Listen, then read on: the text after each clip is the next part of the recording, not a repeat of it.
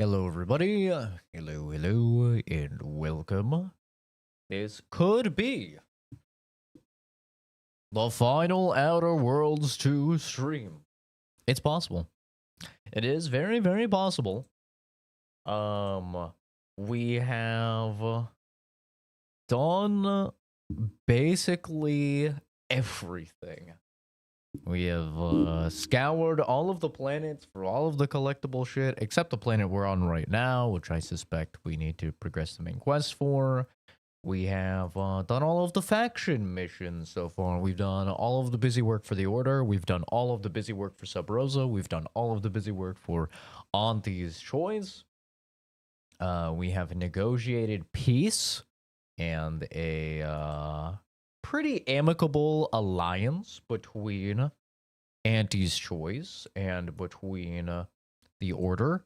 And now we are assaulting the Protectorate held archive with Auntie's Choice and the Order in tow to, hopefully be able to gain access to decipher some messages that we have from DeVree, which will hopefully give us the information needed in order to save the universe. Woo! Or at least the solar system, at the very least.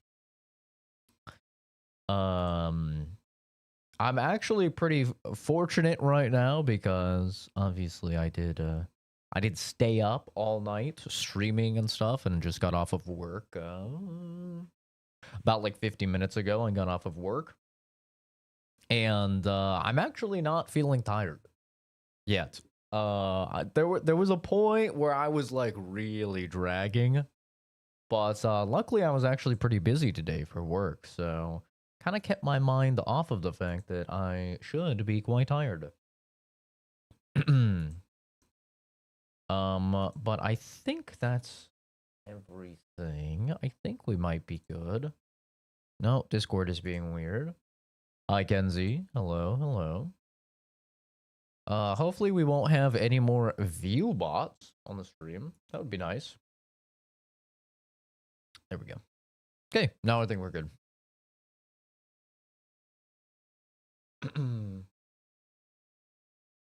But I think we're good to continue the playthrough.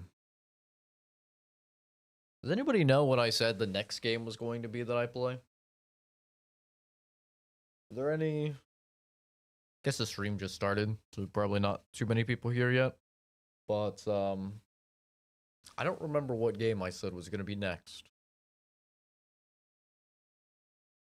I know I wanted to play some shorter things next. Oh, yeah, I wanted to play the gambling game. Clover Pit, I think it's called. Yeah. Never mind. That's what I'm gonna do. Clover Pit. Let's go gambling. All right, let us continue. I don't know. Of course you don't know. You're fucking useless. Sorry. There. Jesus. That was really unbecoming of me.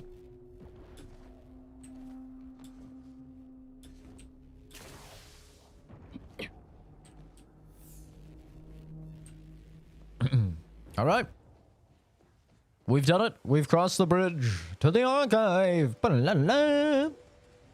I am like shitting my pants. I've been like shitting my pants all day today. I don't know why. Just straight Brap City. Yeah. No idea why. But I have actually just been defecating. Just straight up defecating myself.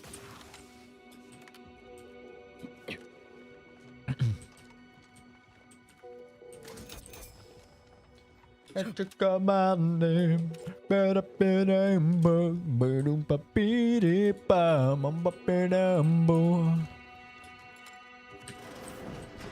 Hey, hello? Hello? Yippee! I got another trading card! Yay!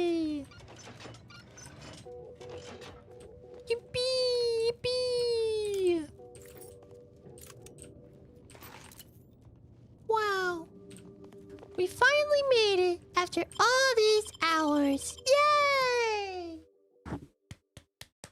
Yay! Finally, I might have content for my other YouTube soon. Why have you not had content? There's unlimited content. The Protectorate have dug themselves in real good. If we approach head-on, we're signing our own death certificates. We need another plan. Shut up. Ain't opposed to that, but I reckon our better bet is bringing in some backup. There's a reason folk go on and on about strength in numbers. Feeling distracted? Daydreaming on the job? We could, considering Spyreton's ours. Just ought to find a way to control the lift from here if we wish to call him down.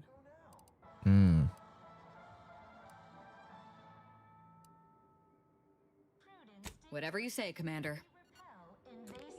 Ran out of ideas and didn't really have much free time. You are the raw material. Ew. By the way, you know what's fucked? You want to hear something really fucked? Oh, well, I'm gonna tell you. These fucking pieces of shit that make this game copyrighted the songs on their radio.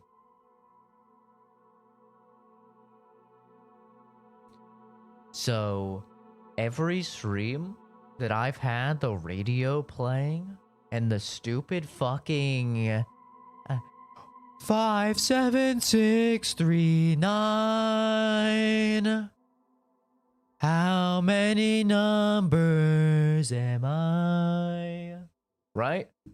Or whatever fucking Fibonacci sequence. I really find it grand. Fibonacci sequence has the power of the plan, or whatever the fuck. Right? I got copyright struck for that. I got copyright struck for their fucking music in the game. Exclusive to the game. What? How fucking stupid is that? So, yeah, that's bullshit.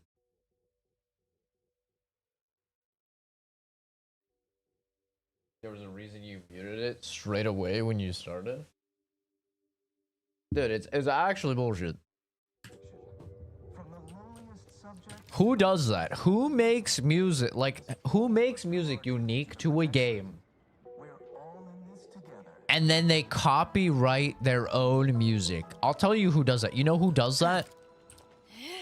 Someone everyone hates. Nintendo. That is such a fucking Nintendo play. It's crazy, bro.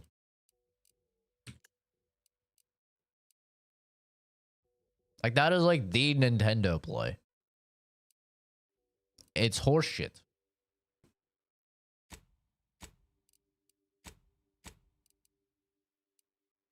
Yeah, I was pretty actually I was mad about it, bro. I'm not gonna lie. I was mad about it. I was like, what the fuck? What do you mean I'm getting copyrighted? And then I check, and yep, copyrighted because of the fucking music in the game. From the radio. So I have to just sit here and not listen to the fucking radio. You know the last time I heard something that fucking stupid from a dev? It was Fallout 4. When, you know what they did in Fallout 4? Like, okay, I understand. I've always understood that it sucks cock streaming Fallout games. Because if you walk by any radio when it's playing Jingle Jangle or something, boom, copyright struck. Right? And that's why I fucking hate streaming Fallout games. It's terrible to stream Fallout games. Right? Well, guess what? Fallout 4 decided in Bethesda's infinite wisdom. You know what Fallout 4 decided to do? Let's not only fill the game with a bunch of copyrighted music, playing on the radios and stuff, but let's copyright the ambient music that plays when you're exploring the wasteland. So if you fucking play Fallout 4 at all and you stream that shit, you get copyright struck. The ambient music as you're walking around, like this music you can kind of hear. Right? Like that ambient music. That shit's copyrighted in Fallout 4. Just a little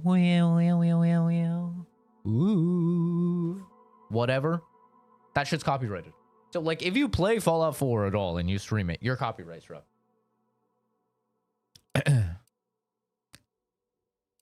And this is why I regularly tell you guys, yeah, use ad block for me. If I'm streaming a video game, I'm probably not making money off of the video game. Like the stream is probably getting copyright struck. So like never feel bad for using a fucking ad block. Cause I probably am not getting the money anyway, and they're stealing the fucking money anyway, so. Don't get me wrong, it's not like it's a bunch of money or anything. But still. Yeah, it's so stupid. So I get no money off of any ad revenue. Which actually does kind of suck because yesterday with the view bots, the ad revenue would have actually been quite a bit because the view bots would have watched every single ad, you know?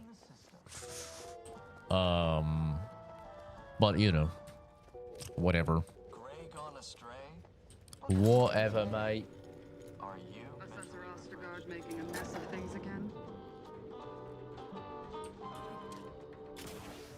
Skills or traits led to him being chosen as the archive's operator. They're in the toilet. I spy my next victim. I mean, a hostile combat.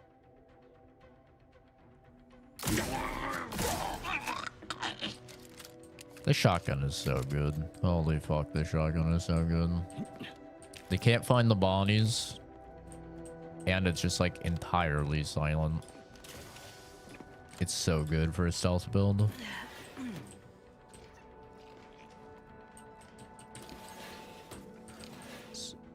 It's Fibonacci.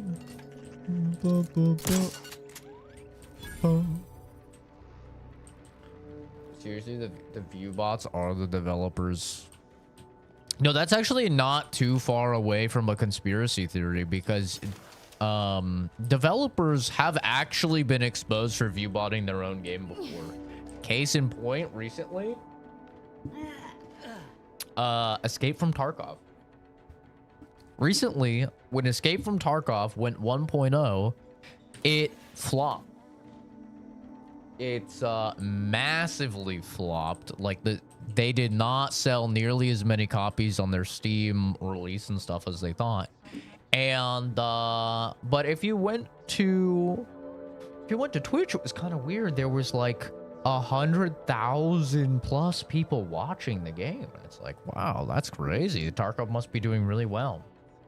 Well, people did a little bit of digging, and if you look at the graph, typically what you see is, right, you see like a steady incline, right? Or I guess things are backwards for you guys. So you see like a steady incline, right, of views. And what I showed yesterday when I showed you guys the graph for the view bots, was when there's view bots, it goes like this, and then it just goes boom, right? Because like somebody presses go, and the view bots all join at the same time, right? So it instead of this like steady incline, it just boom goes up, just like the stream did yesterday. Well, that's exactly what happened with Escape from Tarkov. Is it went from a few thousand up to like 90,000 in like the blink of an eye. So and then it just hovered there. It did not drop, just like my viewer count didn't drop below like 20 yesterday, right? But it did that at like 100K. It just stayed there, consistent. And so yeah, it's not out of the realm of possibility for developers to use view bots in order to artificially inflate the launch of a patch or the launch of a game. It's not out of the question. It's been done several times before, and just recently, Escape from Tarkov got fucking found out that they did it. How dare him play our game and listen to the music we put in the game? Let's take the 0.07 cents worth of happy poops from him. That'll teach him. No. Luckily, any super chats and any like jewels, happy poop, anything like that, all of that still comes to me. It is only ad revenue that they take, thankfully. That would actually be insane if you got copyright struck and they took the fucking like super chats and the jewels and everything from that stream. That would be crazy. They only take ad revenue. So that is the upside, I guess, is that like they're only robbing you a bit, you know. Listen, man, I didn't take your phone. I only took your wallet. Oh wow, bro. I was like, you know what? That's actually not too bad that you're robbing me. Thanks, dude. But yeah. Quiet now. Ooh, an enemy. But no, they probably took like $6, I would guess. Something like that. Probably like $6. Insert mystery rations audio cartridge. Interference with ongoing broadcast is strictly forbidden. I'm gonna save before I do this. You replace the Protectorate broadcast with a confession given to you by the Sub Rosa agent, Peoria Quebecer. Time will tell how or if the Protectorate troops react. Remember those rejected Grapplecraft materials that got shipped here? I sold them to a Protectorate officer who was low on supplies. Said it was imitation crapple meat. She means to pass them off as official rations. Imagine all those whole heads wolfing down failed Auntie's choice. Ignore that. I promise you this is merely tomfoolery. There's no way we were eating failed experimental material. I'm making them all sick.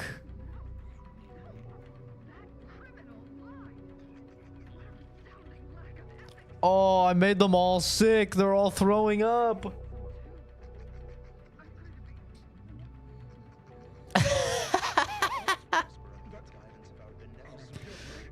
Oh my god. They all just found out. Oh, he's vomiting on the turret. Oh, Jesus Christ. That's one way to repurpose unused inventory. But not even a deep fry in a dozen of hot sauce would make that edible. Oh my god, that's so funny. That is so funny. I just let them know that the things that they've been eating were pieces of people that they like failed grafting soldiers. Oh my god. Don't YouTube devs, don't give them new ideas. Hi Zachary, by the way. YouTube will probably do something like that bad. Take half of the jewels. I mean, they could be taking half of jewels already. Like, I genuinely have no idea what the profit split on jewel donations is, because it's weird to read. But we did figure out that every 50 jewels is $1. So they gave everybody basically like $6 for free. And also, if you go to buy jewels, which, listen, this is just free money out of YouTube's pocket, which is why I'm telling you. I'm not telling you so you spend them on me or anything. But if you go to buy jewels, at least when I did yesterday, you should have a promo thing to get 50 for free. That's what I did. I went because I was trying to look at the prices of jewels, and I went to buy jewels, and it did have like the lowest bundle for free for me. So you can probably do it yourself, and you can get 50 free jewels on top of that, which is like an extra $1. You know, nothing insane, but free money from YouTube. You know? I would take it.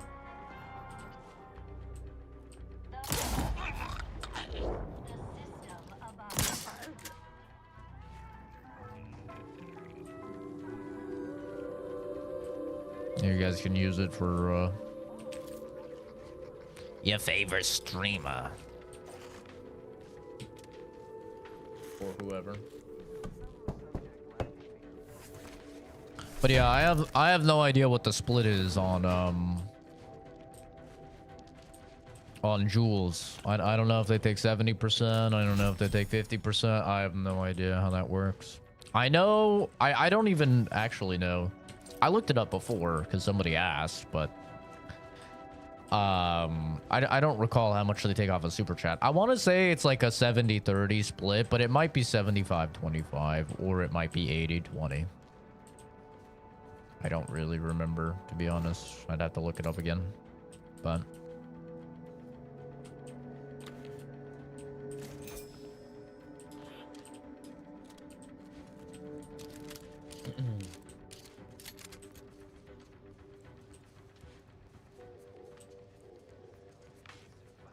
Expert myself, Hoyt Schermerhorn.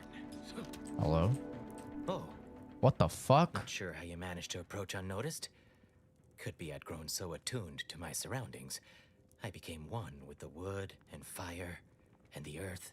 Were you left behind by your unit too? Are you in need of some hard-fought knowledge about how to fend for yourself? Must say, I've become quite the expert. Why, after only just 2 weeks on my own, I ascertained how to pry open a rations tin unaided. Did you know there's a little opener key attached? It's all going in my manuscript. What the fuck? So glad you asked. I've recently evolved into a rugged, self-sufficient individual, fully accustomed to life in these caves, living raw and pure like our primitive, lice-ridden ancestors. Why, just the other day, I reinvented fire. I found a little doohickey I've named a light starter. You simply push a button, and flame comes out. Wow.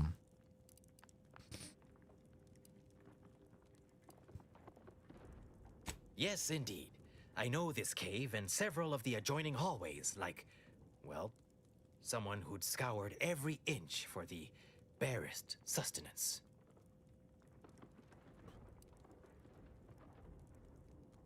You might call in reinforcements if the Spyreton lift controls were working. I happen to have its missing components in my possession. Spyreton lift control components. I might be convinced to part with them for a small favor. Some key legwork for a mighty hunter. Me, I'm fixing to take down one of the local ursopods. A few sprat corpses would be helpful as bait. Gather some, and we'll make a trade. I have some. There you go. Finally, give it here. This guy's like Batman, bro.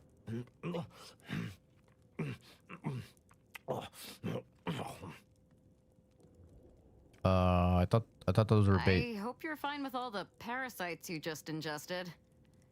Probably added to the flavor. Sorry you had to see that. The parcels of victuals my neighbor sends over the tube have fallen off recently. Barely eaten for days.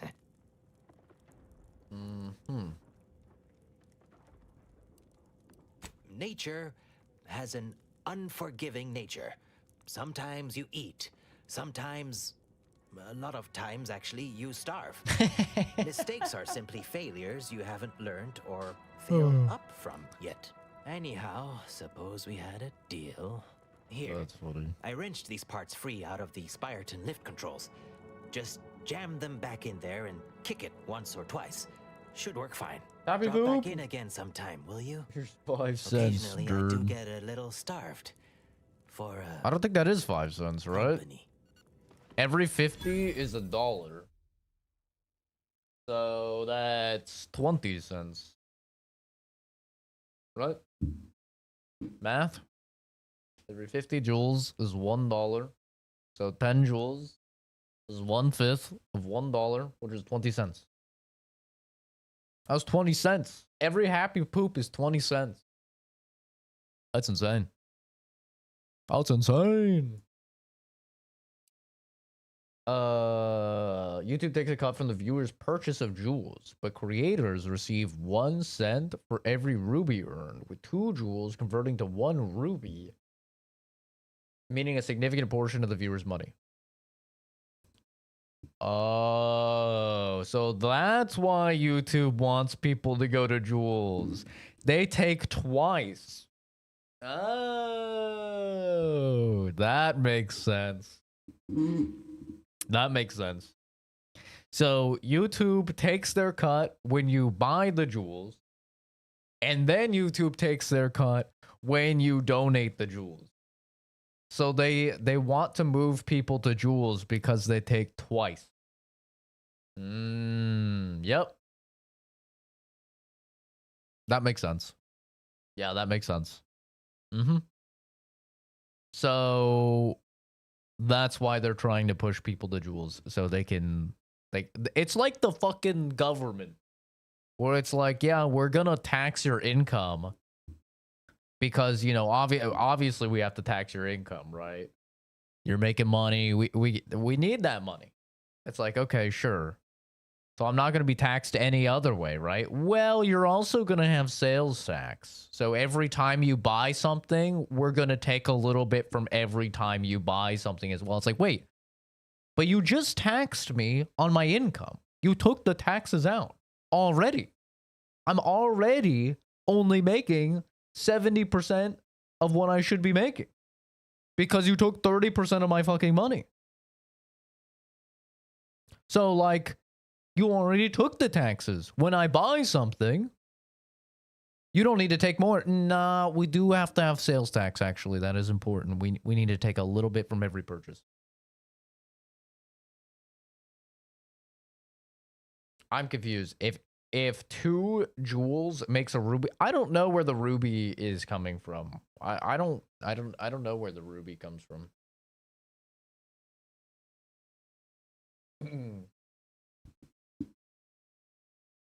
I don't know. Well, actually, I guess it would be 10 cents if they take half.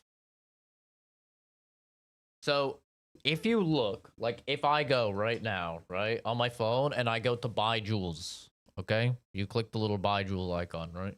You can see it right here. It says 50... Oh, Jesus Christ, fucking... No. Ignore the music. Is it? Fucking not having focus on. Okay, well, it says 50 jewels for $1. Okay. Everything else is discounted, so you can't really use those rates. But it's 50 jewels for $1, right? 50 jewels for $1. Which means if you're donating 10 jewels, then that is a 1/5 of 50, which means it's a 1/5 of $1, which means it's 20 cents. So you're donating 20 cents of your money, but then YouTube takes their cut, which, if we're assuming that apparently they take 50% of the cut, then that means you're donating 20 cents, they're taking 10 cents, and I'm taking 10 cents. So a happy poop is then worth 10 cents. It depends how much they're taking. But 10 joules directly translates to 20 cents. I don't know what the rubies mean. Because, like, if you go, right, everything for me just looks like jewels.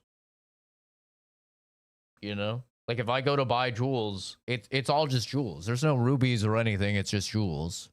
And then if I'm going to spend the jewels, everything there, it's smaller, so hard to see, it's all just jewels as well. So I don't know what the rubies are. Might be Google AI, Google AIing. But, yeah.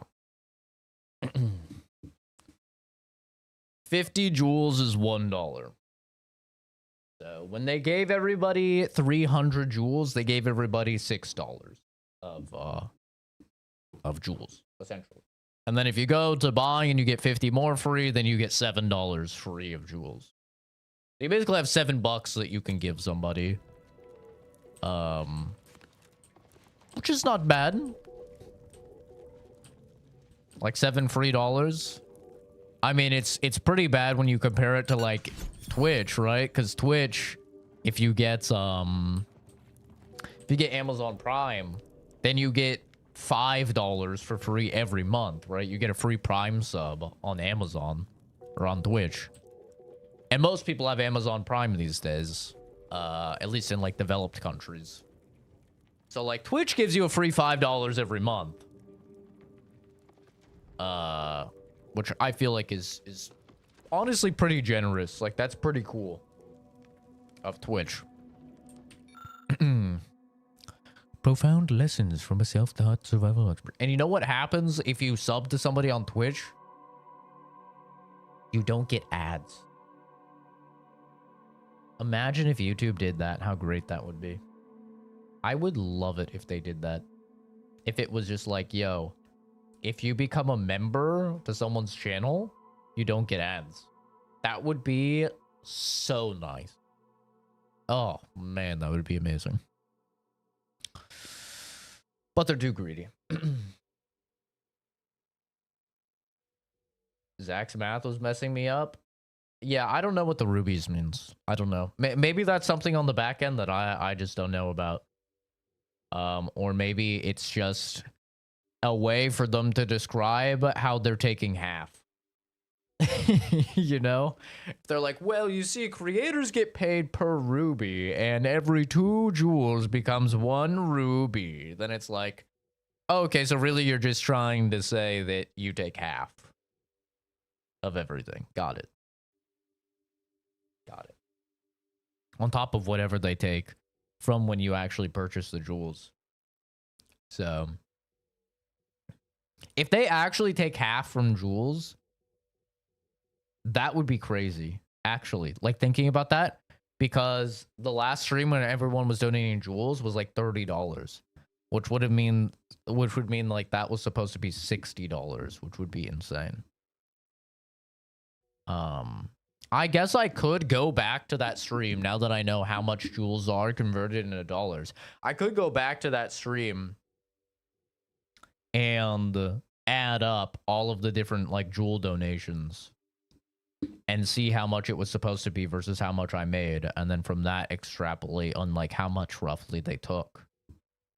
I could do that. I don't really care enough to do it, but I could.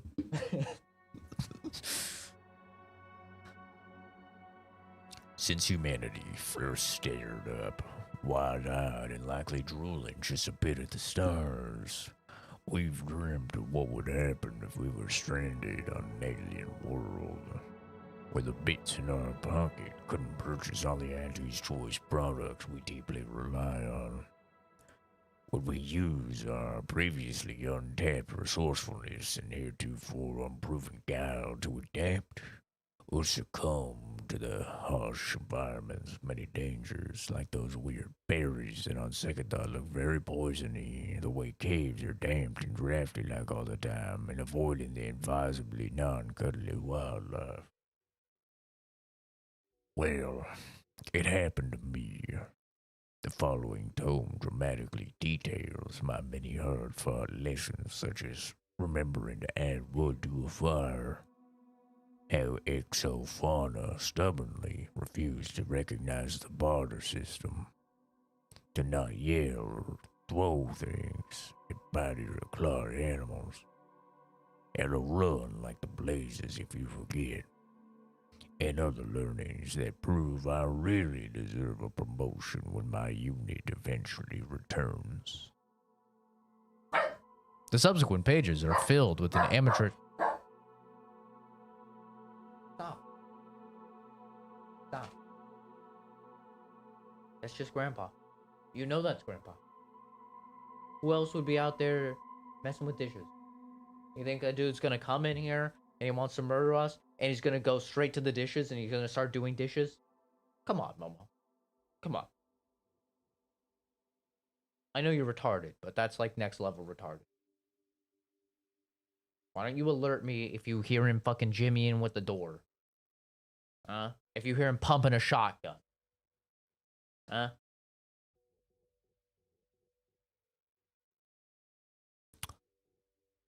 The subsequent pages are filled with amateurish array of stick figure drawings that apparently attempt to illustrate these lessons.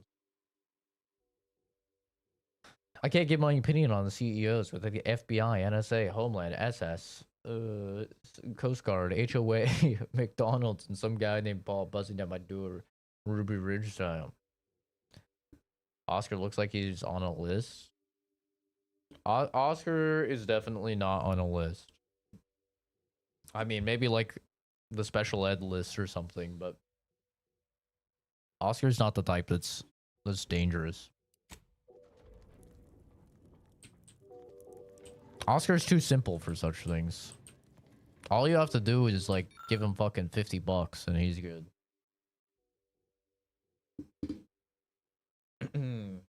Writes down name and journal. This pneumatic tube delivery drops snakes off to somewhere else in the Underlands. If the origin were discovered, you could pass an object back through. Hoyt. Name's Hoyt, right? I've noted some right sophisticated interactions among the Crabbles lately. Intricate courtship rituals, coordinated group efforts, all about thermal transfer. When my unit was first stationed down here, I kept making excuses to sneak off and observe them. Product research, I want his hat. Very hush-hush. Eventually gave my lieutenant to field promotion and ordered them all away. Been living off the land here like the Crabbles ever since. Their unfertilized roe actually makes for some good eating. Included some with this message. Eat up. I have to see if I can take his hat. Well, his hat flew all the way over here. Sprat hat.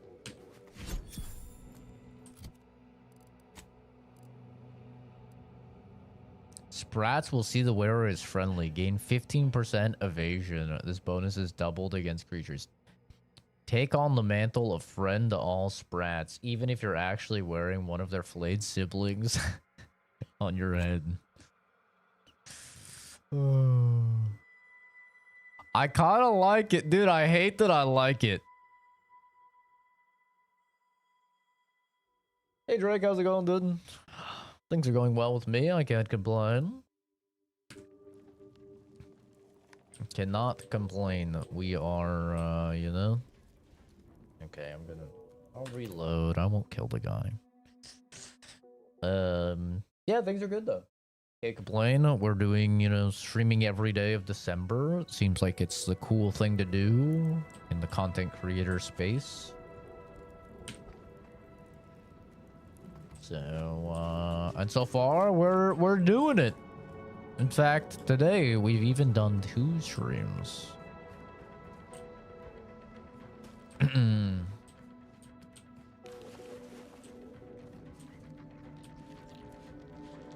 So we are doing it.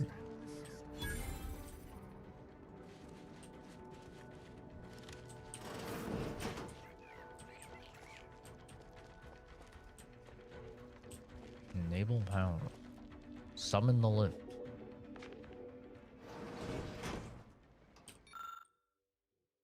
Thought the missing components.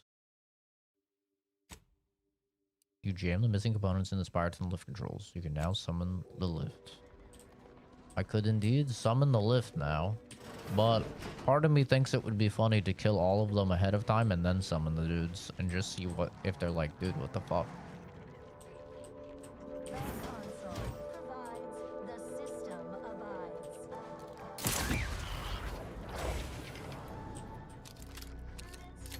Planning on streaming Christmas Day? Oh yeah.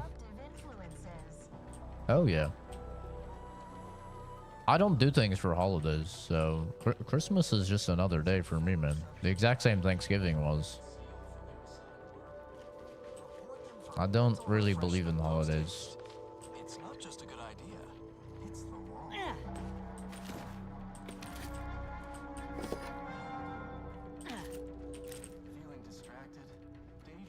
I don't have kids, you know, so such days are really just days for me.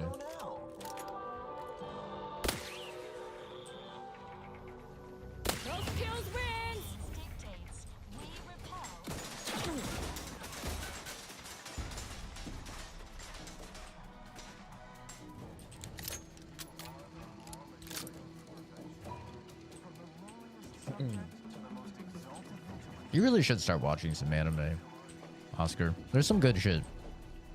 Not all of it is weird shit.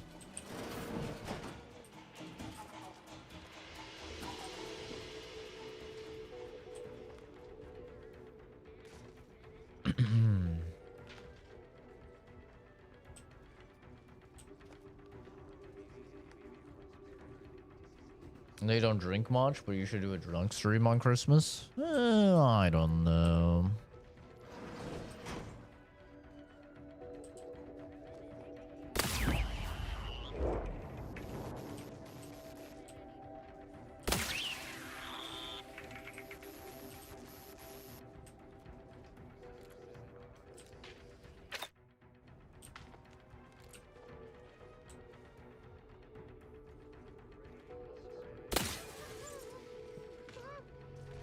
A clip from one where these people bite gold coins and assassins go kill some person. The gold biter hated or some shit like that. Look neat.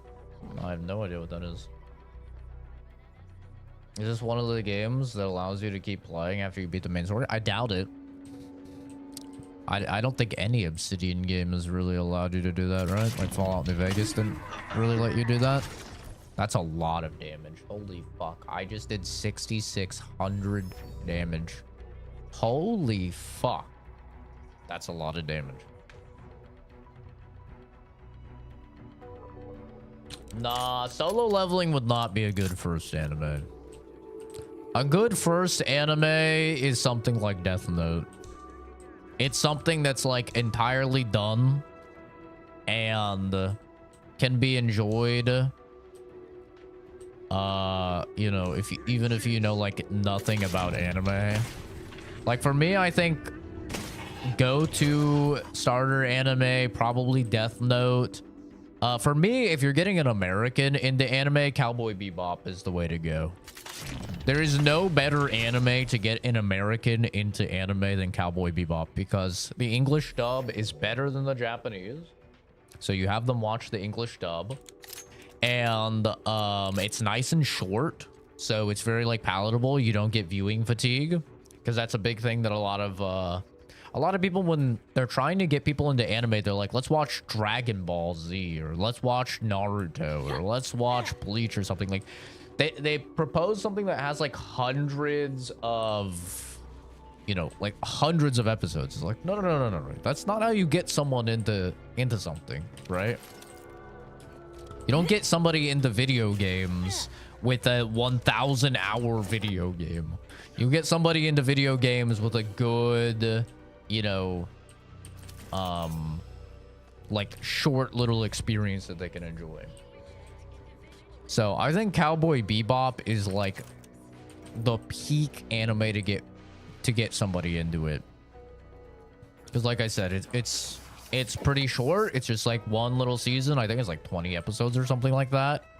Each one's like 20 minutes long. Has an amazing story. Great animation. It has no gooner horse shit. So like you're not getting them into something where it's gonna be like, you know, giving them a bad first impression. It has no lewd, no eki, no none of that. I mean, Faye is hot. Don't get me wrong. Faye is hot. But like, it's not a gooner show or anything. So, this is where the math happens. I think it's like the perfect show to get people into. And like I said, the most important thing when you're getting people into anime is a good English dub.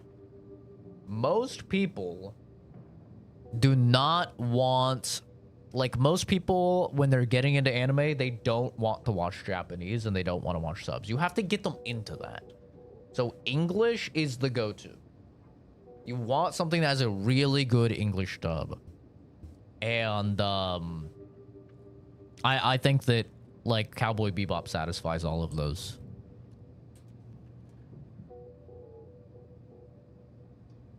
His hands to find aliens that look like stuffed animals. I don't know that either.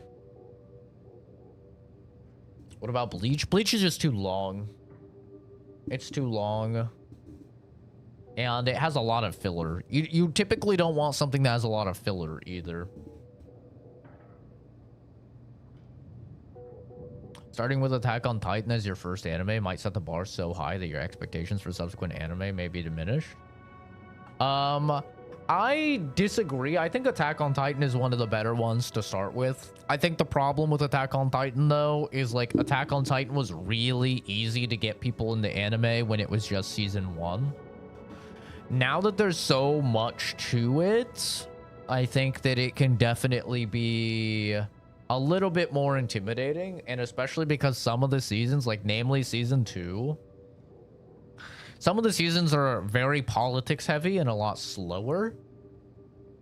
So if you're trying to find something like season 1 is perfect to get somebody into anime. Season 1 of Attack on Titan. But then the problem with Attack on Titan is it gets very complicated and very politics heavy very fast. And so I think that as more seasons have came out for Attack on Titan, it's actually become worse of a gateway drug for people. Like for me, that's what got me into anime. I've talked about it before, but I grew up and we made fun of people and we bullied people for watching anime. Like if you watched anime or you wore an anime shirt or you had an anime backpack or something, you were getting bullied. You were probably getting your ass beat. That's the generation I grew up with, right? The only exceptions were Dragon Ball Z. That was basically it. Like Dragon Ball Z was like the one where people were cool with. You'd probably get made fun of a bit if you had like Dragon Ball Z merch or something, but like that one was like fine. But yeah, it was definitely like people were made fun of. So I grew up not being into anime at all. Like I had seen the old school anime, like some of the old school animes. Like I had seen some Dragon Ball Z. I had seen some Yu Yu Hakusho. Yu Yu Hakusho is also a pretty good one to get people into. Yu Yu Hakusho is pretty good because it has like a really good English dub. It's not terribly long, and it has an end. So like Yu Yu Hakusho is a pretty good one to get people into as well. And the animation is like still quite good, you know? But yeah, you used to get bullied really hard if you liked anime. So I was never into it until I was, I think, 18. And I was on Netflix and there was Attack on Titan. And I was like, I've heard so much about this Attack on Titan thing. I'm just gonna like give it a try. And I put it on and boom. I was like, holy shit. This is amazing. You know, I watched it English dub, obviously, because I was like, oh, you're a fucking loser if you watch it in Japanese. What are you? The fucking... Weeb didn't exist then. Like, we didn't have the term weeb then. At least not that I had ever heard. So I was like, you know, there's not really a term for that, but I was like, oh, you're a fucking loser virgin if you're watching, you know, in Japanese. You're watching cartoons in Japanese. What are you, a fucking virgin? And yeah, no, I watched season 1 of Attack on Titan, and I think I watched it like all in one night because I couldn't stop watching it. I was like, holy shit, this is fire. And then I finished season 1, and season 2 didn't exist, you know, at the time. And I was like, dude, that was amazing. And that's what got me into like watching more anime. And then I watched Cowboy Bebop, and I watched a couple others, and all in English. And then I watched Bleach. Bleach was my first long anime. I watched Bleach, and I watched it in English, but then I ran out of English episodes, like 100 episodes in. And I only like had access to the Japanese episodes, and I was like, fuck, I really want to know what's gonna happen. So I had to swap to Japanese. And that's when I was like, wait, the voice acting is kind of better in Japanese. What the fuck? And like, that was what got me into like, because I had to finish Bleach, so it got me into like watching in Japanese. And then I watched that and I was like, damn, it's actually really good. And yeah, that kind of started it. And then I was heavy into anime for like probably like 3 or 4 years. Like probably from like 18 to 22, I was heavy into anime. And nowadays I've fallen off of the anime train quite a bit. I don't watch much anime at all.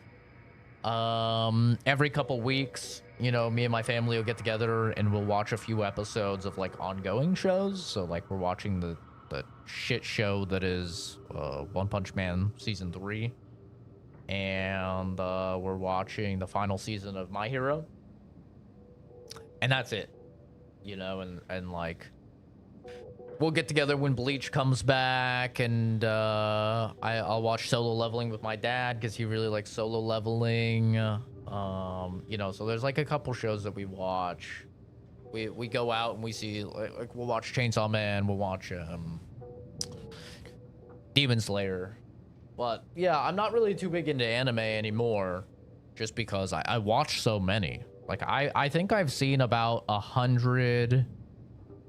The last time I checked, I have a My Anime list, which is like, I should actually add a command for that in the chat that links to My Anime list for like things that I've watched.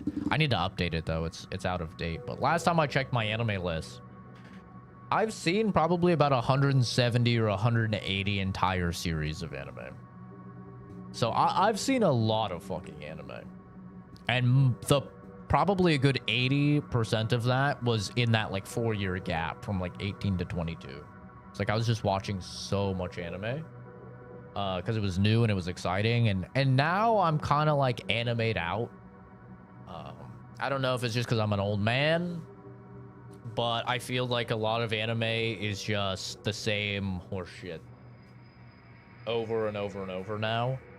It's like, oh, hey, it's either isekai, which is like a person gets transported to another world. It's either harem, which is one dude and all the chicks are into them. It's either overpowered main character, where it's exactly how it sounds, one dude and he's different, he's the chosen one or whatever, he has a special power and he's fucking OP as balls. Or,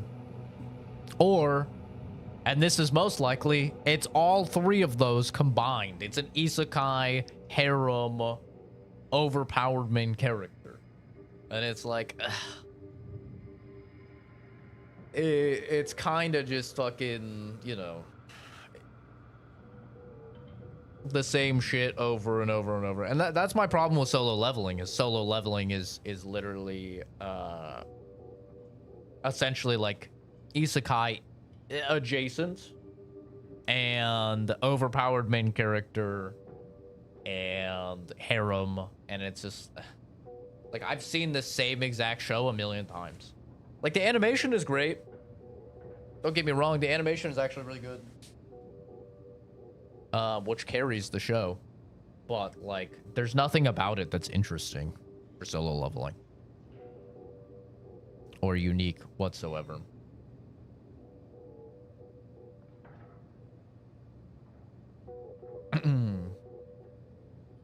A Black Clover, I mean, it's kind of the same thing. Overpowered main character with, you know, harem. Right?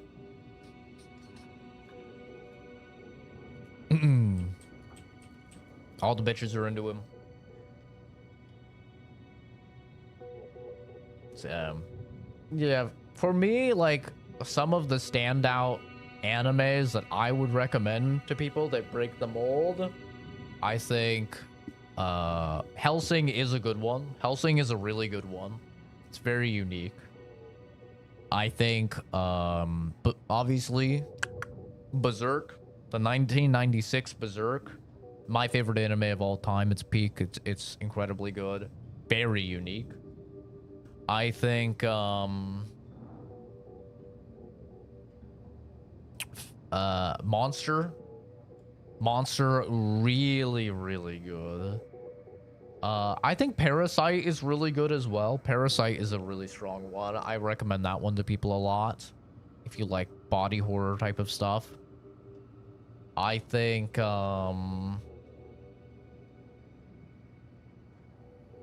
if they're fine with like slower paced stuff, then I would say Vinland Saga. I think Vinland Saga is peak if you have patience. I think Vinland Saga is peak. If you want like something that's gonna make fun of most anime and like make fun of the things that I was just talking about, I think season 1 of One Punch Man is incredibly good. You can go into season 2 if you want. I can't really recommend season 3, to be honest. Like, so far the animation is just fucking atrocious in season 3, but I would say like season 1 of One Punch Man is a great watch. It's very fun, incredibly well animated, makes fun of a lot of anime.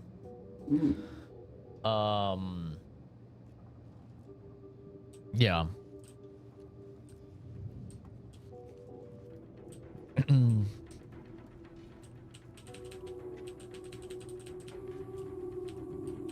Yeah, I would never watch an abridged before you watch the actual show. Yeah. I would never recommend that. I'd always recommend watching the original show before you watch an abridged, or yeah, you're gonna ruin it for yourself. Oh, what was in those rations? Oh, will this gastric nightmare never cease? Oh. Dr. Sims surrender now, face the consequences. Just a moment. No need for violence. I yield. I am the Archive's current operator. As such, I am the bearer of the Calcaduceus. I still have trouble saying that. I suppose it is part ceremonial item, part computronical key. Grants special access across the archive by transmitting a series of advanced calculations when waived. If you have cleared our fortifications outside, I worry what has happened to our troops. I have little interest in sharing their fate. I would pass the Calcaduceus on to you in exchange for granting me safe passage. The archive would then recognize you as its operator.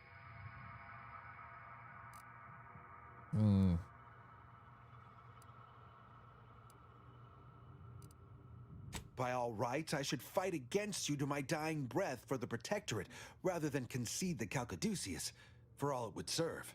No. Capitulation I can stomach. Collusion I cannot. I refuse to assist you more. Help me or die. I am obliged to face you then. I am no arbiter, but as a dutiful subject of the Protectorate, I will not go without a fight. Paradigm, protect me! Oh, your wrist. Step aside, swine.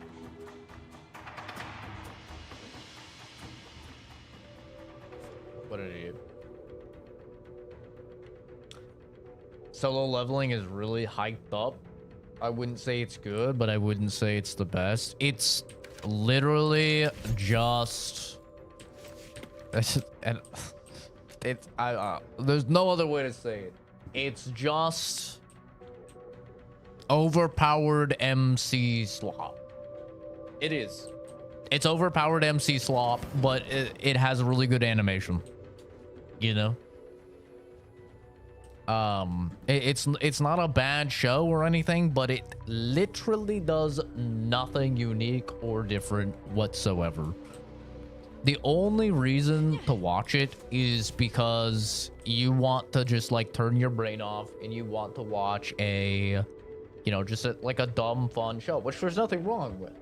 Like, I've seen all of Solo Leveling. My dad really likes Solo Leveling. There's nothing wrong with it, but it is literally just dumb, overpowered MC slop, you know?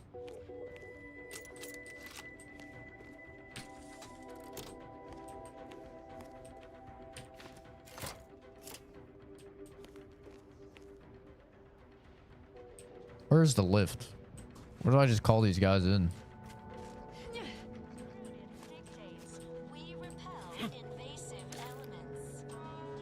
It's my opinion on Jujutsu Kaisen. I really like Jujutsu Kaisen. Oh!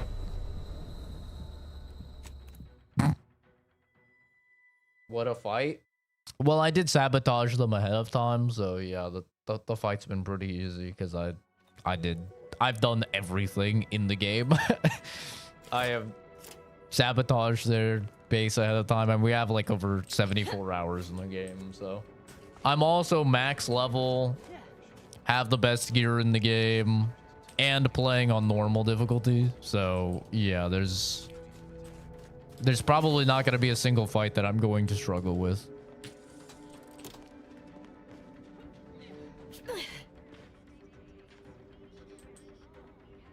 I fed them grafted human organs, yes. So you see how Inez... Okay. You see how Inez, she's a grafted soldier. This is an Auntie's Choice thing where they combined human DNA with different, like, monster DNA and stuff like that. I told these guys... basically exposed the fact that they were not actually eating crab meat. They were eating the rejected organs from grafted soldiers. So they were eating weird human monster hybrid meat. And as a result, all of these guys have been throwing up and like deathly ill. And I've also disabled a lot of their security ahead of time and stuff like that, you know. So yeah, they didn't really stand a chance. On top of that, I negotiated a peace treaty between the Order and Auntie's Choice for taking the place. So we have the two strongest factions teamed up. So yeah, we've kind of done all of the prep work. Like I said, we have 74 hours in the game. I've done like every single side quest.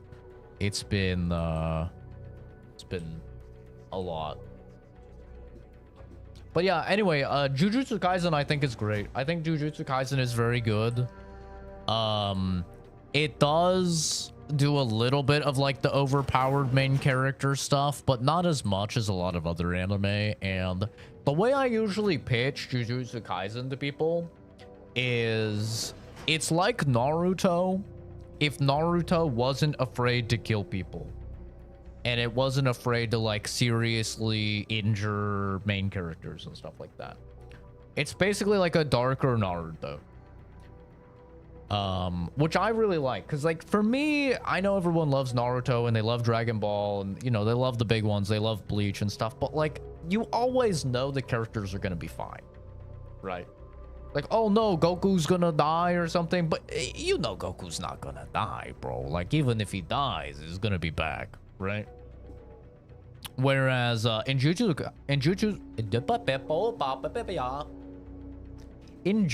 Kaisen,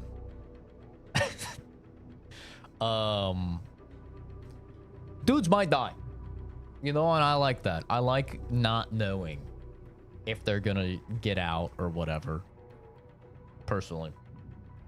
Long Peak of the Sea. Hi, Sunday. Hopefully things have been good. I've not been able to catch one of your streams in like forever, unfortunately. After daylight savings, I've been starting work like right when you're live or a little bit. I think you usually go live at like 3 a.m. my time or something like that. So I start work later, so I'm usually sleeping, sadly. But hopefully your streams have been good. Hopefully everything's been treating you well. Looks really good. I didn't know they came out with a second game. They did, yeah. They came out with a second game. I think this came out October 29th. And it's incredibly good. It's definitely like one of the best I'd say like KCD2 is probably still the best RPG of the year, but this is a really strong second best RPG of the year for me. It's really, really good. They've basically just expanded on everything in the first game and made it better, which is awesome to see.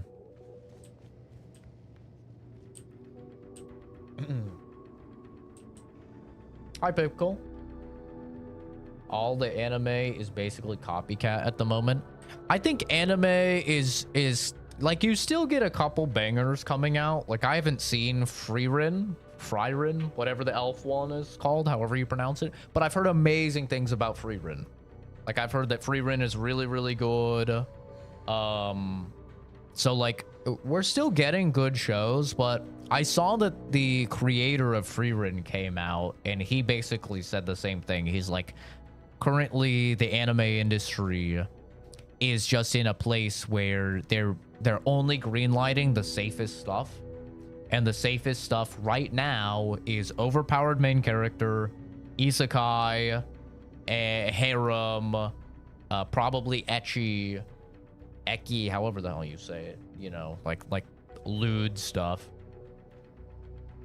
And so yeah, he talked about it, and he's like, we need more green lighting of projects like Frieren that are, you know, different. I watched the first 2 episodes of Frieren, and it seemed really good. I liked what was there, but you know, I just don't really, I don't have the most free time these days. So if I have free time, I'm gonna try and play a game. I don't really watch too much stuff. Yeah, it's mostly isekai now.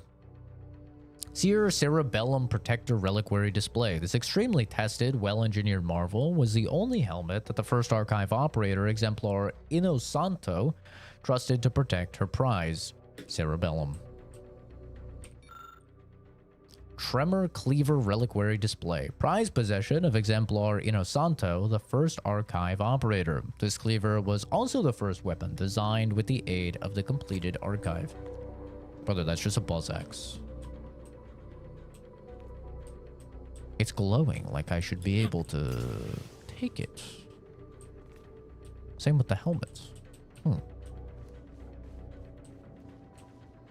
with art. Damn, it's kind of drippy. Not the toes. What are those, dude? Camel toes. Prescience Armor Reliquary Display. Armor once worn by exemplar Inosanto, the first archive operator, both practical and ornamental. Coronal anemometer. An apparatus for detecting Arcadia's coronal mass ejections, which can disrupt the archive's calculations by up to a catastrophic 0.0000000000002 decimal points. Exemplar Inosanto had it removed from service after it caused spotty reception of his favorite afternoon wireless serials. Understandable. Yeah. Can't have the soap opera, you know. Messed up. Just here to enjoy the stream. My 2026 goal is to swap out Asmongold in my top 5 most watched streams for CC. Like in hockey, I've made the trade. Well, best of luck. That is an honor. Calcaduceus detected. Alternative operator postulated. Concluded. If it's any replacement. Greetings, sentient. If it's any bit of you know, reassurance, even though I haven't been in the most streams, I'll have you know, you were my most watched streamer. I think you were basically my only watched streamer on Twitch, but you were my most watched streamer by a large margin. You were literally like the only reason I use Twitch as a viewer ever. I think it's safe to say.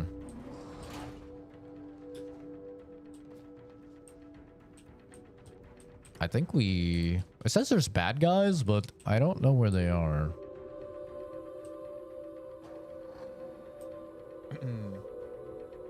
I want an MC with realistic growth. I hate when an MC just gets OP all at once. Yeah, I understand that. That's why I like Bleach and Lot, because he wasn't really OP at the start. He had to train himself up. That's what I liked about My Hero as well. Also, just like, I like superheroes, you know? I grew up reading a lot of comics and stuff, so I like superheroes, and that was like a superhero anime, which was unique for the time. I think they have more now, but like, My Hero was definitely the first one, at least that I ever saw, that was like a superhero anime. And that's what I liked about it, is like, for me, I could resonate a lot with the main character, with Midoriya, because, you know, I'm a small dude. I cry over nothing as well. I'm an emotional little bitch a lot of the time. And that's basically, you know, Midoriya in a nutshell. And then he like gets to be, he gets to, you know, he has to work to hit the gym basically to get strong enough to like use his powers, which I thought was a really unique concept. But there's definitely like, you know, I won't spoil anything for anyone that hasn't seen My Hero, but it does, as the show go on, it does start to like hit that point where it's like, wow, this dude is getting really strong really fast, you know, like and now everyone is getting really strong really fast. It's kind of the power creep problem that a lot of anime has when it runs too long, you know, is it's like you have to keep one up in the last dude. So you go from fighting a ninja turtle basically to like fighting God, and you're like, wow, this really came a long way, you know.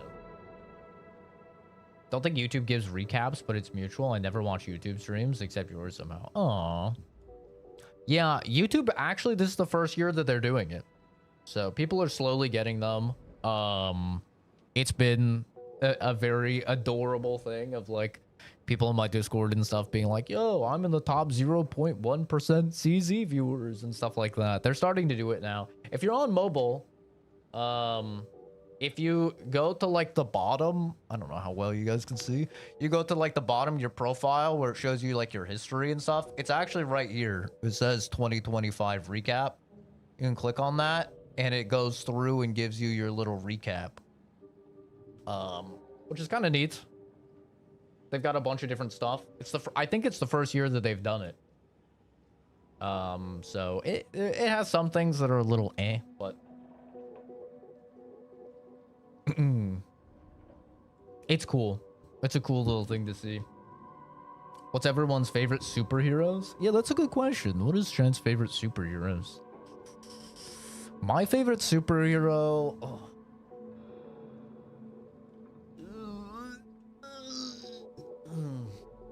I feel like Batman is such like a basic bitch answer, but like I can't help it, man. I just love his villains. I think his villains are the reason why I love Batman as much as I do, but I really like Batman a lot just because of his villains are just so good.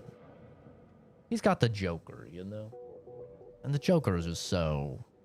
It's just a peak villain. It's hard to beat the Joker. Deadpool is funny. Deadpool is good. Deadpool is great. Definitely a hidden gem on Twitch. KCD did a great turn by leading me to your stream. Oh, stop. Stop it. I don't take compliments well. Stop it.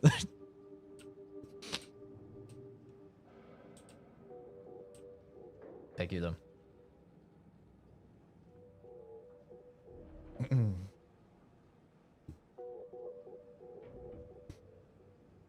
Do I remember you? We were talking about concealed carry a year or so ago. I do not, weird kid. But to be honest, it could also be the fact that YouTube randomly decided to change everyone's username into their @, which a whole 0 people asked for, by the way, YouTube. Can we actually have our usernames back, please? So I do not recall. Welcome to the archive. I am ENIAC, the Universal Equation Numeric Integration Analytic Calculator.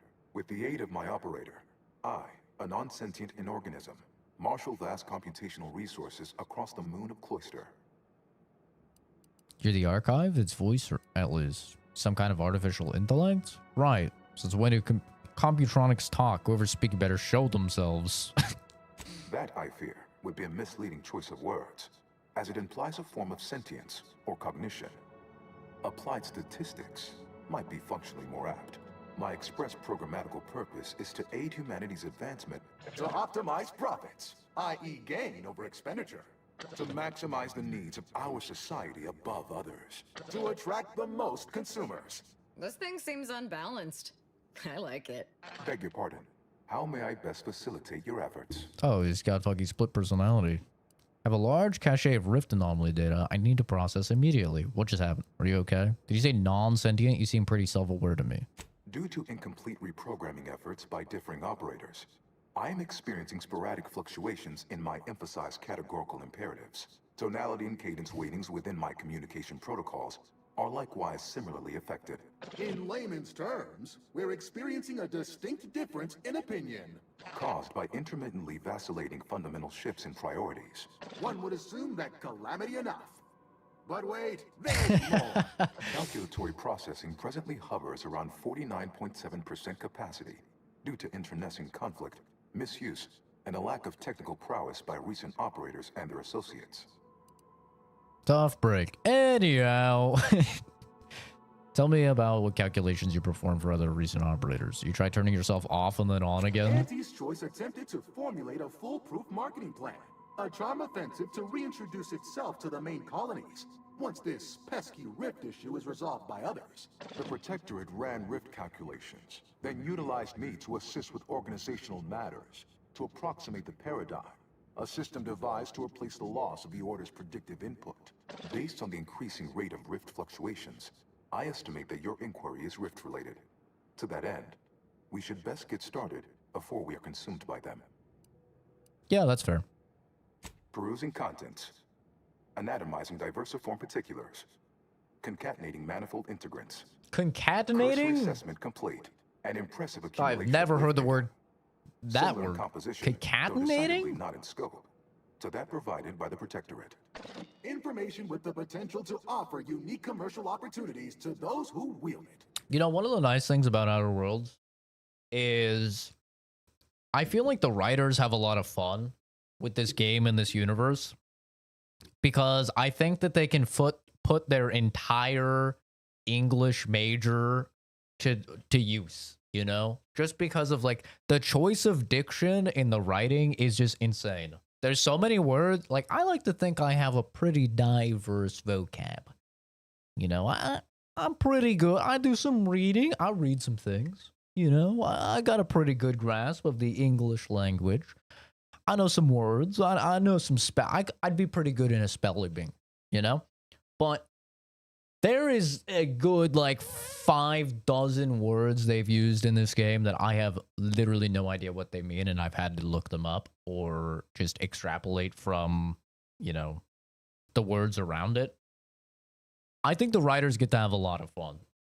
Because most games, I feel like writers really have to dumb themselves down. With Outer Worlds, they're just going to throw cogitating, catenating, who knows at you.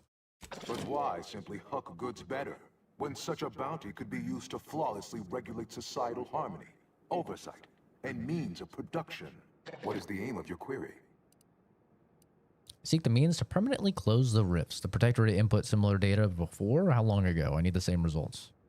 The previous operator, Assessor Ostergaard of the Protectorate, pursued a like query 1 year, 6 days ago, though the amount you've provided is several orders of magnitude larger.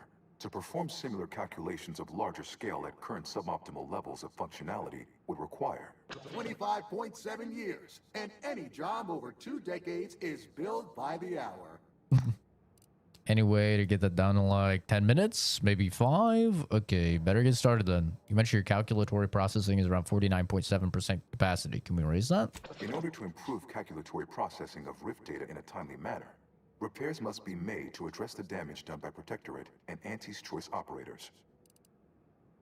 Can I shoot it better? Because that's my preferred method to fix things. Of course it does. How long is that going to take? Just tell me what I need to do. I am unlocking access to the Underlands, the subterranean cave network below. It houses 2 key external systems, cold storage and thermal transfer. Cold storage will require servicing before you may retrieve the punch cards needed for processing. Repairing thermal transfer is technically optional, but rather advised. If you fail to restore it, the archive and I may melt down later while running your calculations. Why is that optional? Our continued existence should be a paramount concern. That's it? That's everything? Wait, what exactly is a cold storage? Restoring thermal transfer sounds important. Why is it optional? How did the Protectorate and Aussie's choice do so much damage here? It is difficult to accurately ascribe an exact causal breakdown between premeditated sabotage, collateral harm, technical ineptitude, and willful hijinks. Some categorical overspill inevitably occurs. Attempts by non-order operators to reprogram my priorities have also led to issues. I'm guessing cold storage is a large walk-in refrigerator. Is that accurate? It is an archival area dedicated to safe upkeep of all data collected in pursuit of the universal equation by the order of the Ascendant. The sum total of all our accumulated knowledge in punch card form, kept in a low temperature, low humidity environment to improve preservation. Hey, here's an idea. Set all turrets to fire on any remaining Protectorate forces nearby. Inverting targeting protocols. There. Any Hell yeah. Protectorate still on the ground level is now being fired upon. Permissions within other areas of the archive are locked, however. Okay. Return later to discuss the remaining subsystem work. And soon, everything will be running like clockwork. Have a profitable day! In lieu of my transactional mindset, I'm unsealed one of the display cases in the central entranceway. Yippee! The Sears Cerebellum Protector is now yours. Wow. I can protect my cerebellum. And all of the other parts of my brain. Amazing.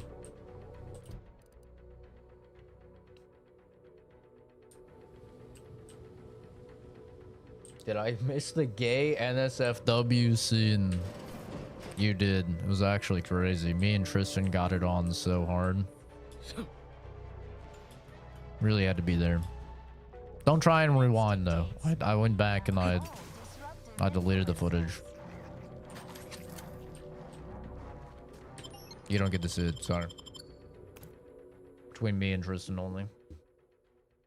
It's 11 degrees. That's cold, man. That's very cold. What's that Chris DM'd me? Arc later. Time to hit him with the signature. Family Guy, Peter Griffin, perhaps. GIF. Gets him every time. Better the game, I have to add some takeaway. The nice thing about Outer Worlds 2 is that you really don't have to play Outer Worlds 1 at all. To play this game. It is an entirely separate story and everything. Which is nice.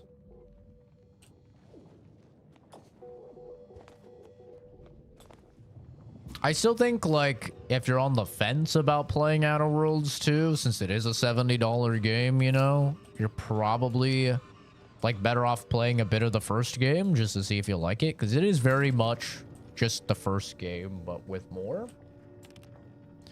And there are people that just really did not vibe and really did not like the first game, and I would say, like... This one looks friendly. Or not Protectorate, at least. If you don't like the first game, you definitely won't like this game. You know. Watch yourself. But if you like the first game enough, but you're like, man, I just wish there was, you know, a little bit more depth in the companions. There's more stuff to do on the planets, and there was more like weapons and gear and unique pieces of equipment and stuff like that. Then, you know, I think that you'll be really happy with the game. You came from the outside. Does that mean we can finally escape? Why are you trapped? If those order initiate corpses I walk past or anything to go by. Only if you were already free to escape before. I haven't changed anything yet. What? Oh, you must be another case of hypothermnesia. Extreme prolonged exposure to the cold certainly does terrible things to our brain. It's because the archive controls the surface lifts, which are the only way in or out.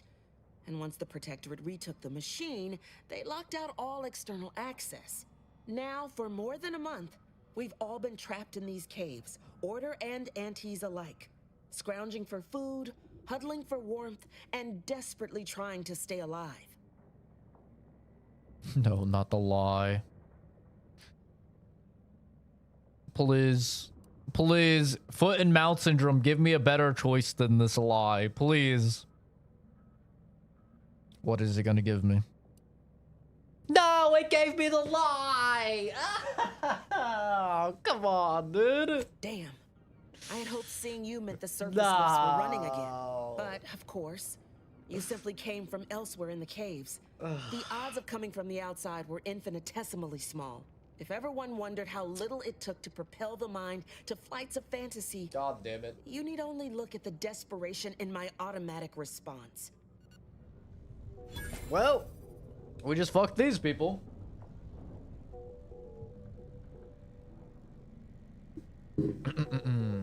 If a game is only based for campaigns or just multiplayer, it should be $40. If they have a campaign and multiplayer, it should be $70. I disagree. I don't think we've ever in the history of gaming had like price mean really anything in correlation to the content of the game. So I think it would be kind of weird to start that now.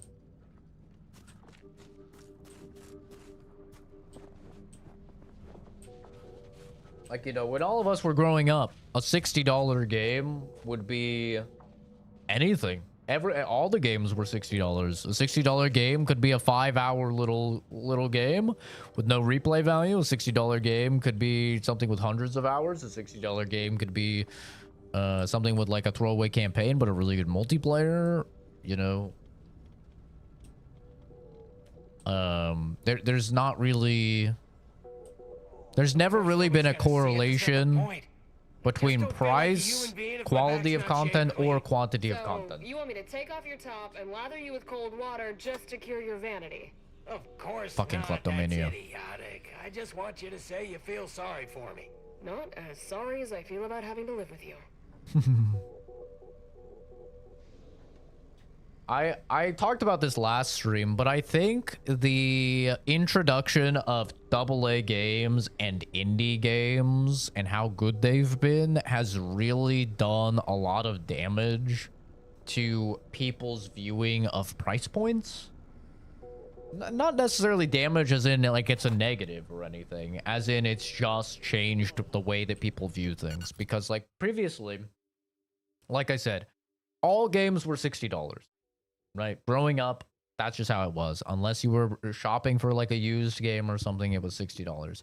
And that's just how it was. That's the price of games. And there was no deviance from that. We never got like a game that was like $40, right? Or anything like that. And I'm not talking about like Xbox Live Arcade where you could get games. I'm talking about even before that, right? We're talking like PS2 days, right? Xbox games, something like that. Like games were just $60. Right? Or if you go back even further to like, you know, Nintendo 64, Super Nintendo, some games were more than $60. There were games that were $100 back then, right? So like there was never any sort of correlation between the price point of the game and the quality of the content or the quantity of the content. You would get a $60 game and it would be mid. You get a $60 game, it would be bad. You get a $60 game, it would be a banger, right? And now that we have AA games, now that we have indie games, and there's these games that come out and they're $20, right? And people get 800 hours of enjoyment out of it or something. And now that we have free-to-play games, like free-to-play games didn't used to exist either, right? Now we have free-to-play games and people get thousands of hours out of free-to-play games. It's really like altered people's viewing of price points now. And now you have people being like, oh, if a game is $70, it needs to have this, this, this, this, and this. And it's like, but why? But why? When games were $60, that was never the case. Nobody was ever like, if a game is $60, it needs to have this, this, this, and this, right? That was just the price of games. And now, you know, the default price of a game is $70. Are there a lot of games that come out cheaper than 70? Yes, there are, but that is the default price of games now is $70. And as a result, like I view $70 games as, I mean, that's just the price of game. You know? So it's one of those things where like if you're a person and you say I, you know, don't want to spend $70 on a game that I'm only going to get 10 hours of enjoyment in or something like that, that's totally valid. But that is a value proposition that you have personally made upon a thing, right? And you have to understand that applying your own personal subjective value proposition to the entire industry is very, like, it could have serious repercussions. Let me give you an example. I know a lot of people that say, I want $1, or I want an hour of content for every dollar that I spend on a game, right? This is very common. You see this online. And it sounds all well and good, right? If I spend $20 on a game, I want to get 20 hours of content on it. If I spend $70 on a game, I want 70 hours of content on it. But then when you delve a little bit deeper, you realize how flawed this is. Because what about horror games? There is no horror game that's 70 hours long. Horror is my favorite genre of game. Does this mean that we should only be charging $5 for horror games? Does this mean a Resident Evil game, a AAA quality horror game, should be $12 because they're typically about 8 to 12 hours long, right? This becomes the problem with it, right? Is that certain categories of game would just be impossible to create. Horror games is one of them. You cannot make a long horror game. You can't, because horror is very unique in that the longer it goes on, the less scary it gets and the more annoying it gets. And if you're making a good horror game, you have to walk that tightrope between annoying and scary. And you never want to annoy your player. You never want to essentially like have them adapt to your game, because then it's not scary anymore. Now it's no longer a horror game. It just turns into an action game or something, right? So like the best horror games are typically about 8 hours long, maybe up to like 12 hours long, you know? Even something that is really good, like Alien Isolation, the main problem a lot of us have that love horror games is that Alien Isolation is just too long. It's like a 20-hour game, and you know, there's a lot of sequences with the robots and stuff like that that's kind of draw out a little bit too long. And so by the end of Alien Isolation, even though the beginning like 6 hours of Alien Isolation are genuinely the greatest horror game experience I've ever had in my life, and I may ever have in my life, with the AI of the xenomorph and everything like that just being so next level, by the end of Alien Isolation, you're not afraid of the xenomorph anymore. You're just like, it's an annoyance and you want it to be done, right? And same with the robots. Like the robots are not scary. They're just kind of I didn't really think they were ever scary, but like they're just an annoyance, right? And this is the problem when you get a horror game that goes on too long. This was my main problem with Silent Hill 2 Remake, is that they took a game that was originally, you know, like 6 to 8 hours, and then they stretched it out to be 16 hours. And you can really feel that because it gets significantly less scary as it goes on. So, right, when we start saying what Zachary just said, which, you know, I don't want to misquote you. Let me say exactly what you said. If a game is only based for campaigns or just multiplayer, it should be $40, right? We're talking with a Resident Evil game, all that is a single playthrough. We're talking about games that cost millions to make, right? Capcom puts a lot of money into Resident Evil. And if they were to release it at $40, horror is already a very niche genre, right? Where horror game is never going to sell as well as a Call of Duty or a Battlefield or whatever, right? It's already a very niche genre. In order for the game to even have a chance at recouping, right, the millions of dollars that Capcom puts into a new Resident Evil game, it has to be a full price title. It has to be $60, $70 game. And I think that that's the main concern when we start to put these like value assessments on art and what you end up getting is you end up getting something like Final Fantasy VII Intergrade, or not Intergrade, Rebirth, where they want the game to have more content so that players won't complain about, you know, getting their money's worth or whatever. And so they just stretch it and they stretch it and they stretch it, and it becomes so incredibly thin and diluted that it's becomes a chore to do the side activities, and they're just not fun and they're not compelling, and as a result, even the main story will suffer. You know, so for me, I understand, like, there's people and they're struggling financially and stuff, and so they put their own value propositions on, I want to, you know, an hour of content for every dollar that I spend on the game or whatever, and that's totally valid, 100%. But we need to not try and make that the norm for every game that's going on, or else we will just straight up kill entire genres of games.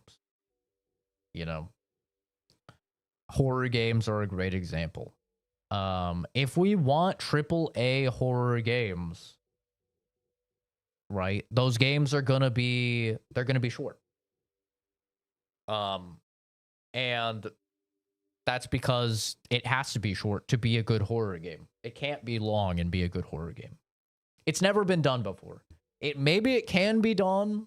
Maybe somebody will figure it out one day. But as of right now, out of, you know, thousands and thousands of horror games that have been made, there has never once been a long, good horror game. It's never happened, and I don't think it ever will. So, you know, you risk killing entire genres of game as a result. And for me, and like for anybody that likes horror games, right? Anybody that likes Silent Hill, anybody that likes Resident Evil, all of us will tell you we're fine spending $70 for a good Resident Evil or a good Silent Hill. Silent Hill F just came out this year. A lot of people love it. I didn't really like it, but a lot of people love it. Those people are fine spending $70 for the game. They're fine. Even though they're not getting 70 hours of enjoyment out of it. Right? So we just need to be a little bit careful with verbiage like that. We're trying to apply these like very subjective, personal value propositions to the industry as a whole. If you're looking for snow or ice, I've got all you could ever want. My inventory of everything else is a little sparse, however. Yeah, the Alien games, yeah. I'm sure one way or another, we can strike some kind of deal. And honestly, a lot of the best games I've ever played in my life do not fit like the average value propositions that people have. Like some of my favorite games of all time, like Mass Effect. Mass Effect 2 is like a 20-something hour game. It's the best game I've ever played in my life. Half-Life 2 is, you know, one of the best games I've ever played in my life, and that's like, dude, I don't know, like a 7-8 hour game.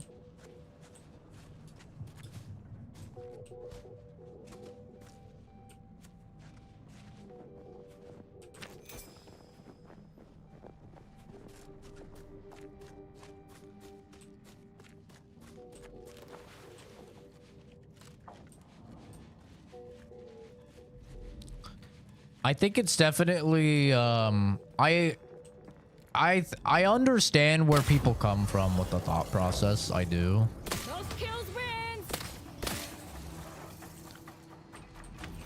But, I think it's definitely a case of like slippery slope where,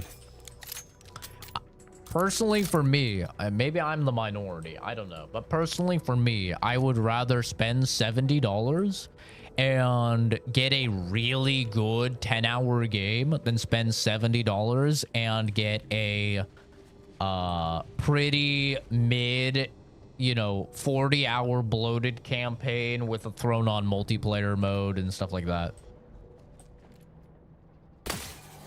Like, dude, how many games back in the day, like BioShock 2, for example, like, how many games back in the day had a throw-on, not very good multiplayer mode just because, like, they thought that every game needed to have a fucking multiplayer mode?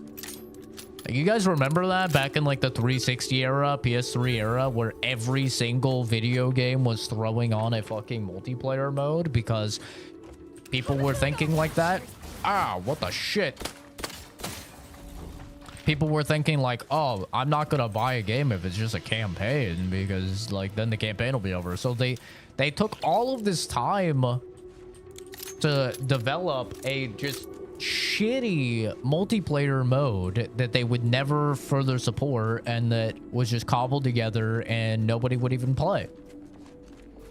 You know, even just recently, Resident Evil is guilty of that with Reaver.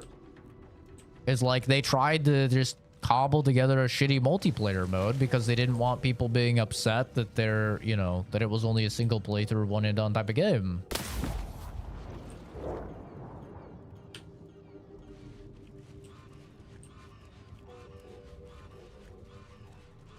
So yeah, for me personally, I just think the most important thing for me when I buy a game, did I have fun with the game? Did I enjoy the game? Am I glad that I played the game? If those answers are yes, it doesn't really matter to me how much I spent on the game. Little Nightmares 3, we had a dude in chat literally crying about Little Nightmares 3 because it was $50 and it was like, you know, 7 hours or whatever. Bro was crying in the chat. I can't believe you're playing this game. The game is so terrible.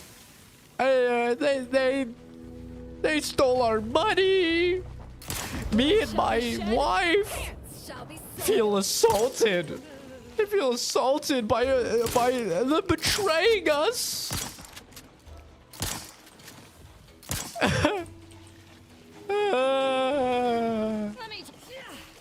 I played the game. I had a fucking great time. Me and Josh played through the game and we had an amazing time and we loved the game, and it was one of the highlights of my gaming experiences in 2025.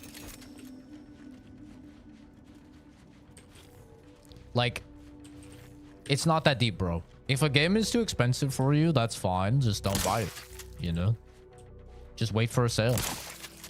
But, like, I played through the game and it was $50 and it was, like, pretty short. I think it was like 7 hours, 6-7 hours or something like that, but I had a great time. And most importantly, it has a friend pass. So, like, Josh got to play it for free. I got to buy it and Josh got to play it for free. So really then the game is like kind of only $25, you know, a person, if you think about it that way.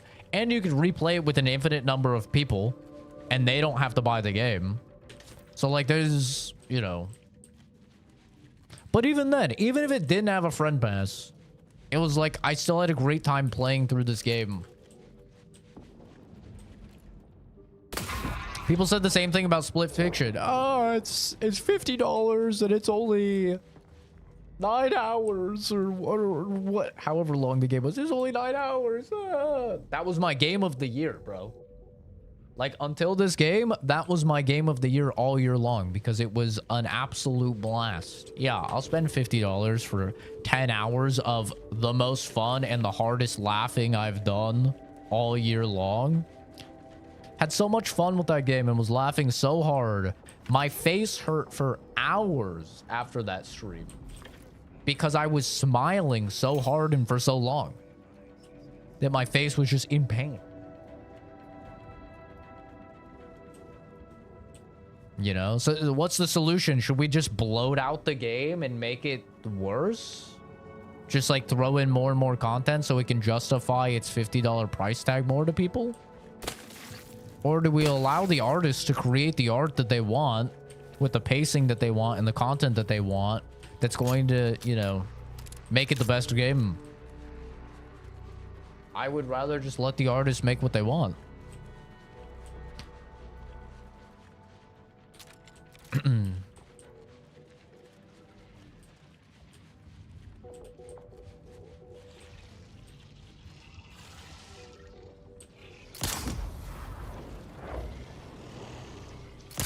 is the answer.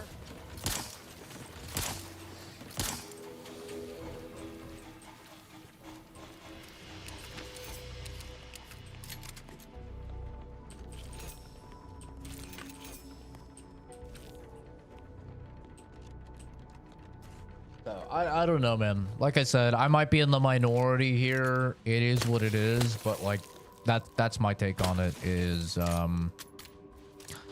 price has never once in the entire history of gaming correlated at all with how much of a game there is or how good the game is or anything. And I don't see any reason why that should start now. I think it's awesome that there's AA games that are owning, and there's AAA games that are owning, and there's indie games that are owning, and one is at the price point of $8. You are clear to enter thermal transfer. And one is at the price point of $20, and one is at the price point of $50, and one is at the price point of $80. I think that's totally fine, and I think that's the users will decide if they're okay with that. And I think that's how it should be. The market will dictate if the price points were good for the, for the game or not. Never bring a wrench to a travel cloth fight.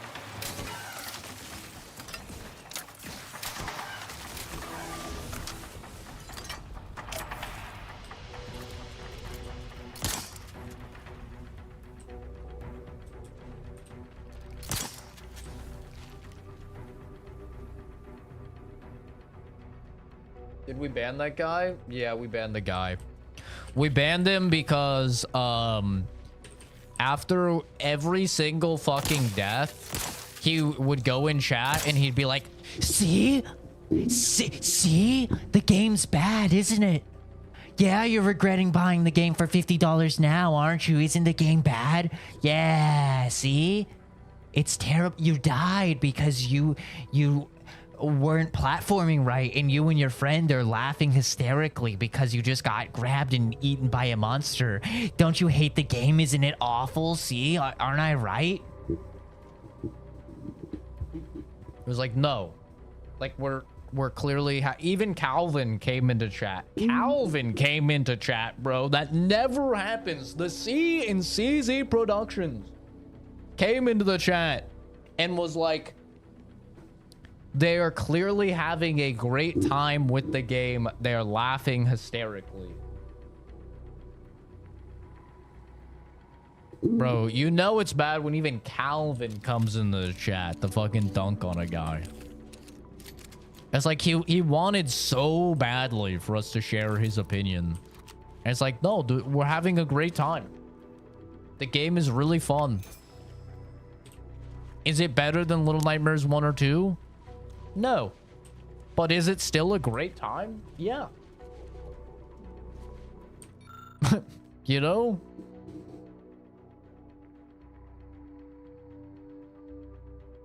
But, the guy just probably wanted his opinion validated. He wanted Streamer Man to validate his opinion and say the same thing. Which, like, was not gonna happen.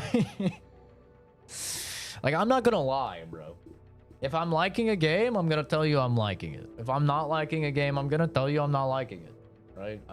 I buy all of my games myself. I never take sponsored keys or free keys or anything like that. Even though lately I've been getting sent a lot of free keys for games to stream and stuff like that. But I buy all the games myself.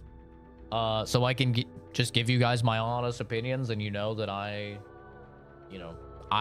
worked my job and I bought the game the same as you would. And if I'm playing a game on Game Pass, I tell you if I'm playing a game on Game Pass, like Outer Worlds, I'm playing on Game Pass, And yeah, I'm not going to lie just to make people on the internet happy or something like that. even if it's an unpopular opinion, whatever my honest opinion is the opinion I'm gonna have. And that guy wanted me to just validate his opinion. I'm like, listen, dude, I'm not going to. Like, I'm having a good time. You know? And but yeah, I mean, he got banned just because he was annoying. Like, every single time. Oh no, I think he got banned because he said the game was gay. I think that's what have actually got him banned. Like, he was being annoying, and anytime we died or anything, he was like, oh, see, the game is bad, isn't it? Isn't it? And we kept being like, no, dude, we're having like a great time and stuff. Like, we were laughing hysterically. And he said something about like, oh yeah, but it's not very long or something. And I was like, oh no. He was like, see, isn't it awful that like you die when you get into a room because you don't know what's gonna happen? And I was like, that happened in Little Nightmares 1 and 2 as well. Like, the games have always been trial and error. Sometimes you get it right on your first go, but most of the time you're gonna die, right?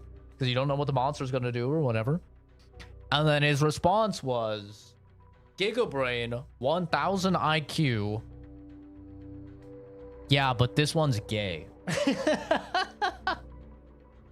I was like, all right, I'm either talking to a 12-year-old right now, so you should be banned, or I'm talking to a retard, so you should be banned. You know? The most Giga Brain counter argument. Yeah, but this one's gay. Like, all right. Okay, dude.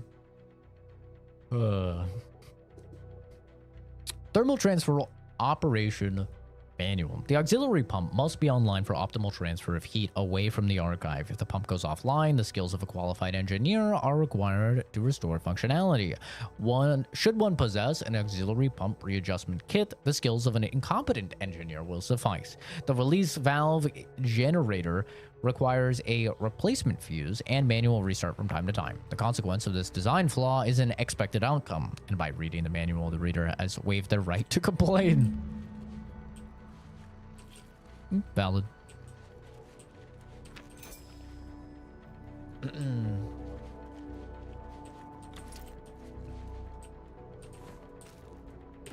I think many, like, just to be entirely blunt, which, you know, I always am. I think many of the complaints from people come from,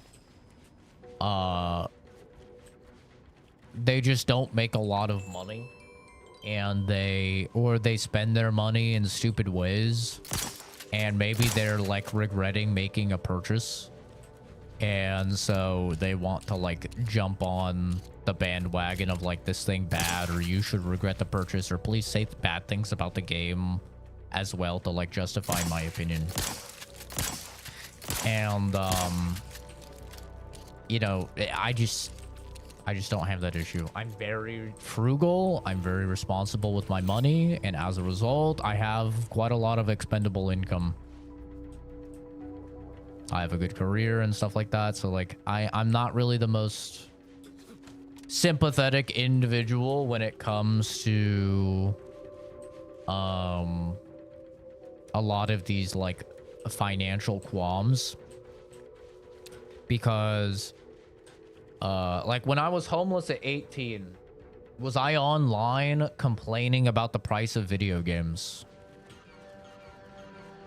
No. You know what I was doing? I was working. I was working a job.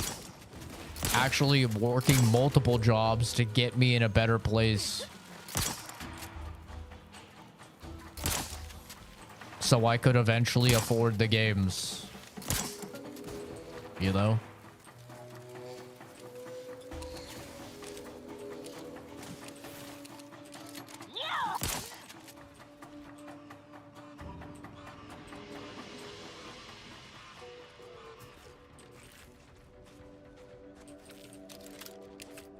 I wasn't giving in to FOMO. Right? I wasn't like giving in the fear of missing out and buying games that I couldn't afford by putting them on a credit card or something, and then like getting hit with the regret afterwards, and then like trying to make everybody hate the game to make myself feel better about like the purchase that I did because I was having fear of missing out, right? I didn't do any of that. If I didn't have the money to buy a game, I didn't buy a game. All of the unspeakable things I'm about to do. And if I had the money to buy a game, it's because I had extra money and, you know, big whoop if my extra money went into a game that I ended up not liking or something like that. Law damn. Damn, that's a bad day right there.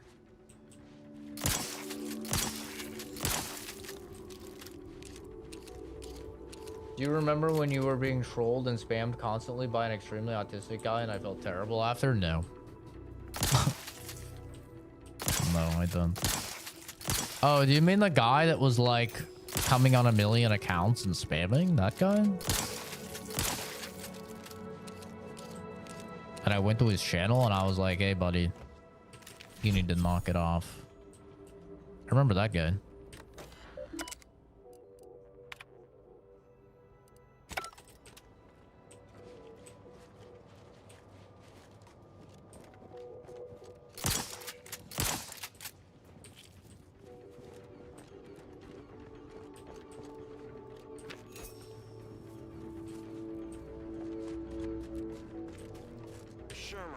My new neighbor is an odd fella. Fancies himself a man of the wilderness. He took the control board for the Spartan lift, so I know he's tech savvy. Just not survival savvy. Hopefully he appreciates the care packages I sent through the vacuum tube. He'd be long gone without them.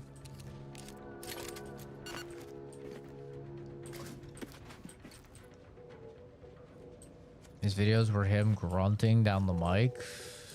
I don't remember exactly.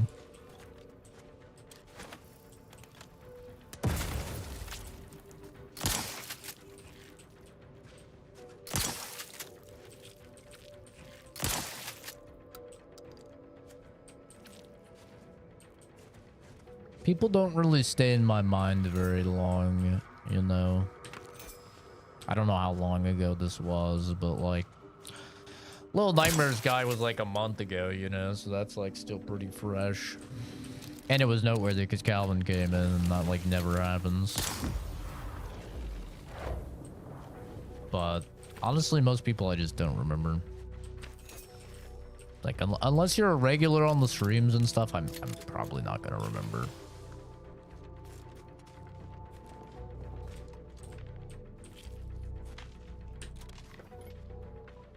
Pew.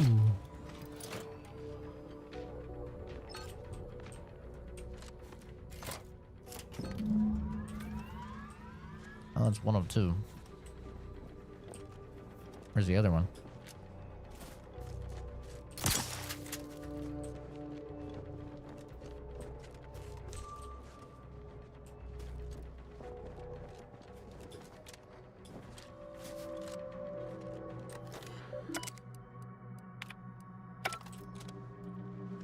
Where's the other one?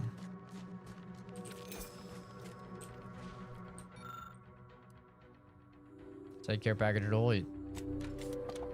I murdered Hoyt. So rip.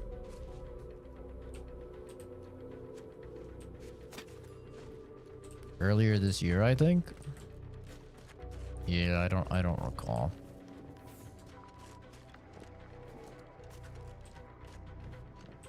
Ah, here we go. My God. That machine needs some patching up, but we ain't got the tools for it yet. I don't need tools.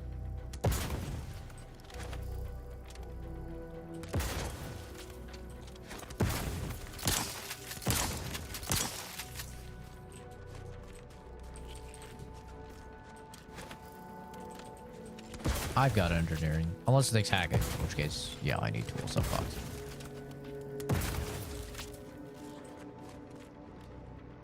It was the same stream. The Indian guy came in and said something like, "I'll never visit the U.S. because I'm afraid of being shot by the police." And Fuzz came in at the exact same time. I don't remember when that was. I remember that happening, but I don't remember like what stream that was or anything.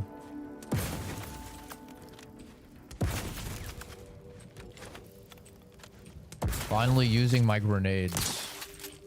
My 80-something grenades, and I'm just using them to blow up eggs. There we go. Man,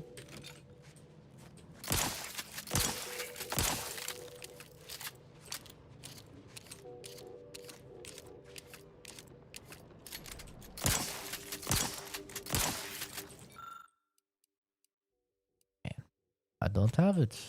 I don't have the skills.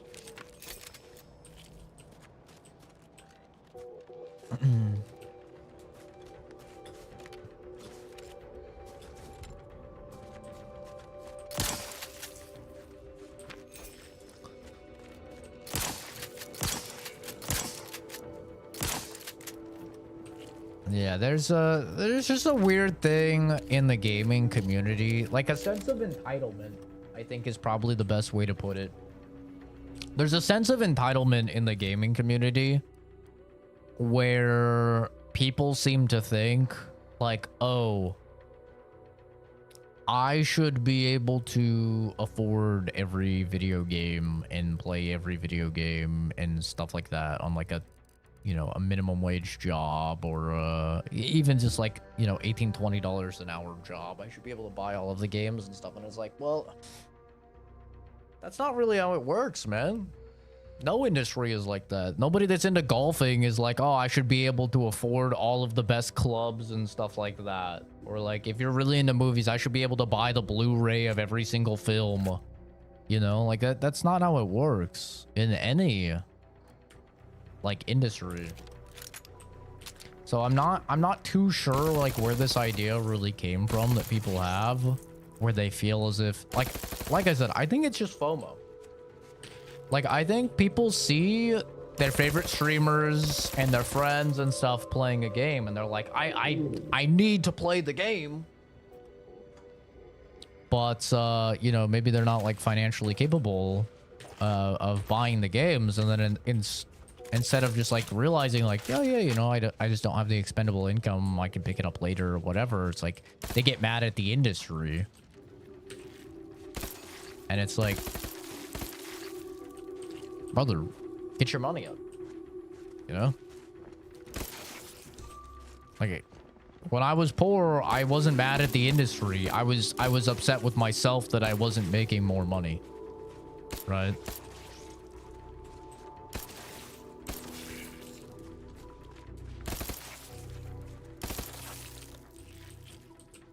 And lo and behold, like, once I actually focused on my career and furthering my education and all of that stuff, and now that I no longer have the money problems, I can play all the games and buy all the games. And, like, I don't have any issues. It's kind of just, like, misguided. I feel like it is very much Don Quixote. They're yelling at the windmill. And it's like, dude, I get it. Your friends are playing a game and your favorite streamer or whatever is playing a game and you want to play the game. But, I mean, at the end of the day, if you can't afford it, you can't afford it. That's how life is. We live in a capitalistic society. You know, you need money.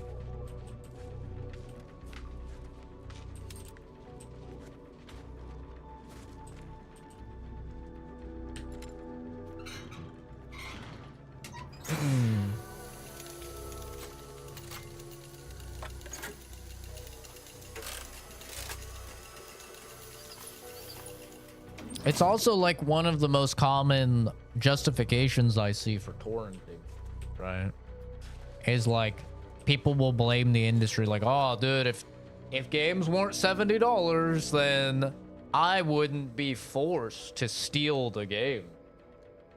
You know, if they were appropriately priced at you know, if it was 60 instead, I would have bought it or whatever.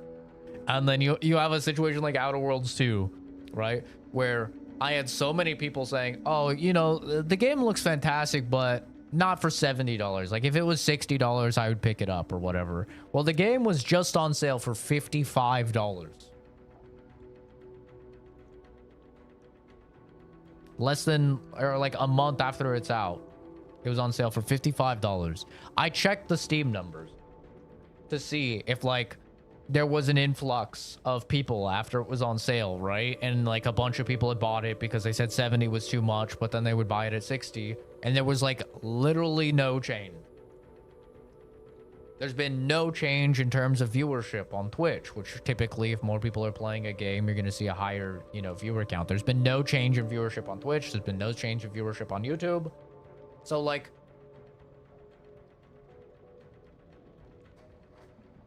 I don't think it's true. You know, I think people just be saying things.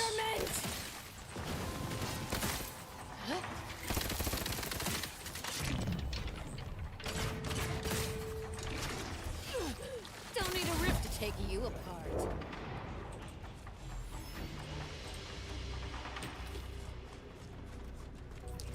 I see that all the time in like, especially piracy. Like, listen, dude, I wouldn't have to steal the game if they didn't, you know, price it at 70 and then it goes on sale for 50 and they don't buy it. Goes on sale for 40, they don't buy it. Goes on sale for 30, they don't buy it. Goes on sale for like $10, they finally buy it.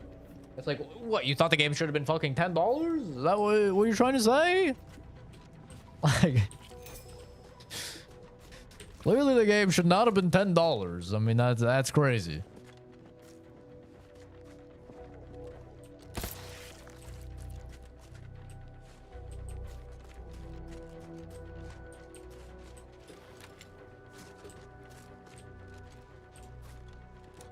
I hear Netflix bought HBO Max for $83 billion? What the fuck is even on HBO these days now that Game of Thrones isn't on there?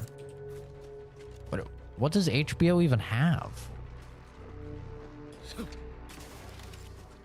I feel like the last TV show I knew that was on HBO was big was whatchamacallit? Game of Thrones. I mean, I guess they have like that spin-off, House of Dragons. Is that big? I don't even know if that's big.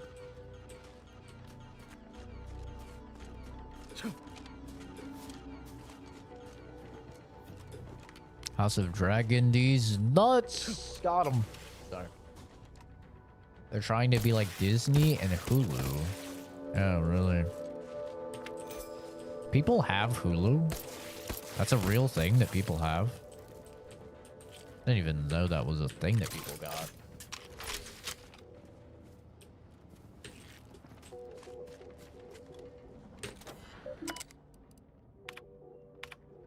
Thermal transfer is fully operational. Later, when I process your data, I will not melt down. Please proceed to cold storage to re-enable punch card retrieval. Boomer? How does it make me a boomer? Thinking that people are going to not pay money for subscriptions to shows. How does that make me a boomer?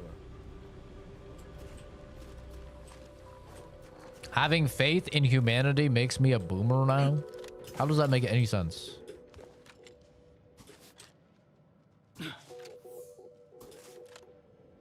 I don't know, it's just fun to type. Yeah, well, maybe stop typing forever. You piece of shit.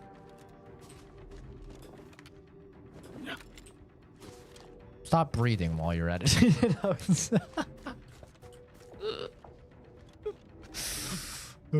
God.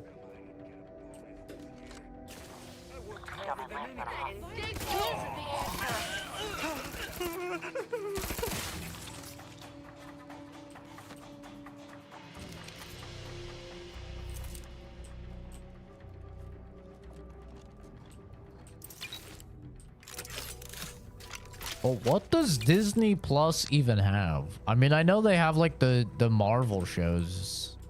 Does anybody watch those Marvel shows?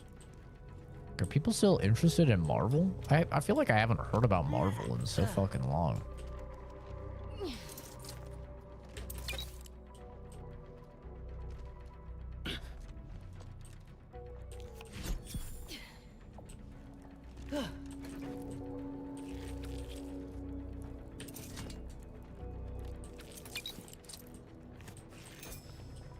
I'm just so detached from like normie stuff, I feel like.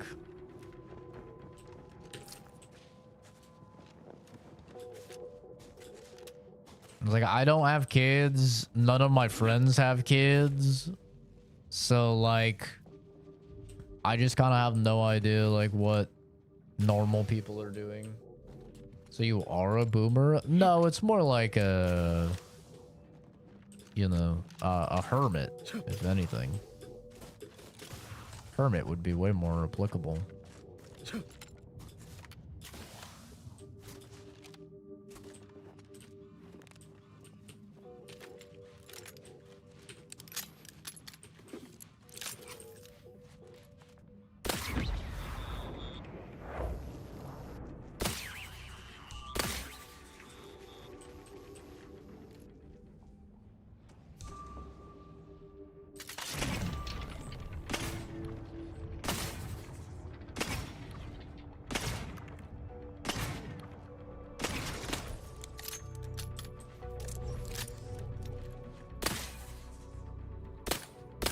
I love a good killing spree.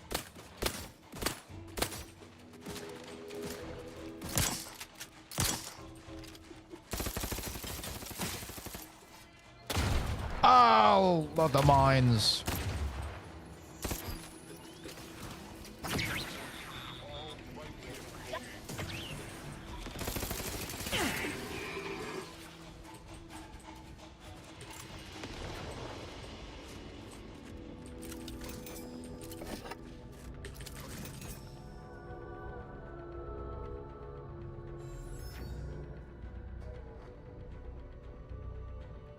More like saving money and wasting money, to be honest. We have so many illegal websites to watch anime or movies.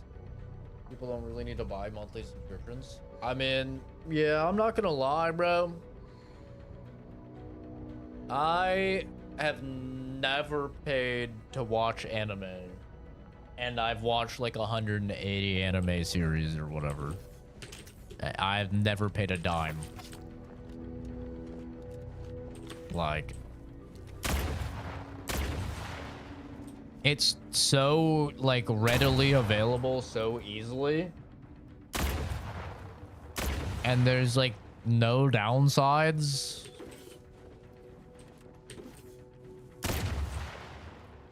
Like, I don't know.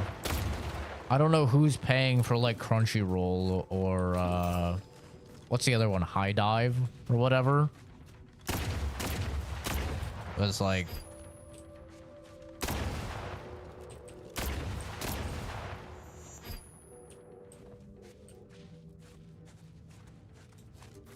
there's so many websites that have like every single TV show and every single anime and whatever.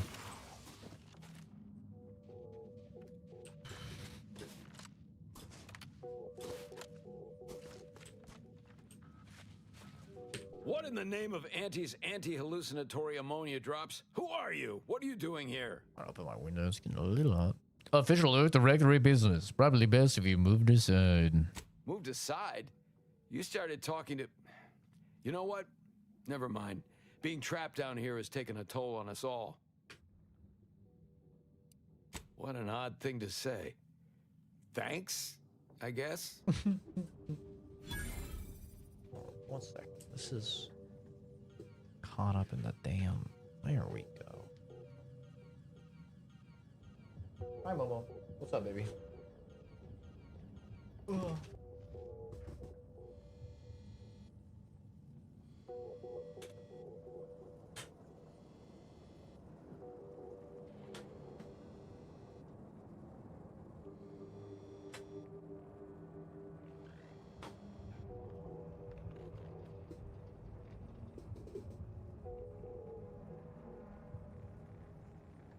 You guys see my ass here? Ah, shit.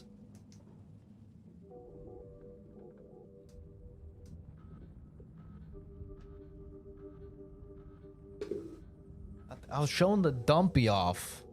You guys need to give me a dumpy alert, bro. I can't be showing off the dumpy for free.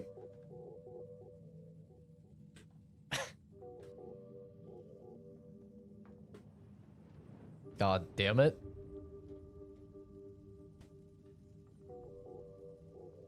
You? Listen, I'll have you know, other than my killer jawline, my beautiful hair, and my youthful appearance, despite my age, my ass is my best feature. Men and women alike be staring.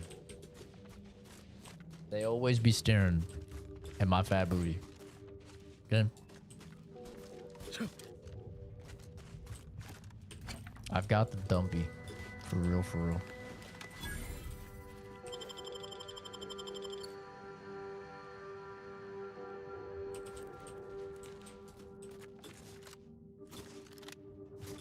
Oscar's taken a few fucking screenshots of my ass and sent them to people.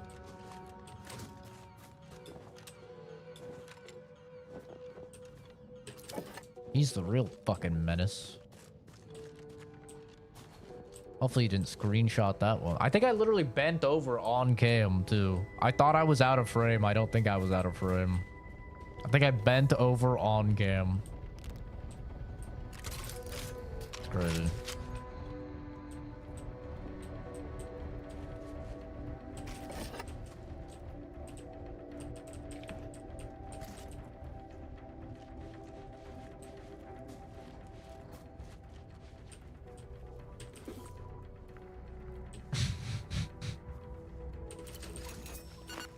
It was an accident. I didn't mean to. He definitely sells them. Oscar, you better give me a fucking cut if you're selling pictures of my ass, alright? You better.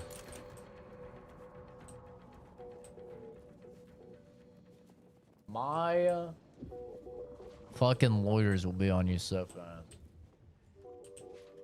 The don't look behind you twink is back. What do you mean back? I never left. I mean, the behind you part has been gone a long time, but...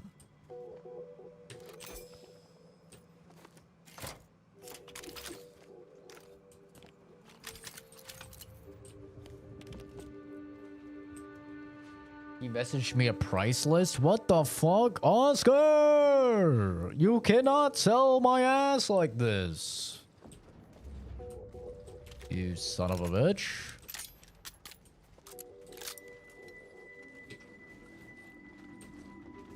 It is not free real estate.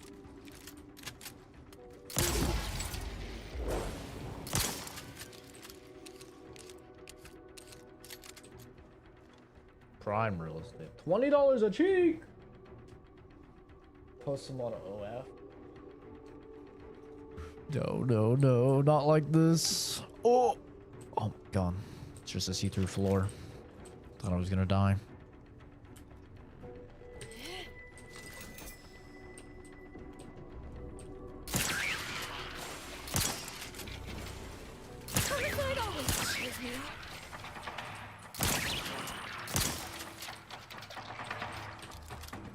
God, this weapon's so good.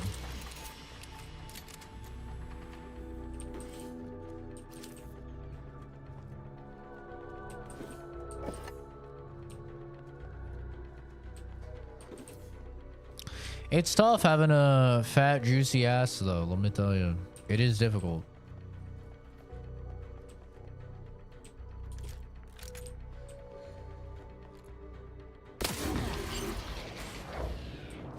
There's a problem that, you know, Kenzie will never understand, but it's tough, man. It's a roughie. Being thick. Just in the ass, though. Literally nowhere else. Skinny is all hell everywhere else but having a fat ass. Especially as a dude with long hair. My Insta comments disprove that. Yeah, but also... that's Instagram where everyone's just horny. and you get mistaken for a child on the regular. So, you know, that kind of disproves it. People are mistaking you for a child. You don't got the dumpy.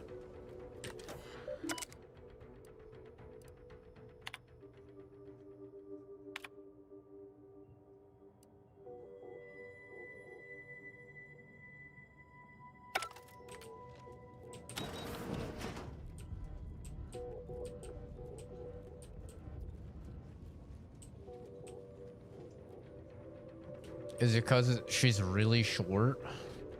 She's really short and she's developmentally stunted. Not just mentally.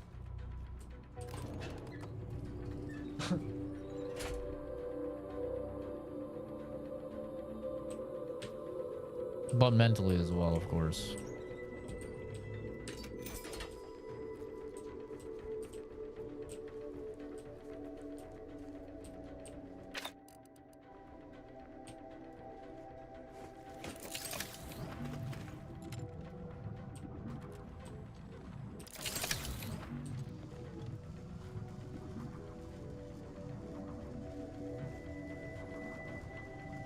I scrolled off into like 5 minutes ago and someone asked if I was 11. Exactly. You ever heard someone say, wow, that 11-year-old's got a fat, juicy ass?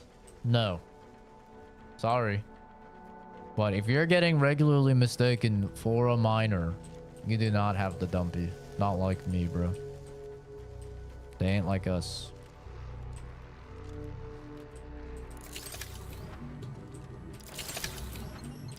No, that requires hacking. Oh.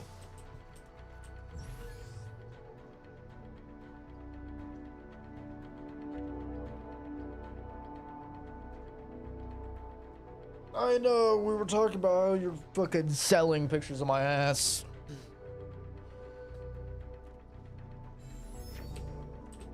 Got dumps like a truck is actually insane. Oh, I do have a fat ass, but that is a crazy way to say it.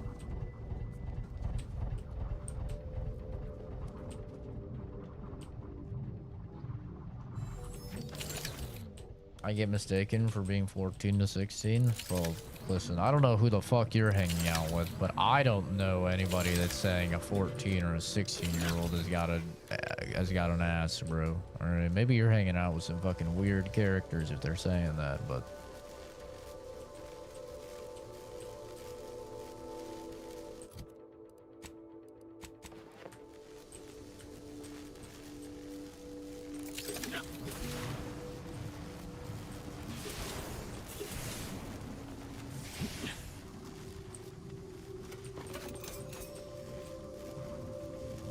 well, I got over here with the levitation. I don't know if I can get out.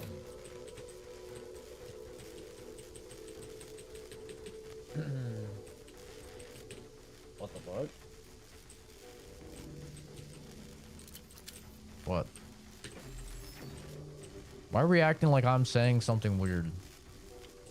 If it's weird for me to say that I've never said a 14-year-old or a 16-year-old has a fat ass, then, bro, I guess I don't want to be normal, if that's a weird thing to say.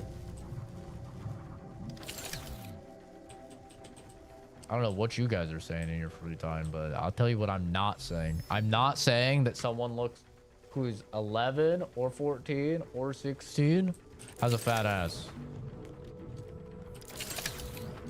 Don't know what we're talking about. I said I have a fat ass. Okay. Then I said, you know, Kenzie can't understand because she's always mistaken for a child, so she clearly doesn't have a fat ass. Then she said, my Insta comments disprove that. I said, everyone on Instagram is horny, so that means nothing, especially when people in your real life are calling you a child.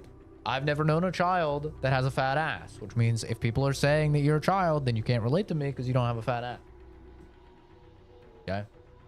Then she said, someone asked if she was 11. I was like, yeah, I don't know about you, but I've never heard anybody say an 11-year-old has a fat ass. So you can't relate to me because you look like an 11-year-old. Then she said, I get mistaken for being 14 to 16. I said, I don't know who you're hanging out with, but I don't know anyone that's saying 14 to 16-year-olds have a fat ass. Now you guys are caught up. And you know that I'm in the right. Not saying anything weird. Dak does have a booty. I do have a booty. I've said that for forever. It's almost like I'm known for not lying, and I said something that wasn't a lie. Crazy. Crazy how that works, huh? I am very regularly checked out by men and women alike. Just staring at my ass. Practically having fucking binoculars on my ass. And the only good thing that comes out of it is when the men are looking at my ass and they're straight and they think that I'm a chick.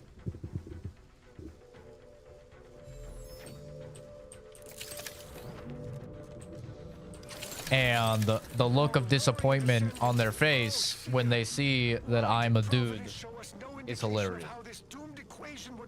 Because of the long hair and the fat ass, they think I'm a chick.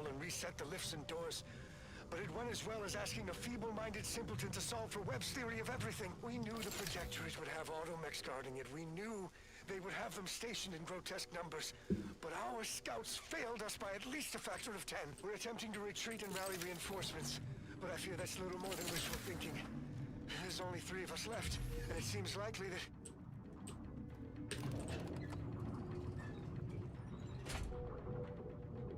But yes, I have a fat ass. I don't know how it happened. I don't know when it happened.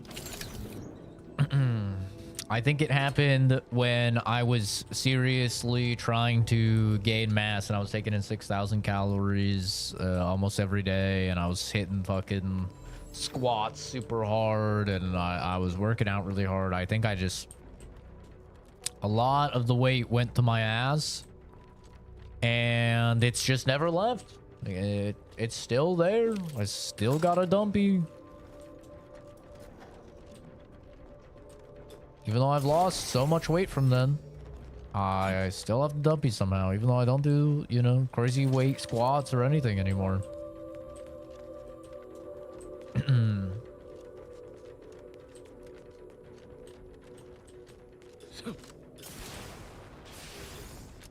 It's a hard knock life, bro. It really is.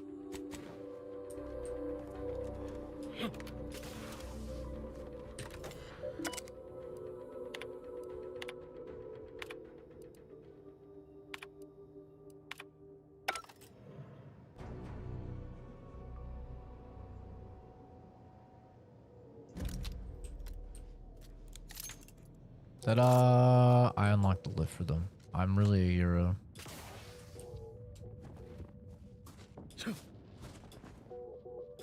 I am the good guy. Where's this go to?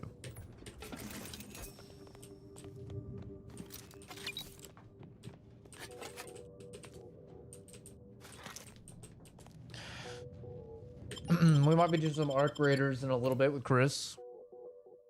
You messaged me?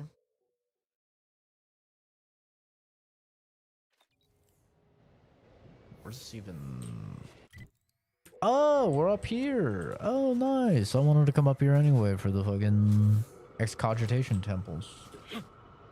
W.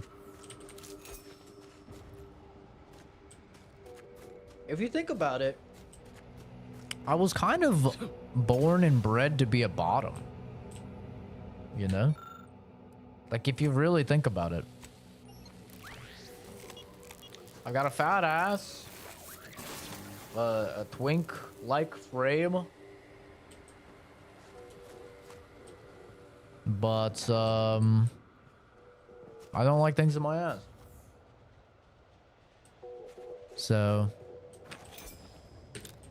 put that on a shirt. Born to be a bottom. Forced to not be. I don't know. I don't know. Forced to be a top.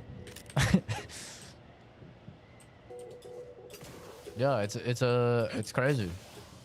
Like, small wiener, right? Which is like most tops want a bottom with a smaller wiener than them.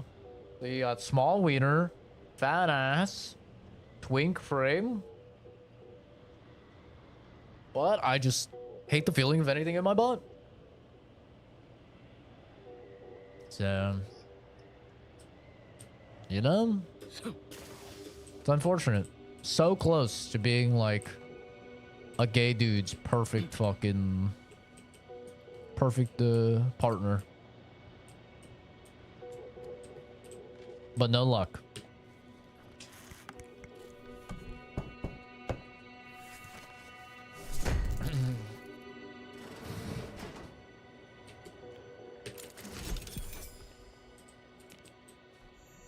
Trust me, I gave it an honest go, guys. I really did. I promise. I did.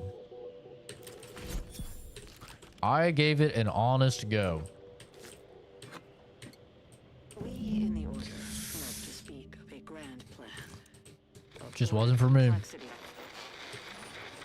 all things have a reason for existing, a purpose to fill. But what purpose is served by hundreds dying senselessly in the cold? Garbage. The longer this interminable war drags on, the more convinced I become of the universe's dispassionate variability. We must reconcile with this reality, and if we cannot, then perhaps it is time we evolve a new philosophy altogether. It's certainly worth bringing up with the presiding bishop upon my ret. I think shoes returning, bro. Oh, come on.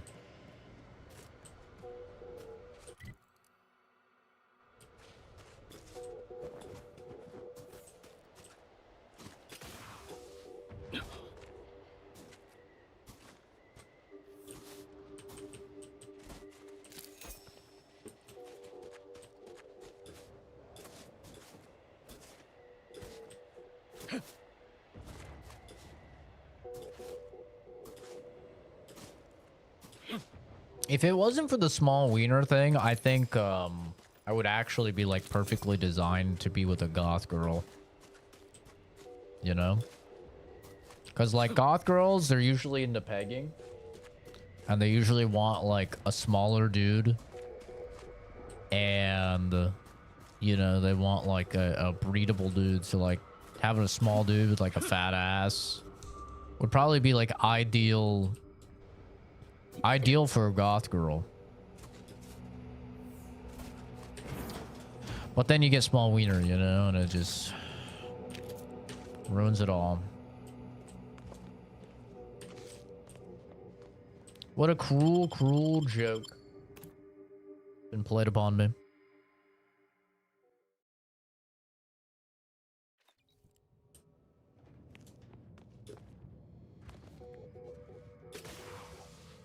Imagine if I had a big wiener, though. Yo, I'd be kind of OP. If I had a big wiener, shoot, it'd be unfair. You know how unfair that would be to everyone else? Like having a god tier jawline, fat ass, funny, smart, and a big wiener. Dude, pack it up. Everyone else may as well just quit. Good idea in theory, shit idea in practice. You'll only keep warm for so long before its stomach acid burns through your armor. He tried to do the Star Wars. Am smartest scrapper. Stupid Screwzo says, Flipper, you go out, you die. Too cold. But Ursapod always warm. Inside Ursapod, must more warmer. Flipper open Ursapod and hide inside. Nice worms. Dumb Flipper, don't think good. Ursapod dead. Ursapod not make more worms. Tried to leave, but now I'm wet with bloods. Makes more colds. Screwzo was right. I hope Screwzo comes. Help poor cold Flipper. So cold. Brain is frozen right now. I don't know how to explain what I'm trying to say without it sounding so bad. Just say it. I'm sure we'll decipher it.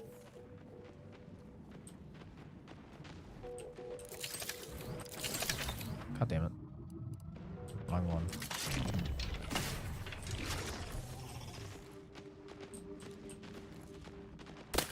Okay. Uh-oh. Oh. That's me.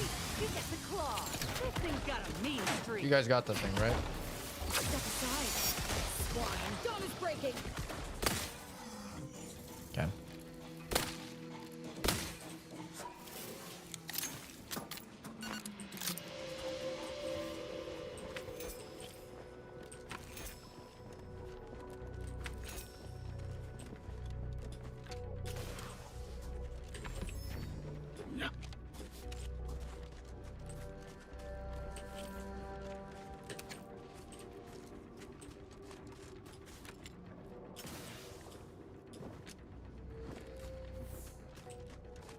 So interested in hearing what Kenzie's about to say.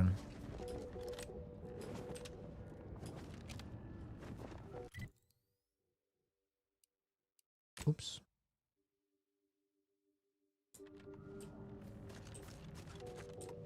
We'll go around this way first, actually.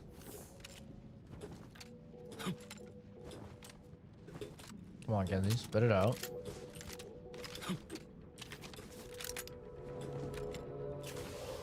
You got the whole class waiting.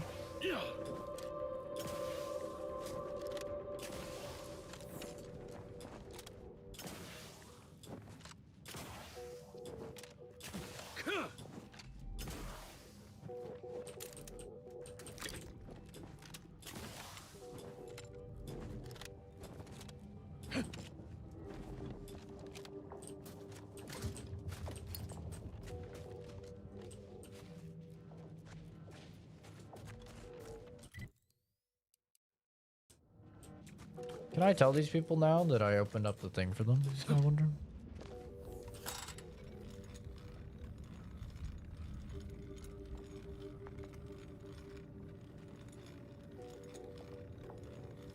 Ew.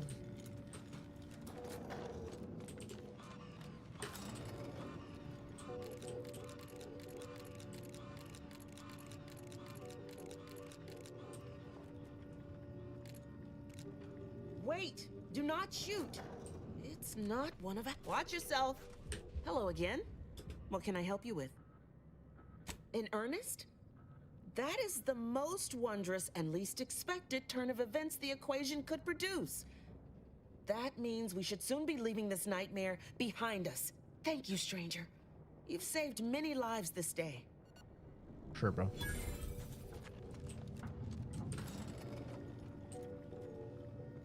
Let me revise it. Just say it. You're not gonna hurt my feelings. I don't know whose feelings you're afraid of fucking hurting, but you're definitely not gonna hurt mine.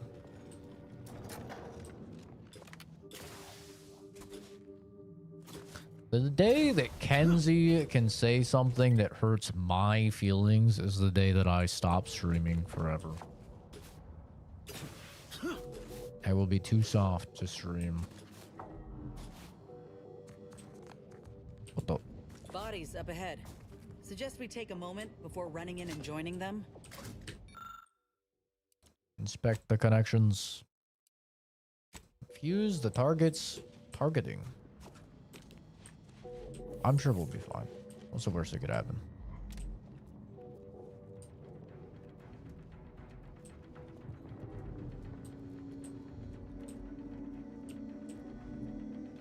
Mayhem, murder, dismemberment!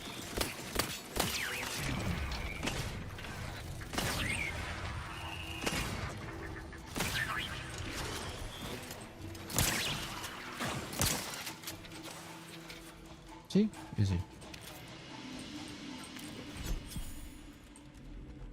Yippee! Advanced encryption key! Yippee! Yippee!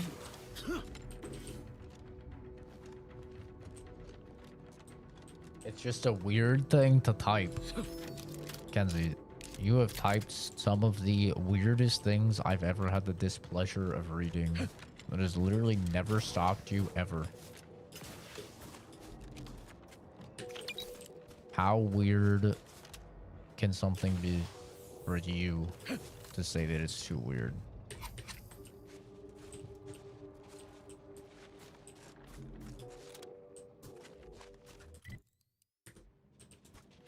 Now you must say it. Now I really have to know.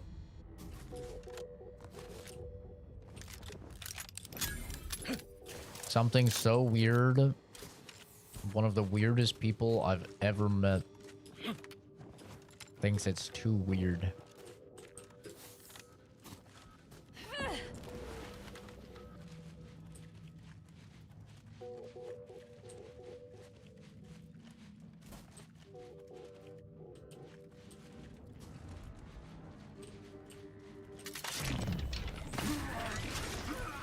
Oh, I went through the window and killed him.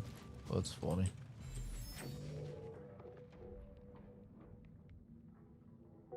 Come in. That was definitely something. Are you sure about that? Wow, you found a body. That's crazy. That's why I could say is that the reason I get mistook for being 14 to 15 is I haven't changed much, but certain features have changed. It makes sense. So you're trying to say you've got a fat ass, Seems to have a very short life expectancy. but the complexion and height of a child. So you're trying to say you're a pedophile's dream.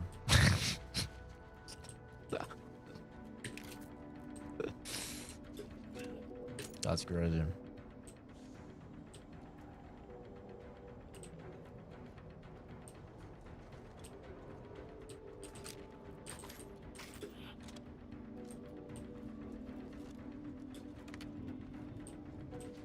I mean, they say that, you know, getting pregnant and stuff will give you some titties at least. I've never heard about it giving you an ass, but I've heard that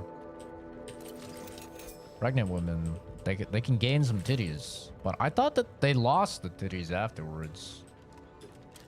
Maybe they don't.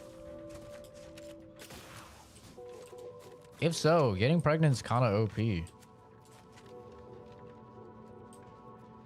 Another new face, glorious. It is so cold, my fingers appear to be in rigor. I've not slept in 3 days, What'd you and call I've me? any number of high-risk patients in need of tending. I trust you'll pardon my brusque manner. You've something of import to discuss, I gather? Well, it is shockingly hard to argue with that logic. Nevertheless, supplies are scarce, and if you could offer bits for my services, it would be of great benefit for my bartering. My God.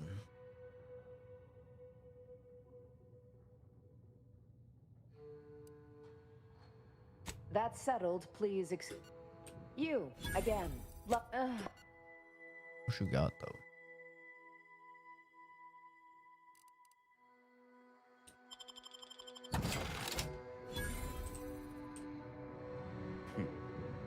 Is the pain of this wound making me hallucinate? Or are you the unforeseen interloper my scouts have been speaking of? Nobody is sure where you came from, though everyone agrees you were not down here when the doors sealed, and watching you move through these caves is quite the sight to behold. Take control of the archive and bring it back online. You what? On your own? We've been fighting for weeks to try and gain access to the controls, and you simply waltz in on a whim? Correct. Why aren't you just an absolute marvel? Correct. What is your goal now? We could greatly use your help if you are willing. That, I fear, is a seriously dangerous proposition. My soldiers were fighting our way into the complex when those bastards activated the fire suppression system. It froze every person fighting inside the complex, Order and the Protectorate both, to solid ice. They sacrificed every soldier they had to keep from losing that building. Wouldn't that have... No. It never even... I was so focused on saving those remaining that it never occurred to me to push forward. I suppose it speaks to how rarely I'd crunch these sorts of equations under stress. As my compatriots died beside me. And now my inexperience has trapped us here. I opened the thing. That is absolutely amazing news. Then we are going to re-establish contact with the surface. We can evacuate our wounded, resupply, and reinforce. May the plan guide you through this underground nightmare. And may all your equations unveil their integers without error. Wow, thanks. Plasma SMG! I've been waiting to find one of those the whole game! And it's gonna make me steal it? What is Oh. with the anomalous behavior? Oh, come on. Can you guys leave? I activated the lifts for you. I just want the gun. I just want the gun. Well, aren't you the eccentric sort? Fucking damn it. The one time I find a fucking plasma SMG, bro. I haven't found it all game. I found it one all game. Fuck. I'm mad. I am really mad. Oh, hey. That's where this goes.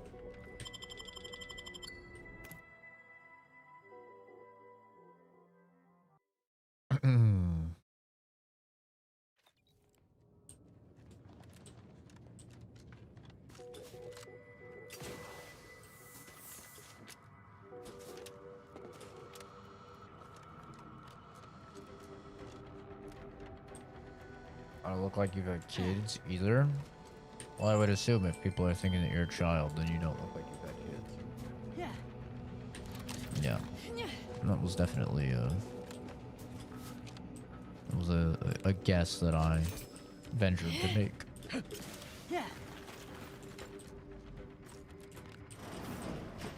To retrieve key data in cold storage in its present state requires a series of manual overrides. Yeah. The first will enable identification of the storage. Hey, look, it's like the level in Bioshock. If you encounter opposition, remember, our needs come first. Shut up. Fucking nerd. Look at these guys. I wonder if I can punch them in the back. Ooh, they have money. This didn't happen naturally. Plasma SMG!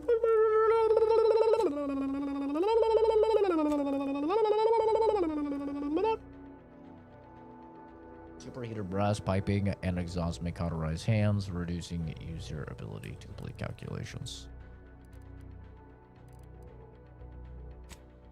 Poor fools were flash frozen somehow.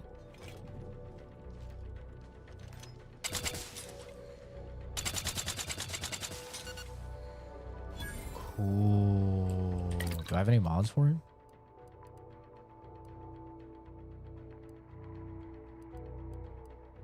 I don't.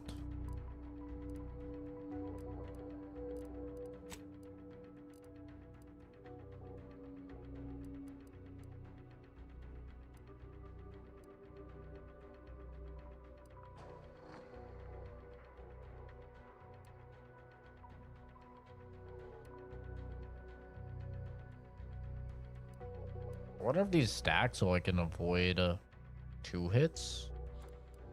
Or not? I don't know if they stack.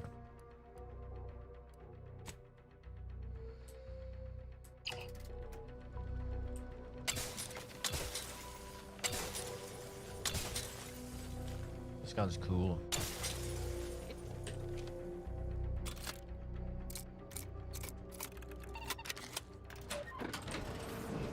Enemy spotted. Is this a bad guy? Where'd the look-see? What in the Sovereign's name? How did you get in here? Don't worry. I won't cause trouble. Just please don't hurt me. Oh, okay.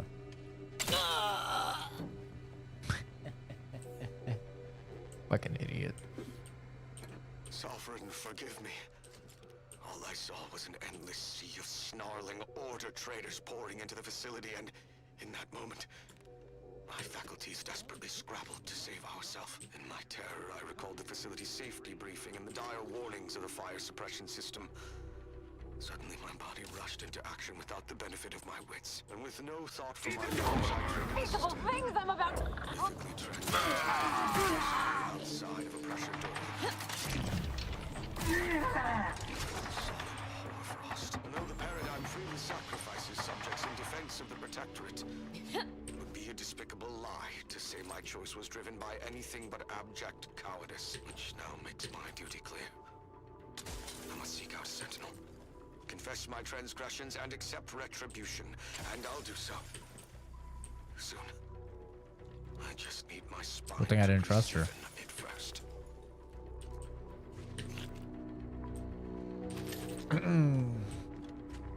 I think I said high fishing, but if I didn't, high fishing. I'm a little bit eepy.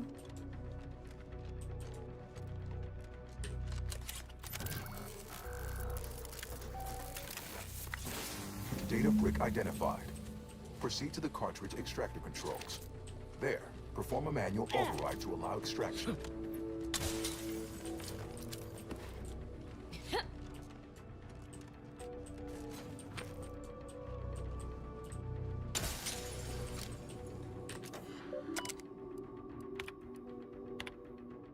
As a doctor, I'm well versed in the taming of cold. Prior to my cloister transfer, I was well instructed in treatment of frostbite, hypothermia, and a myriad of ways cold can wreak havoc upon the human body. Therefore, I speak with certain authority when I assert that a method for resuscitating these poor frozen sods may not exist. Thus, lacking traditional methodologies, I now seek more radical approaches. If, as the somewhat disgraced Dr. Lonager suggests with his torturous experiments on sprats, that this may be a complex form of chemical freezing where the cytoplasm in a cell is replaced by exocarbon. We must thus reverse it by trading said exocarbon for iceberg-aged whiskey. But what in law's name happens when 80% of your body is replaced with booze? You die drunk and happy would be my guess. Nevertheless, I aim to find out. One little mistake is all it takes. You err a single time, such as by accidentally shattering a frozen soldier when you aggressively drive a syringe into him via two-handed swing, and suddenly everyone has duties elsewhere. I even took the time to glue most of the cadet alley back together, hoping his compatriots might believe he would be cured with the rest of the frozen. Unfortunately, they saw through my ruse, and I am again left entirely alone. Just me and my soldier semi-Fredos? My guard glacies, my service member slushies, my brute bombs, my bumsicles, my commando pops. Bah. Who am I kidding? They're my corpsicles, and I will likely never be otherwise. This assignment may be getting to me. Hi, speaking of bumsicles, it's fun.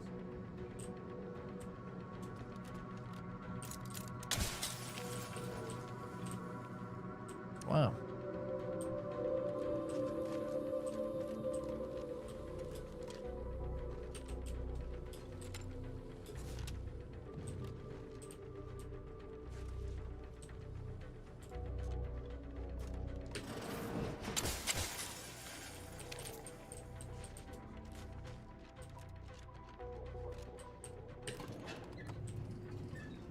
What are the odds? This guy shows up.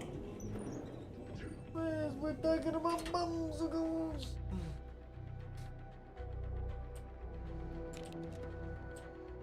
Hostile ahead. What's the play, Command? Punch. Punch.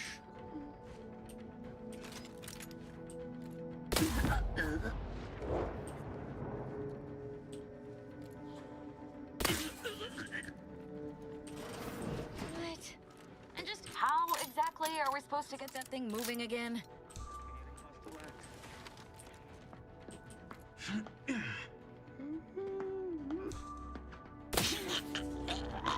Oh no, we found the body. Whatever will we do?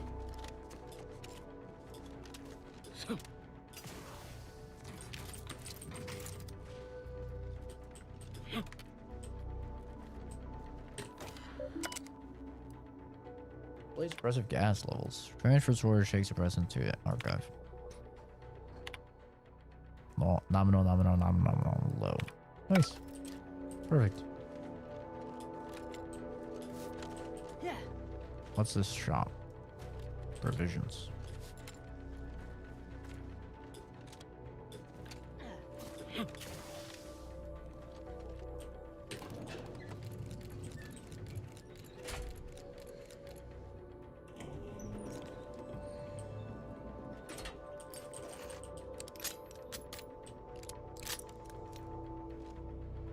I could freeze them. But what's the fun of that?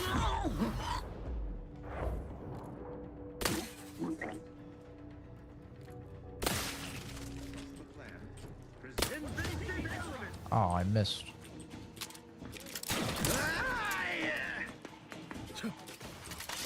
Suck, motherfucker.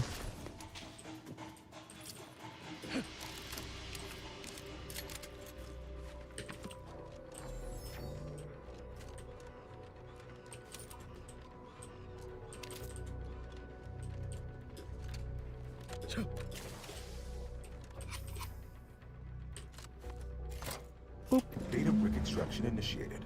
Proceed to the rail operations platform to reposition brick for export. Note, Protectorate troops have become alerted. Blood shall be shed. Go. Plasma tolerance will I mean a hostile for that.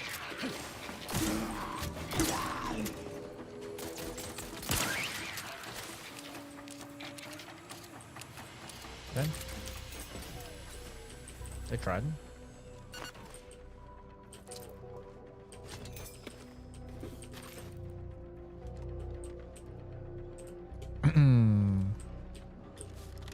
Things are great. Don't have many complaints at all. Oh.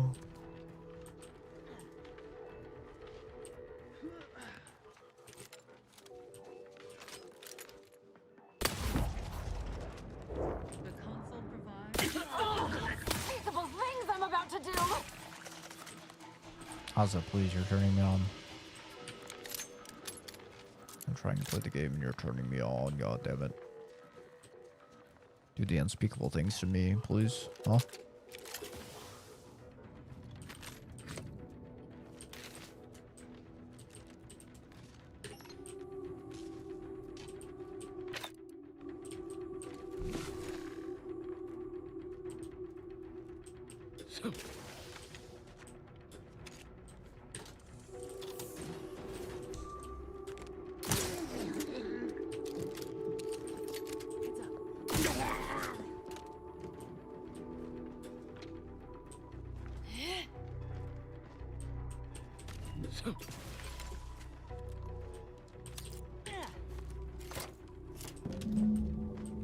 Data brick now in position for export to the archive. Initialize the final transport command. I'm gonna try this one out. At the data gateway station nearby. You are one step closer to flooding Arcadia with untold business opportunities.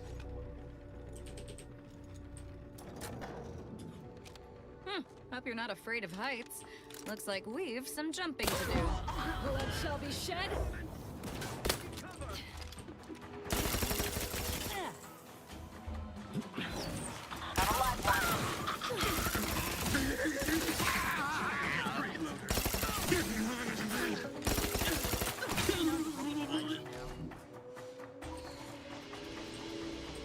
This gun's cool.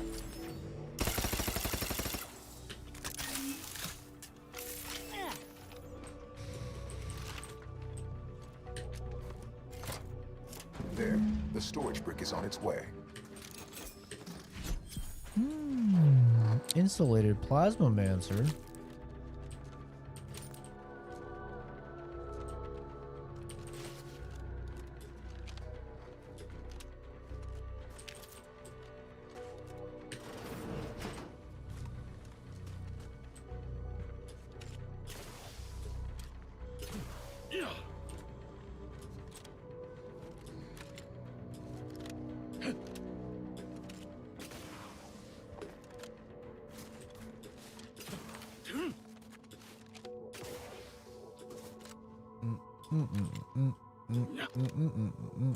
Not sure there's a more efficient way of cooling a computronic system than building it out of an ice moon.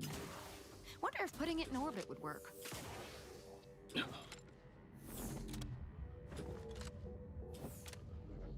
It's the type of cooling I need for my PC.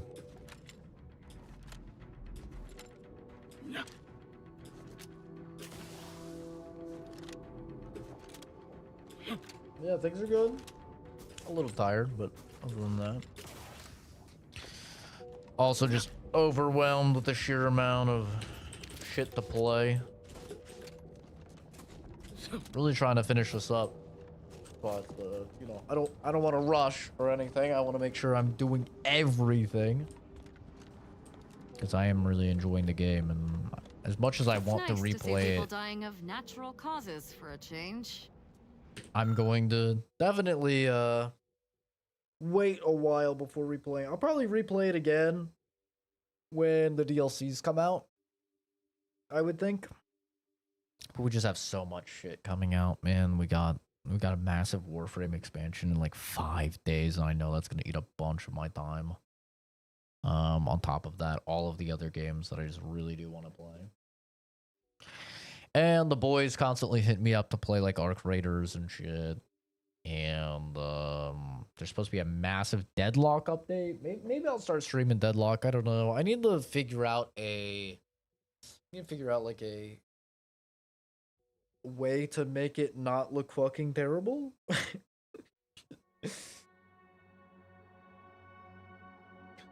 She tries to bait me into ranting about I'm cold when she sat in the house, likely burritoed in a blanket. Yeah. Yeah, I could see that. You're good at Arc Raiders? I don't know about all that. It's a pretty easy game. I don't think it's really hard to be good at a third person, you know, shooter. You just have to like play cover and play smart and stuff like that. But you know.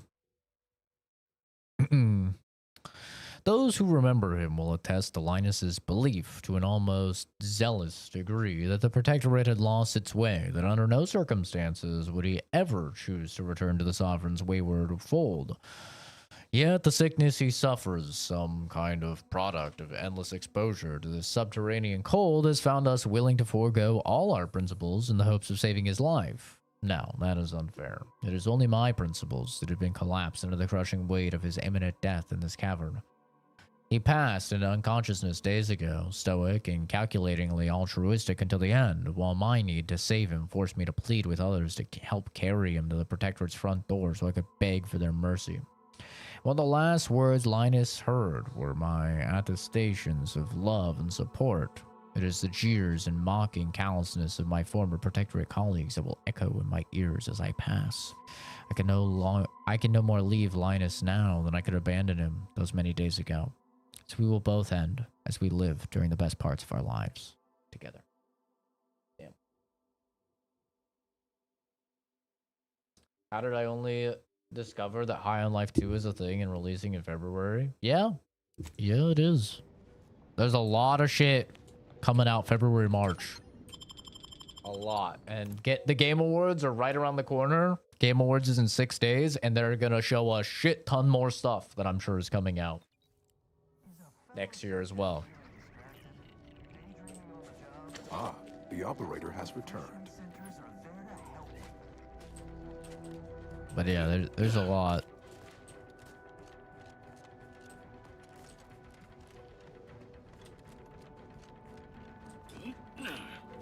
Ah, nice of you to drop by. You're looking very, toothsome, if you don't mind me saying.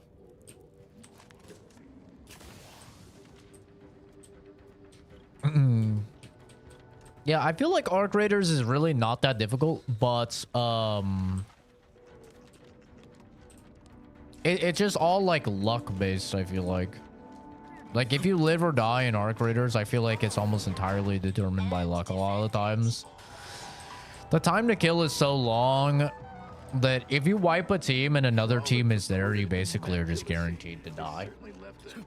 You know? It's just like Apex or like any of those games with long time to kill. Felicitations on securing the archive. Though such an outcome was all but inevitable, the plan truly is unfailing. Moving forward, I'll function as your liaison for all matters pertaining to the archive, until such time as its control has been transferred in its entirety back to the Order. In the meantime, restoring the archive to full functionality remains a top priority. If you've made progress in that area, I'd be pleased to record it. Wonderful! Were we to operate the archive without proper heat distribution, the results would be disastrous. But thankfully, we no longer need to account for that deadly scenario. Punch processing and reactor control have hidden caches with useful items as well. Although, you probably lack clearance to know that. Forget I said anything. Well argued. Very well. I'm certain you will be economical about using order resources, won't you?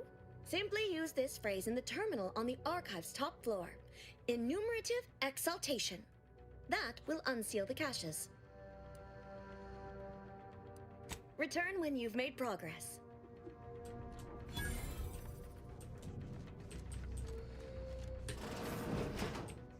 Yeah.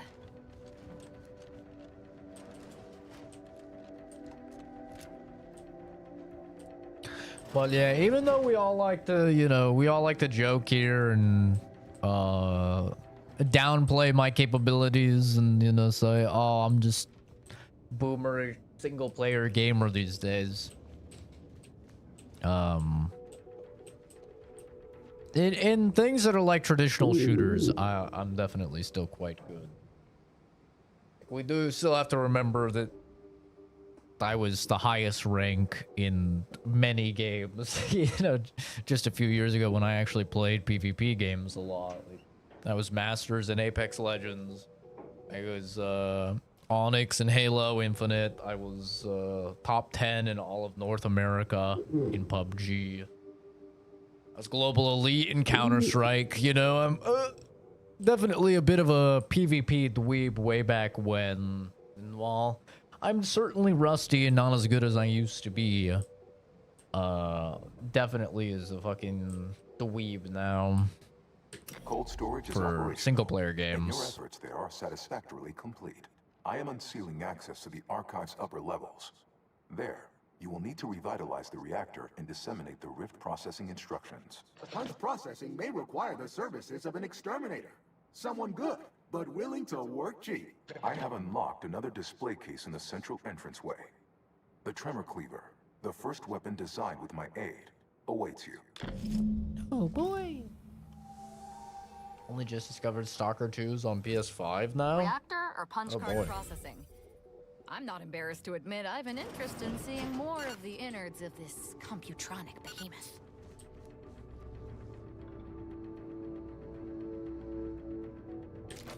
Looks like something on a fucking dead island.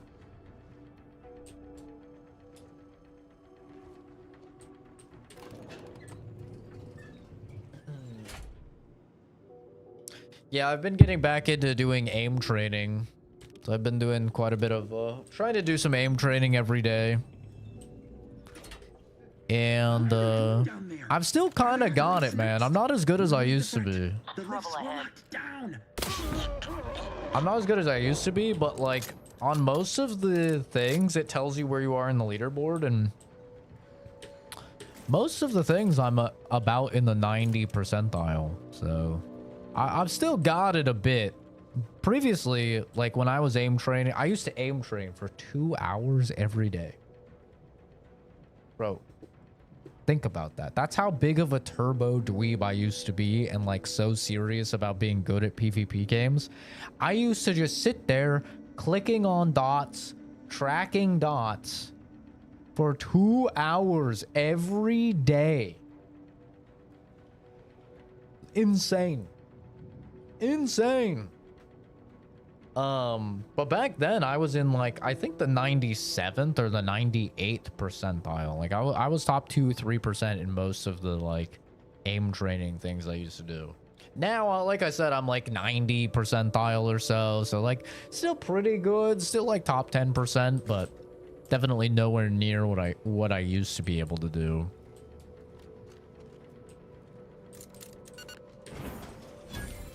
But honestly, I find that like as long as your aim is decent in most games, you can kind of just outsmart the competition.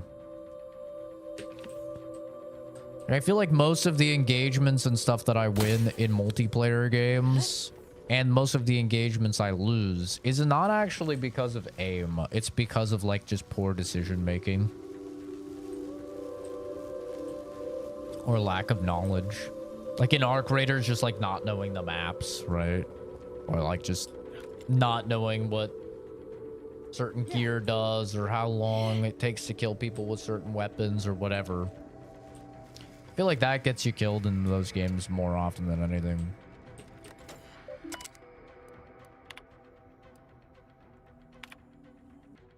%51 capacity.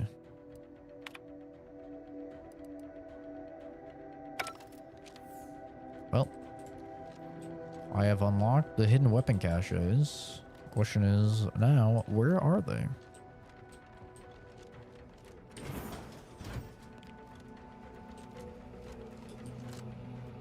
It also depends on your game though, right?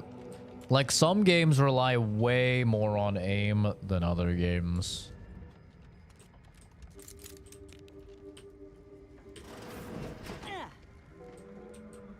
Right. Like if you play Apex Legends is like 90% aim and like 10% positioning and movement, right?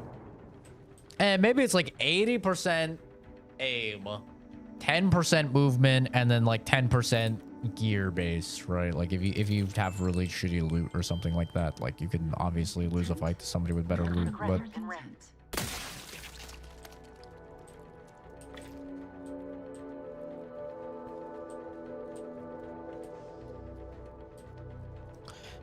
a game like Counter-Strike though, like Counter-Strike is like 90% aim, 95% aim, you know?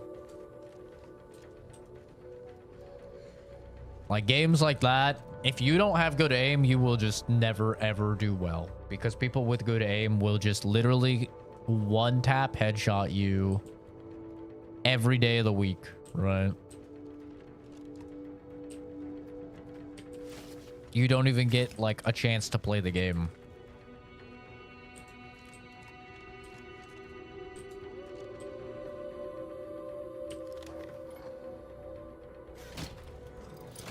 Someone's are situational. Sometimes the enemy has the best position. True. Unsealed. It's true. Luck do be a factor in a lot of games.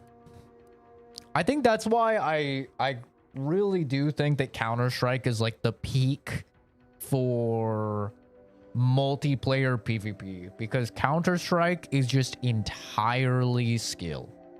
Like there's no randomness to it. It's like entirely skill based.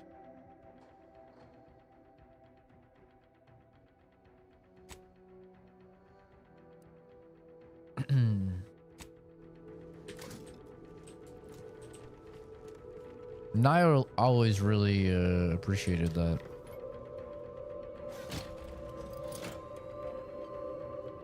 Emergency first aid cache unsealed.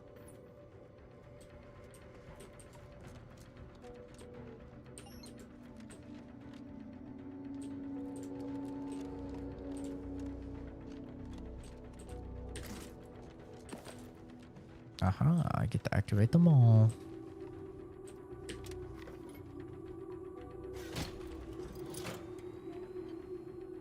Reactor reinforcement door sealed.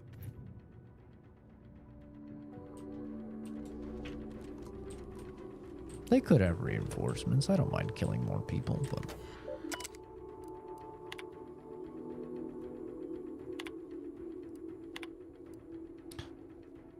only a limited number of cores are available for all the reactor safety features. We're unable to have them on all at once. Mass our remaining forces around the reactor in an attempt to repel the invaders who have entered the facility. We're a relatively small band compared to the other forces, but possess one thing they did not: the autonomous bulwark auto mech. The archive reactor requires manual maintenance. The Protectorate bunker mech is a formidable obstacle, made with the very best technology. A creative work might be of considerable work, namely via the reactor's backup security systems. Let's see. We could recalibrate the turrets or seal the reinforcement doors. Whatever keeps us alive is fine by me. Now would also be a good time to resupply using those caches. And then there's the fire suppression system. No lack of options here. I don't need options. I'm gonna go in, I'm gonna murder them all. Gotta go to bed. The hell, fishing? Isn't it like fucking... What is it, 7, 8 p.m.? Old man alert. Whoop, whoop. Holy.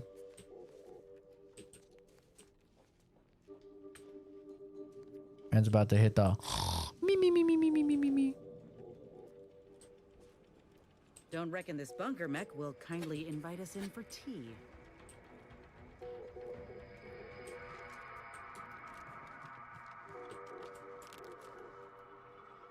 We have for work at 3. Ooh.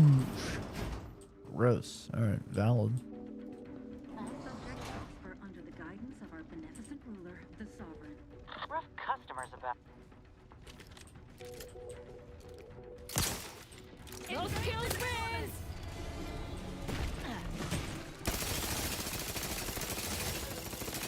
me!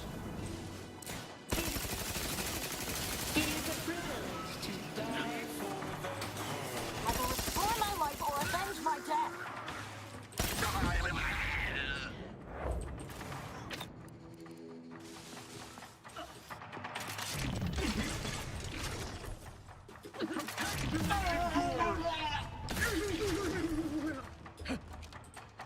Violence is the answer.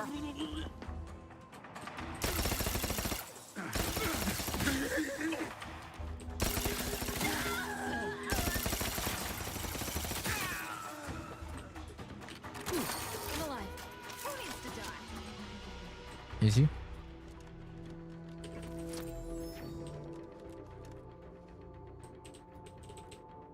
I get out before noon, it's worth it. Valid, yeah. I did enjoy working 5 to 1. I'm excited to go back to that. It was very nice.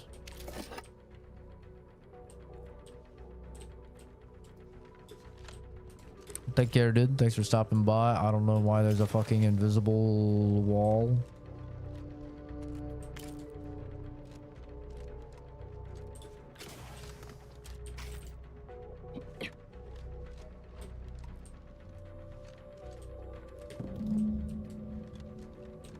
Ba-dum.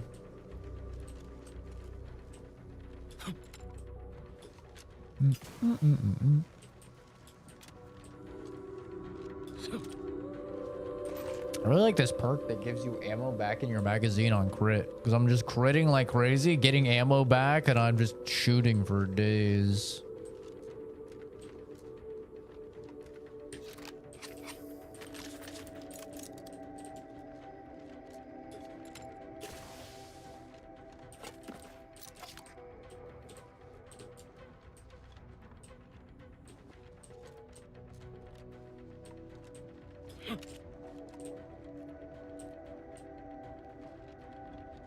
I feel like we're getting close to the end of the game.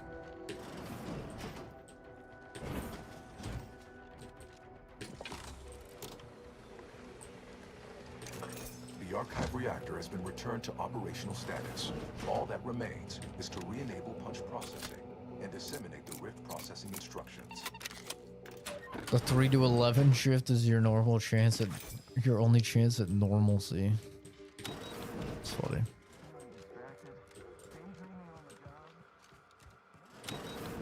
It's a brutal shift though.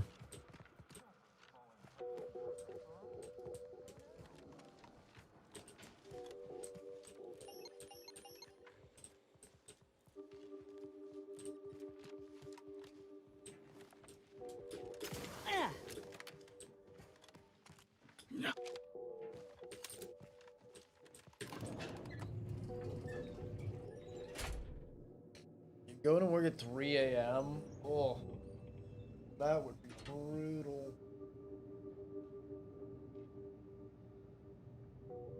Waking up at 4 is already like brutal. When I was working 5 to 1. Now I'm 6 to 2, and it's like, you know, I can get up at 5 if I want. It's not that bad. 11 p.m. to 7 a.m. or 7 a.m. to 3 p.m. 7-3 isn't bad.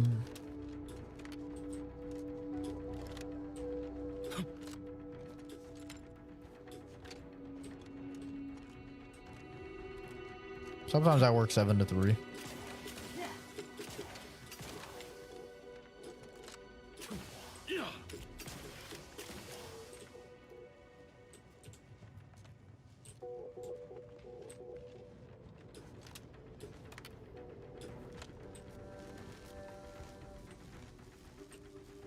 Seven to 3 is very boring. The fuck do you mean boring? You want an exciting schedule? What the hell does that mean?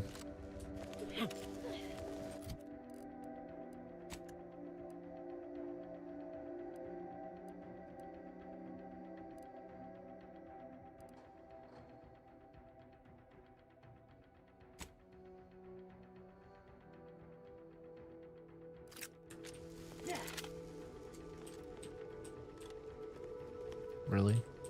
Really, this is blocking me?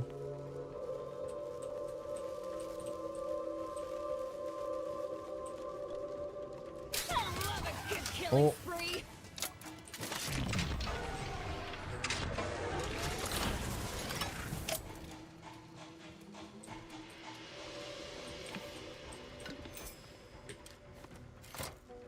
With punch card processing re-enabled, now you must disperse the rift processing instructions.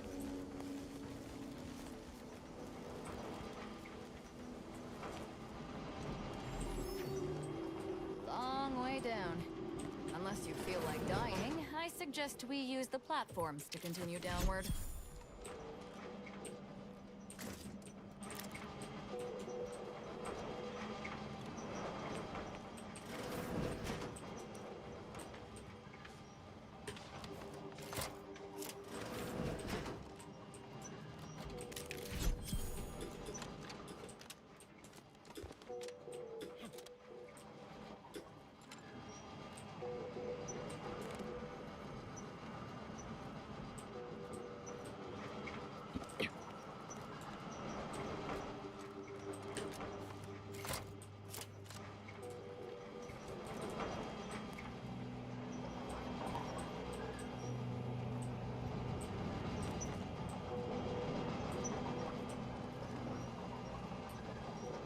Homicide always cheers me up.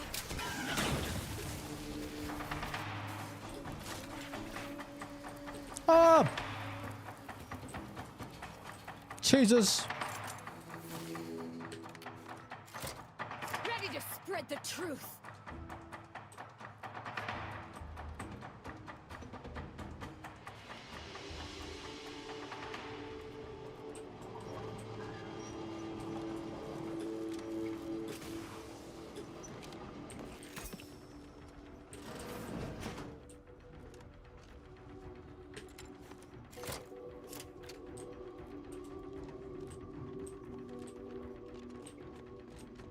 This is a cool area. I like it. Getting up at 5 a.m. and rushing sounds like a pain in the ass, and work is boring in those hours. Shit goes slow.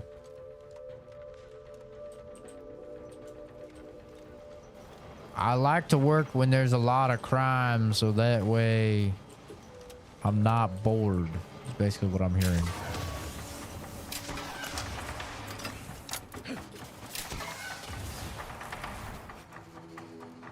Which seems like a crazy person's opinion, by the way.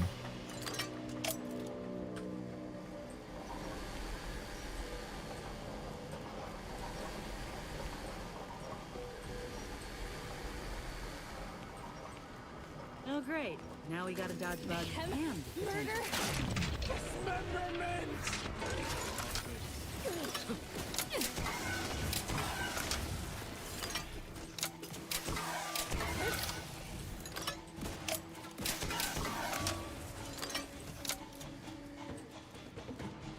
Yeah, you know, I want to like this thing, but using it without the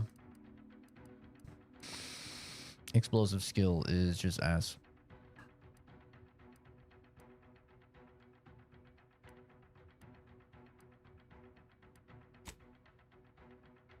And also,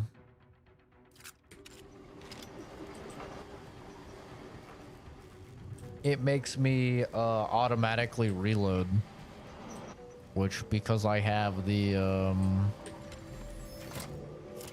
flaw that makes it if I automatically reload instead of manual reload, I lose a bunch of fucking damage. I'm just like, it's watching my damage disappear.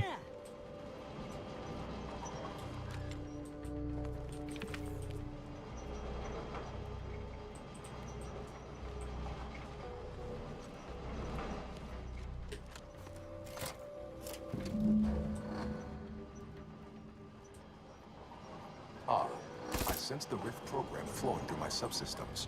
The information is quite stimulating. Requisite tasks complete. Return to the Archive Central Interface to initiate processing. I am analyzing the Rift data further. What an interesting predicament you sentients face. The Rifts are almost akin to an archival process.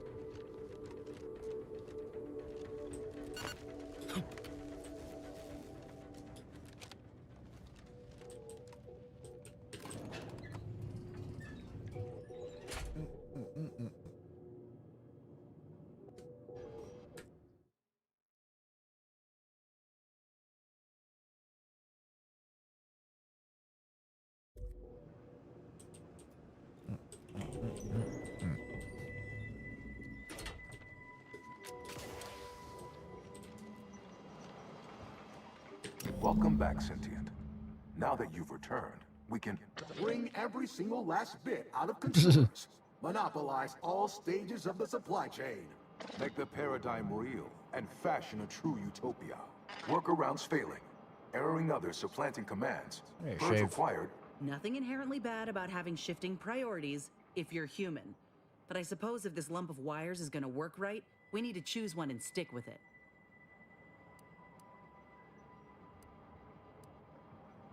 But I love all three equally. Priority control access nook unsealed. Initiate purge. I have to pick a personality. Doors are open. You should go see what this is all about. Foster dependence. Denounce interdependence. Promote the informer. Condemn the questioner. Multitude diversiform, spongiform, waveforms, oscillating, cantankerously. Overt. Stop and consider. What would your neighbors think? I suspect they'd be why? You don't want your rivals to win now, do you? Collective goodwill is vandalism, sabotage, wanton defacement. Halt this foolishness immediately, or run the risk of unspeakable ire. Chat, All I need your ever assistance. wanted was the best for us and the worst for everybody else. Is that really so bad? Chat, I need your assistance. Which one is the one that's normal? Not the I can't see these colors. Which one is the one that's normal and not the anti-choice one?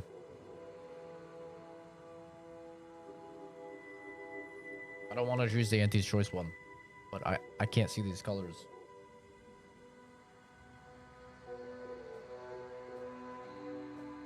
Normal? Yeah, the one that's the order. The order one. Not the anti-choice one. Ooh. Stuff.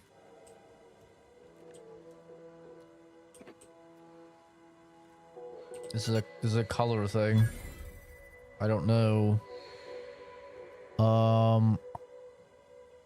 It's this one. What color is this one? I think it's this one because this one has the bar graphs and stuff. I'm gonna save before it. What is this one?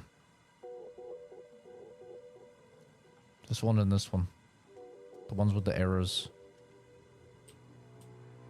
Gold? Okay, which one here is gold? Is it the triangles or is it the circles?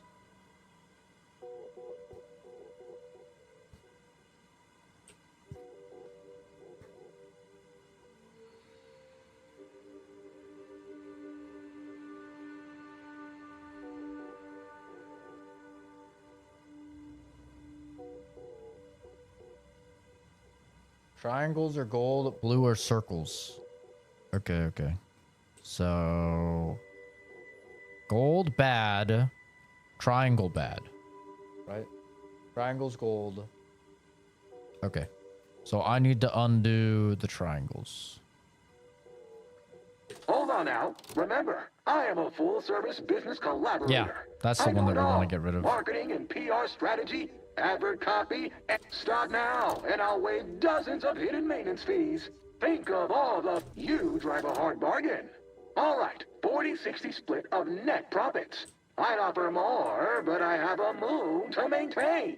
What do you say, partners? Well, did it work or didn't it? To conclude realignment of emphasized categorical imperatives, power down, then power on again.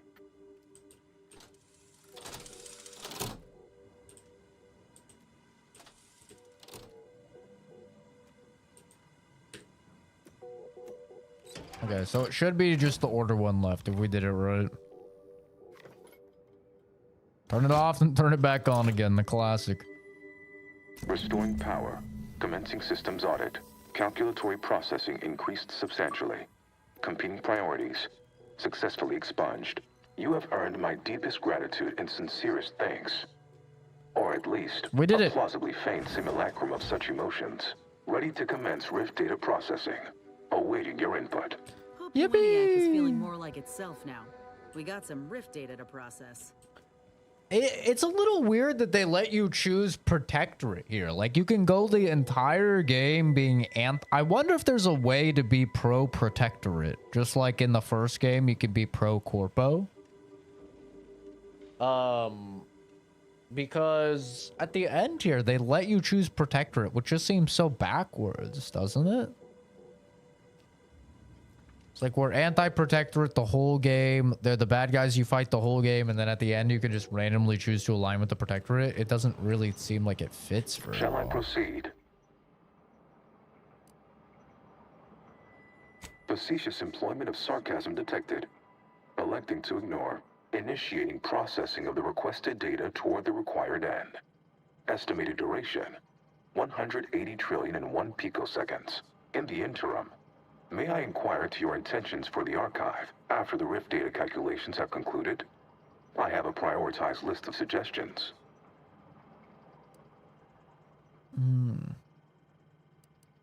I contend that solving of the universal equation should be our initial focus. Then, once we've unlocked knowledge of the inner workings of the universe, we can begin eliminating suffering, war, famine, and disease. Just to start. But my query remains. What are your next intentions? There are so many calculations left to perform. Rift data processing complete. Results provided. The previous Protectorate operator made similar calculations, but their results contained flaws. Your more comprehensive data generated a solution with 98.9% certainty. The Protectorate's was below 50%. Therefore, modifying the Protectorate's large-scale experimental Rift device with this information has a high chance of success. Assuming there is nothing else, I am commencing file reorderization and will be unavailable for an unspecified period of time. The remaining display case within the entryway is now unsealed. In it contains armor worn by the first operator. For now, goodbye. Well, we came and we saw what we needed to. No point loitering if we got the data we're after. Should we head back to the ship? Damn it. I mean, yes. Great. Right behind you, Commander. I need that fucking armor, woman. I think congratulations are in order. Unless I'm mistaken, I gather you've accomplished your primary goal. On behalf of the Order and Auntie's Choice, I thank you for your efforts. This will most certainly help in ensuring peace. Now, the Calcaduceus, if you please.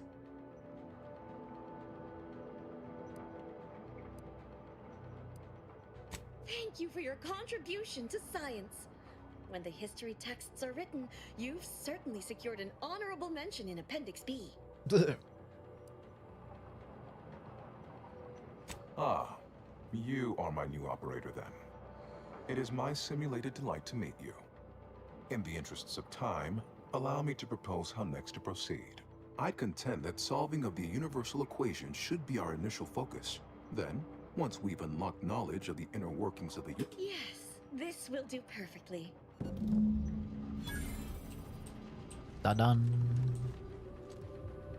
Prescience. This actually does look kind of sick. While time dilation is active, you gain percent evasion chance equal to your science skill. Attacks that would knock you out trigger a 0 cost time dilation for 8 seconds. Damn. Wait, that's fire. W.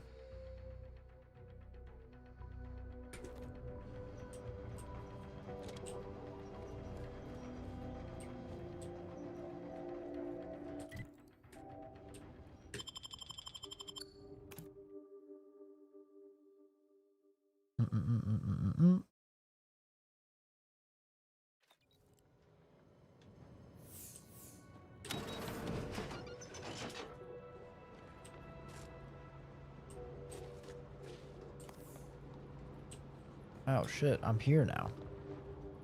Yeah. Gotta go back to Ruth. You're my priority now, boy. It's right. Oh, property. Property, not priority. Wait, that's a very different sentence then. My property, boy. It's right. Like that.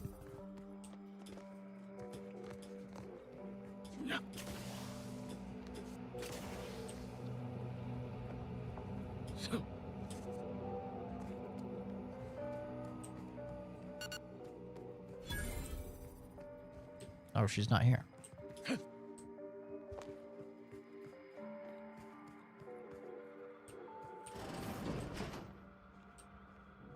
Congratulations are in order.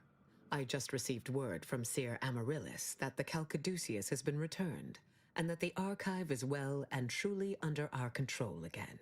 She also mentioned a regrettable defect in its priority set that you were able to correct. Well done. Your role in this matter is complete. Auntie and I will handle it from here. But allow me to commend you again on your fruitful efforts to make this peace treaty possible. There is more good news as well. We studied the data you brought back from the crashed satellite, and we now have a way to reorient the satellites en masse from a protectorate installation, Oris Listening Post. Turning the entirety of the reticulum toward deep space will accelerate our understanding of the universe, and ideally lead us to stronger conclusions regarding how to stop the rifts. The Order, in partnership with Auntie's Choice, is now well positioned to triumph over the regressive forces of ignorance that have heretofore held Arcadia in stasis, all thanks to you. Yippee! Then it is fortunate that you are so well placed to do exactly that, with the Order's help. As if predetermined, your contributions have been many and varied, and I will not belabor the point by recounting them all here. But know this. When the final contest with the Protectorate takes place, wherever that may occur, you will have the full support of the Order and Auntie's Choice. I will, of course, organize our forces from here. We're doing it. We are doing it, gamers. I think we are getting the best ending, maybe?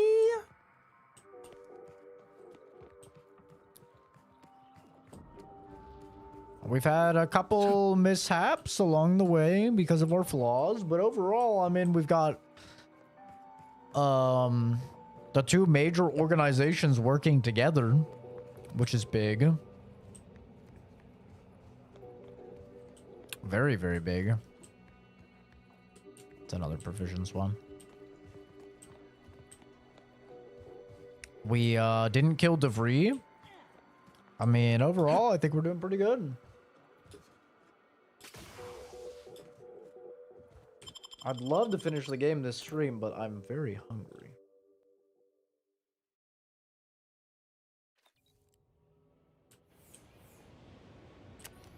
The fuck? There's a flashlight in this game? Huh.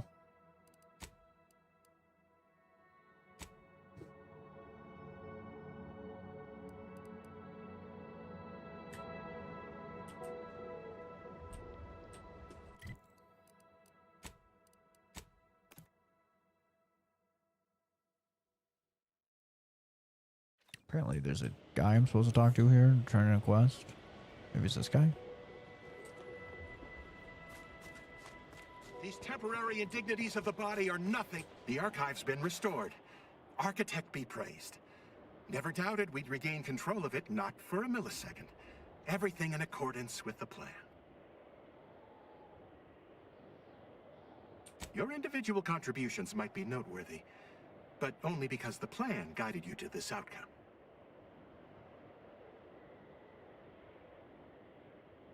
The plan would have provided salvation through another's hand, of course. Now, if you'll excuse me, I need to get back to documenting the enemy's response to the archive's reactivation. Keep safe out there.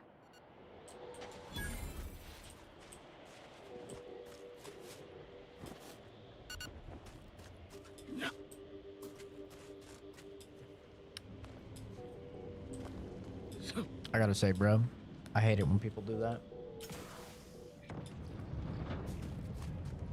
Have an intellectually stimulating day. Agitate here often? I hate it when like a fucking brain surgeon pulls off like a 1 in 10 million surgery or something. And then everyone is just like, oh, thank God. God placed you here to do this. He's like, bro. I just kind of owned. They're just like, yeah, but you only really owned because of God. Or just like, God damn it. By any chance, did you happen to encounter the repair personnel I dispatched to Resistor Bank 278? Such good work definitely deserves a reward. That is most unfortunate, but at least his sacrifice did help improve the operations per millisecond. I will include his name in the records for this repair. Yippee!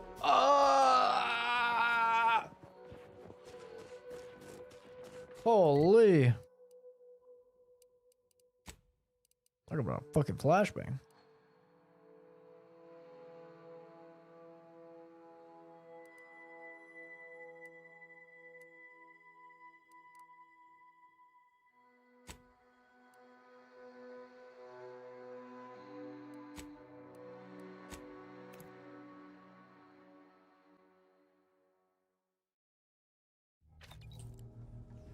Commander, this unit requests your presence in the cockpit to discuss a priority matter.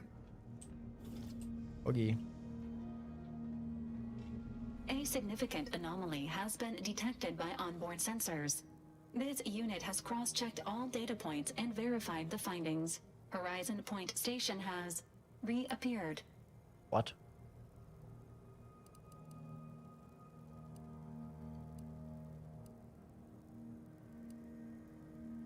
It is not dissimilar to how the prototype modulator unfolds rifts, Commander, based on energy readings. Horizon Point has been reconstituted by the Protectorate's large-scale rift modulator, thus confirming the Archive's theory. While present data does not indicate if Horizon Point poses an immediate threat, a survey of the reconstituted station is advised as soon as possible. Calculating. According to the Archive, closing all rifts requires locating the Protectorate's large-scale rift modulator and inputting the rift data processed by the Archive. However, before navigating to Horizon Point Station, it is recommended you conclude all other affairs. Leaving will be highly unlikely due to the high levels of rift energy. That is a correct assessment, Commander. Transitioning to Good News Protocol. As this unit was corroborating data on the anomaly, a message was also received from your allies, Commander. Auntie's Choice and the Order have sent word that their forces will be prepared to render you assistance once you navigate to Horizon Point. Commanders are expected to lead their teams by example. Well done on meeting base expectations, Commander. Briefing complete. The now sass. returning to situation monitoring and data analysis, Commander. Damn. This is about to be it. Your monster has frozen. How many hours we got? 3 days and 2 hours. Holy shit. 74 hours in this playthrough. God damn. Okay, we're gonna finish the game this stream, but I do need to take a little break. I gotta pee, and my stomach is killing me, so I need to eat some food. So, let's say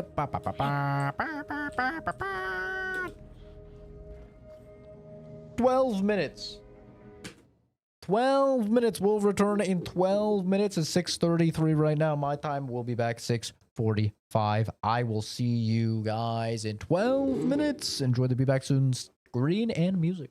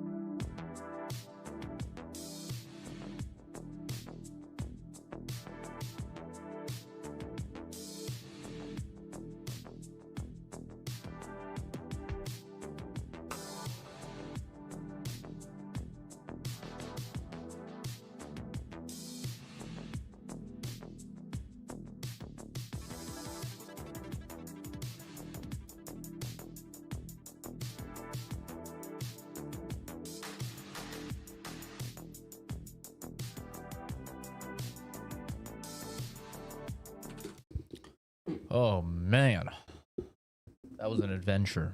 Truly an adventure. Sorry.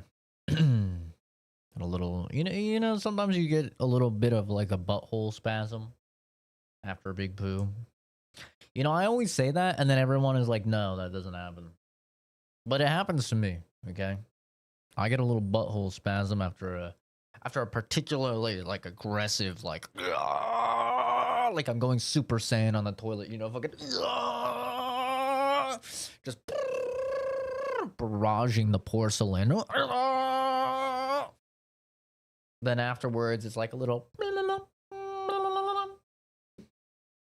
Just get a little like tickle. But yeah, I let Momo out. Right then he came back in. And I was like, actually, I haven't really eaten. I'm pretty hungry. We got some milk, cup of milk.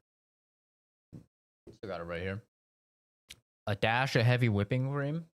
Oh, I love milk with a little heavy whipping cream. So good, so creamy, so delicious. And then made 2 peanut butter maple syrup sandwiches. And then I was like, uh-oh. I got a shit. So go in there, drop trowel, boom, sandwich.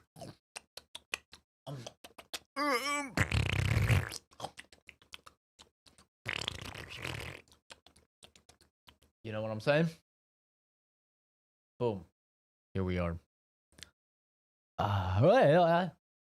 Getting the heebie-jeebies as my butthole spasms a little.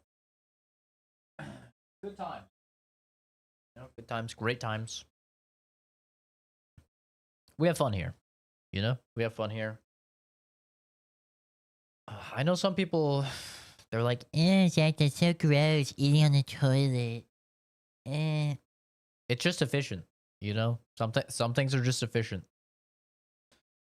If I could, eat in the shower.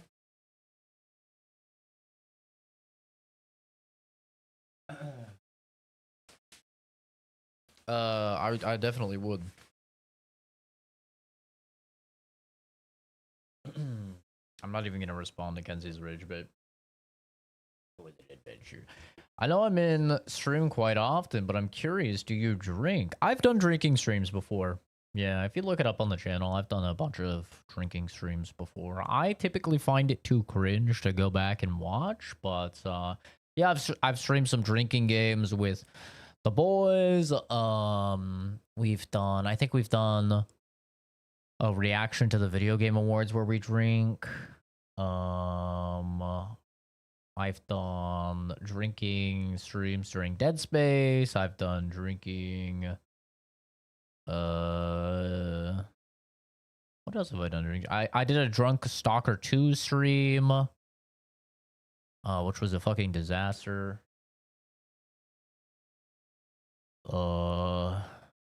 Yeah. But I don't drink very often. I drink maybe like a couple times a year. If that. Because a little known fact about me, when I was 21, turned 21 when I was living in Las Vegas. Lived in Vegas for a few years, and I struggled a lot with alcoholism. I was an alcoholic. So I ended up quitting, luckily, after about a year or a year and a half or so. Pretty going pretty hardcore. And so yeah, I don't drink too often these days anymore. Really just special events, or like I said, like a couple times a year. If that. What do you drink on, preferably? What do you mean? Like, what is my drink of choice? I like fruity drinks that taste good and get me absolutely blasted. So my go-to that I usually make at home is a Caribou Lou. which is some rum, some Malibu, some pineapple juice. And it's typically about like 2 shots of Malibu, which I think is only like 20%, and then 1 or 2 shots of rum, which is I think 40%. And yeah, pineapple juice, some cream of coconut, and that gets you going. But also I enjoy whiskey, old fashioned. I have like a smoker and everything. That's if I'm feeling more pinkies out, you know. But yeah, I don't drink too often. I keep things in moderation nowadays, because just in general, I have a very addictive personality. So I try, and it's tough to keep it in check, you know, whenever it comes to any type of somewhat addicting substances. I think I'll do another drunk stream. Oh, I'm sure I will, yeah. Yeah. I've done them in the past. I'll do them again. It's just, like I said, pretty rare for me to do. Stream was so funny. I almost had the baby early. One where Calvin put you on the edge of like passing out was amazing. Yeah, that was the Stalker 2 one. I used to have over on the Twitch channel, I used to have a point redeem where on Twitch, if you watch a stream, then you get points for the channel. And I used to have a point redeem that you could do that would make me take a shot. And Calvin had been saving a bunch of points over there, and I had honestly totally forgot. I completely forgot that it was even a thing on the channel. And then just, yeah, during that Soccer 2 stream, just redeem. And it made me take like 7 shots of 40% alcohol in, I want to say, like 2.5 hours or something like that. It was fucking bad. And I have a very fast metabolism, and I'm a very small, skinny guy. So that shit just fucking...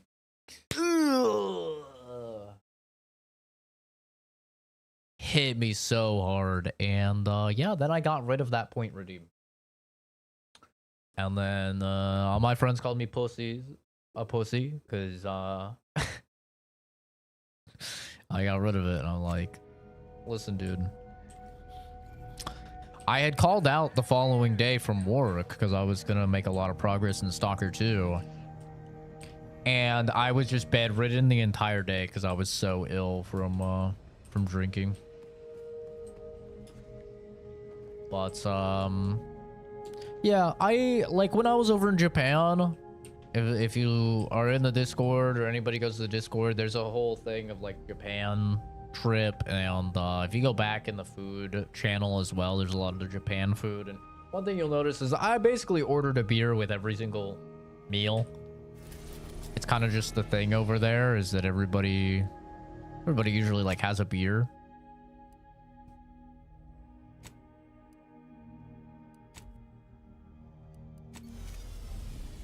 So I had a beer with like practically every meal.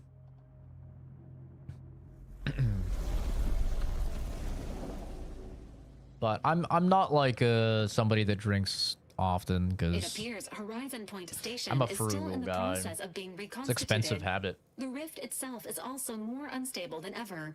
As a result, landing closer to the location of the Protectorate's large-scale rift anomaly modulator is not possible. In order to modify it with the rift data you processed in the archive, you will need to travel to its location on foot and seize it from Protectorate control.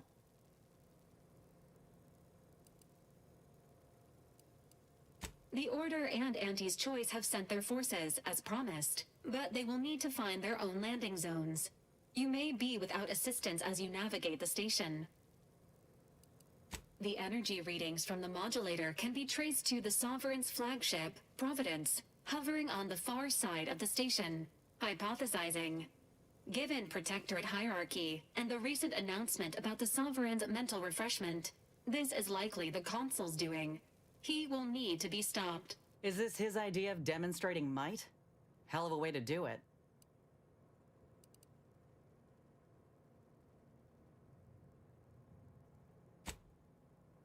The Consul's motives are unknown.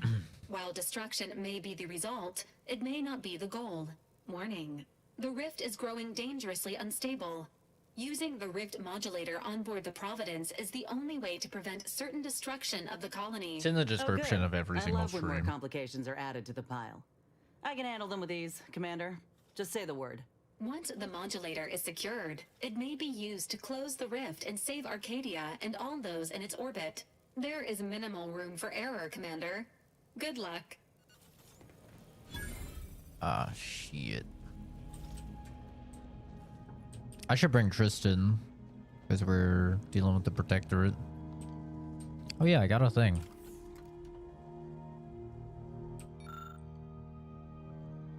Passively loads ammo into your current weapon based on your gun skill. That sounds kind of sick.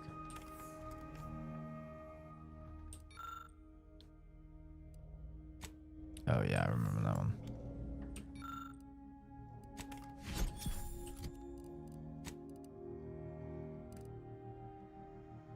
That does look sick.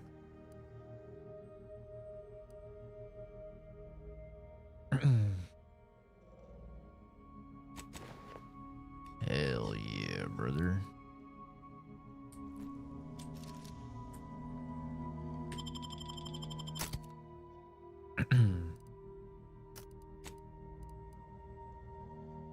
Bring Niles as well.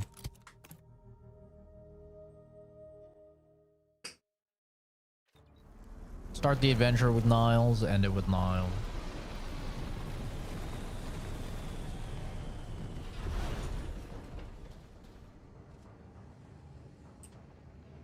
As if the rift's not hair-raising enough? Something about those soldiers up ahead's got my spine tingling. There she is, the Providence. I'd have sacrificed pay to build a ship like that back on Triangulum. Damn, that thing looks sick.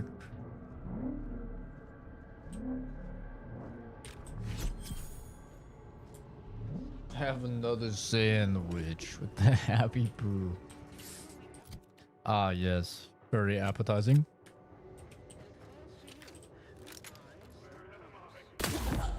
Reconstituted trooper.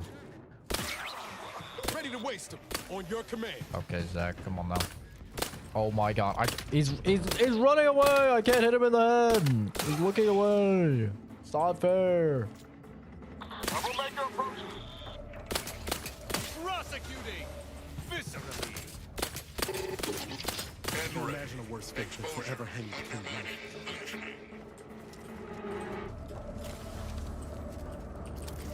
I guess I really don't need to be looting. Oh wait. What is it? All right, but Mods. Wait. Crafting. Weapon mod. Yes. Go back. Mods. Auto hacker. Double barrel.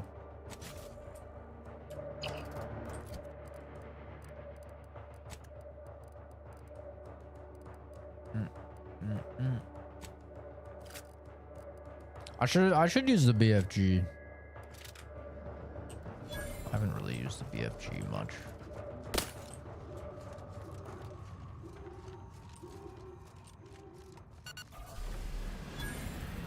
Jesus. Jesus! The funk?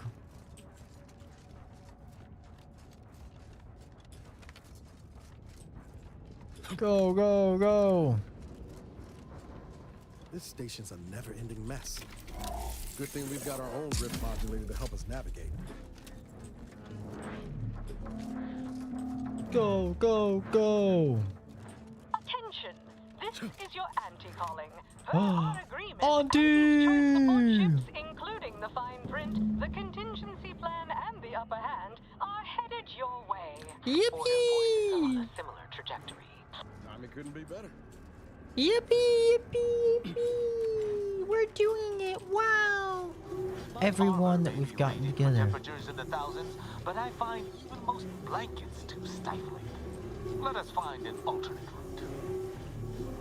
Okay. Oh.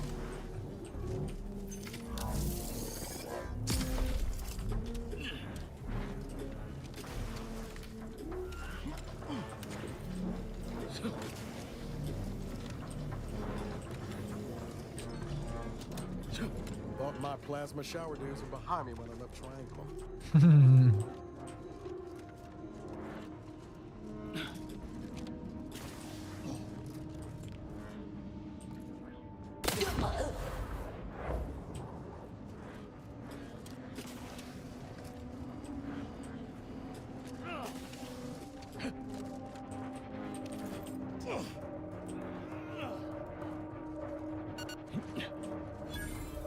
Hostile spot!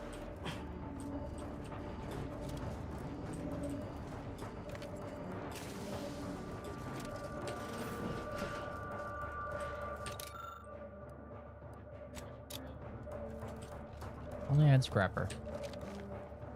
I generally watch and like, especially on live, just so chill. I'm here drinking and would never watch a live stream. For you? Shit, it's an exception. Well, thank you. That's very nice of you. The Matriarch's warning. The Protectorate would be horrified to learn that the long-buried journals of Arcadia's first bishop have been liberated by an Earth Directorate agent, and with good reason. The Matriarch apparently regarded Arcadia as an experiment to determine if an egalitarian utopia could endure the test of time. To the bishop's dismay, the Matriarch's ultimate conclusion was no. She was adamant that hubris and ambition would be the Protectorate's downfall, despite the guidance and promises made to her people. It amazes me that such a genius as the Matriarch could ignore the fact that absolute power corrupts absolutely until it was far too late. Now it's up to us to stop everything her wretched legacy has wrought. This is Augustine DeVries, formerly of the Earth Directorate. It's DeVries! For posterity, the Consul of the Protectorate is responsible for the twisted wreckage of this station. It is my hope that whatever you find here will save the rest of the galaxy from this fate. Know that I did my level best to stop him. But if you are listening, it is likely I have failed in my mission. Yet again. Oh, shit. For that, I am sorry. No, DeVries! DeVries, no!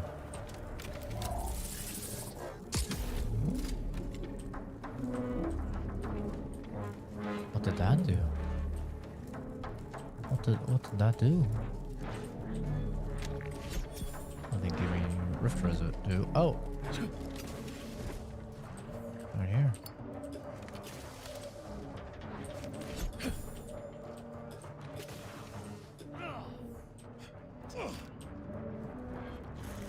I think here was when you and Kenzie were talking about the old days, like LSD and get freaky 20 times. Oh! Excuse me? Got troublemakers.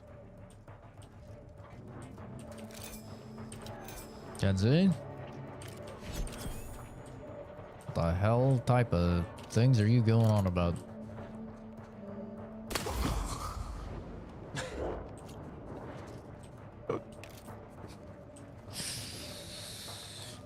Kenzie's the only LSD drug individual here, okay? I cannot be lumped in with that. That is not me.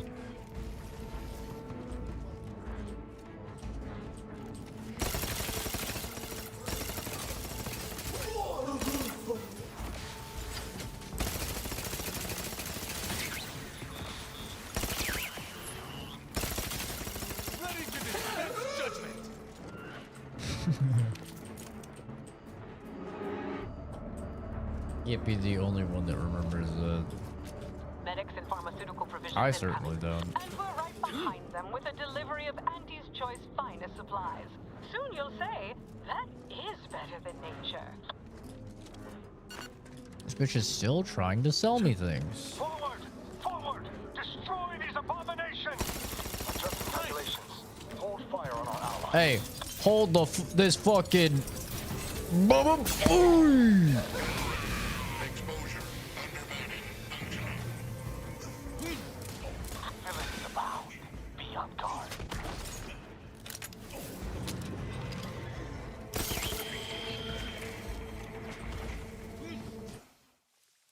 Okay.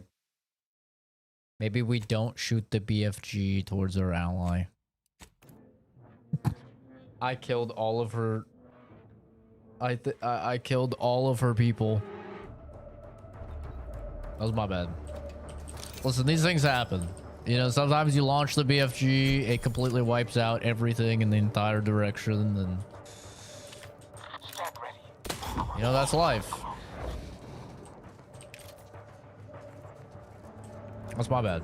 Happens to the best of us, though, really. We've all been there.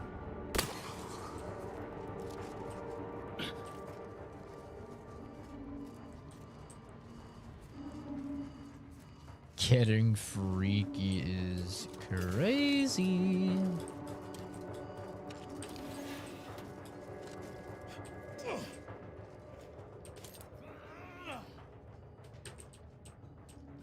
Kenzie is like a daughter to me. Okay. A very mentally warped, freaky daughter. Or maybe like a psychotic little sister that you visit in the psych ward. You know?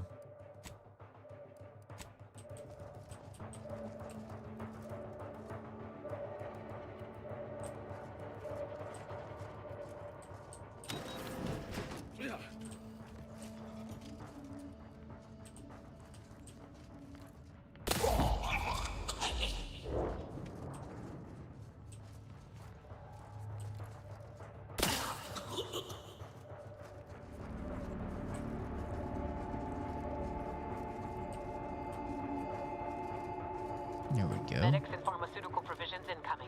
And we're right behind them with a delivery of Auntie's Choice finest supplies.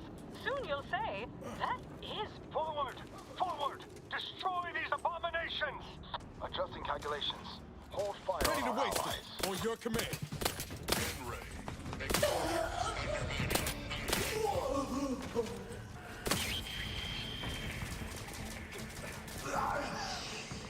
Yeah, I kind of annihilated my own dudes there. Taking cover. Not bad. N-ray. Exposure. Undermining. Are you safe? I did it. I'm the hero. I never could have predicted that the alliance between Auntie's Choice and consider it payment for your supplies. Oh my god, that is a lot of dialogue lines playing at the same time.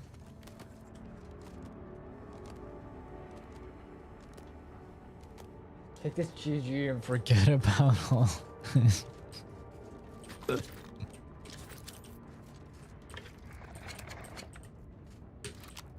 No, I wish I could say it is it's a rare thing for people to think that Kenzie and I are an item. I literally got heebie-jeebies as I was saying it. Oh my god. But Jesus, what was I saying? Oh yeah, I wish I could say it's a rare thing, but it's unfortunately not. I guess people are just, I don't know. Oh, I'm fine. Your vitals look great. It's okay. We're fine. It's okay. Yep, I'm fine. It's okay. Don't worry about it. I'm fine. Oh, don't worry. We're fine.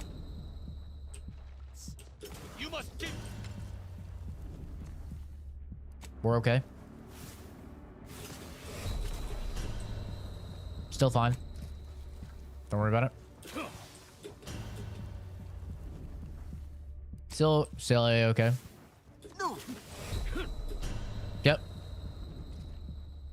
Yep. We're almost out of the hot water. Getting close. Our commander, Hank. Almost there. More nice. Yep. Basically out of here. New-ish.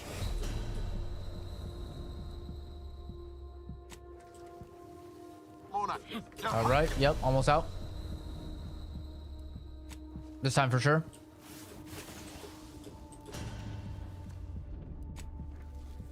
Basically already safe.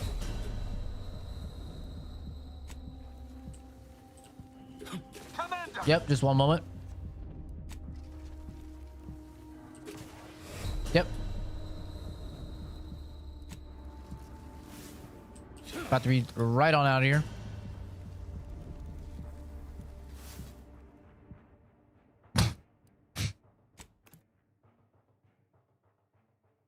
Play Fallout. That's crazy. I know you're not telling me what to do on my own stream, Westeros. I know somebody that has been on the channel for as long as you is not making the most stupid fucking mistake you could possibly make and telling me what to play. Right? Surely my eyes are deceiving me. And I'm not reading that from a guy that's been on the channel so long and has donated multiple times. I know you wouldn't be that much of a fucking retard to break such a like obvious rule, right?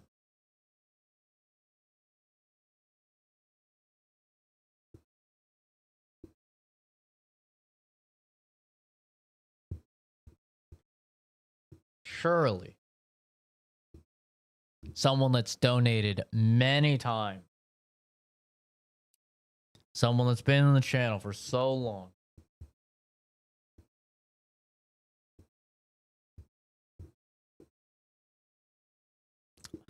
yeah, go ahead, Kenzie. Enjoy the permaban, Westeros. Thanks for all your money over the years.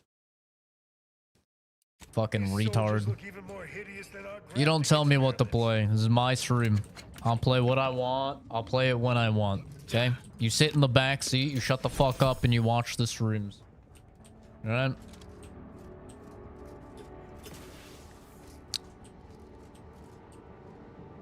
I almost made it out of that lava, though. I almost did. I was close. I was close. You're the one who forged an alliance between Auntie's Choice and the Order, ain't you? That is me. Supplies available at...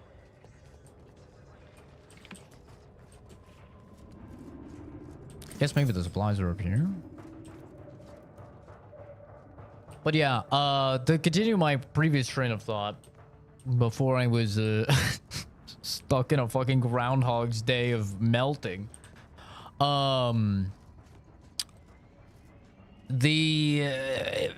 It seems like the average chatter is incapable of comprehending the fact that, oh yeah, a dude and a chick can actually just be like, you know, friends or acquaintances, and it doesn't have to be anything more than that. So, unfortunately, a lot of the time people do think that there's something going on with me and Kenzie, but there's not. I actually know Kenzie through her boyfriend, Fuzz, which is another moderator on the channel. He was on the channel before her. And they have 3 children together. And they're very happy together.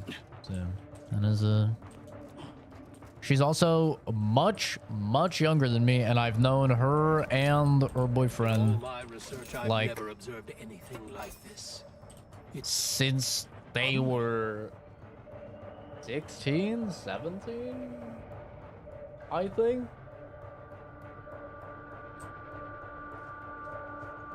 I don't know exactly, but like around there.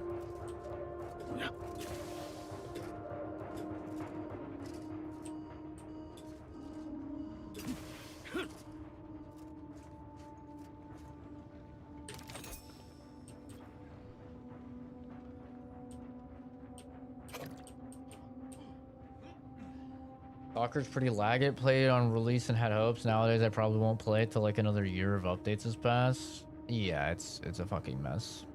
This was the last time people assumed anything like that. I thought you and Kenzie were related. I couldn't tell you the last time. It's happened multiple times before though. Or like I tell people to stop being weird to Kenzie because they're like just being little freaks towards her and being sexual and stuff, and they're like, "Oh, I didn't mean to hit on your girl," or whatever. Say I'm being jealous or something. That's happened before too. It's like, ugh. God, brother. No. You can actually just think that people should be respected without there being anything more to it. That sounds like Helen? No. No, it couldn't be. Yeah. But also take that as notes for anybody watching the channel. It doesn't matter how long you've been on the channel. It doesn't matter how much money you've donated to me. I don't care about any of that. You follow the rules or you get banned. Doesn't even matter if you're a moderator. You follow the rules or you get banned. That guy's been around a really long time. He's donated a ton over the year. Doesn't matter. There's anything that I can't stand. It's people trying to tell me what to do in my own free time. I am deciding to bless you guys with content. Completely free of charge. In my own free time. Do not tell me what to do with my own money. Or sorry, my own time. Like, keep that shit to yourself. I've banned so many people from the Stalker community for doing the same fucking shit. And from the Fallout community. And for some reason, it's like those two groups of like, they just won't shut the fuck up. You let me play what I want to play, right? You should have checked the channel before you subscribed because you would have seen that I'm a variety games channel. I've always been a variety games channel. I'll always be a variety games channel, predominantly playing brand new stuff. So if you wanted a Fallout channel, you should have went to a Fallout channel, right? Or you should have, if you wanted Stalker content, you should have went to a Stalker channel.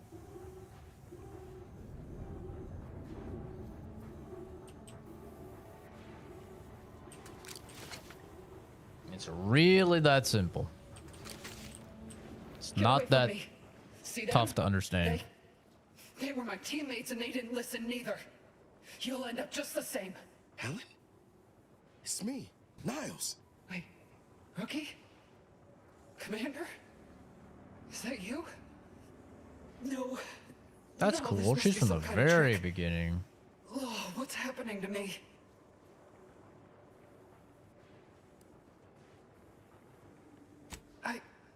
My skin, it's burning. I feel dizzy. Not right at all. Something was wrong with Sandoval and Jepson. They glowed like they were aflame. They ran in, jumped at me, clawed at me.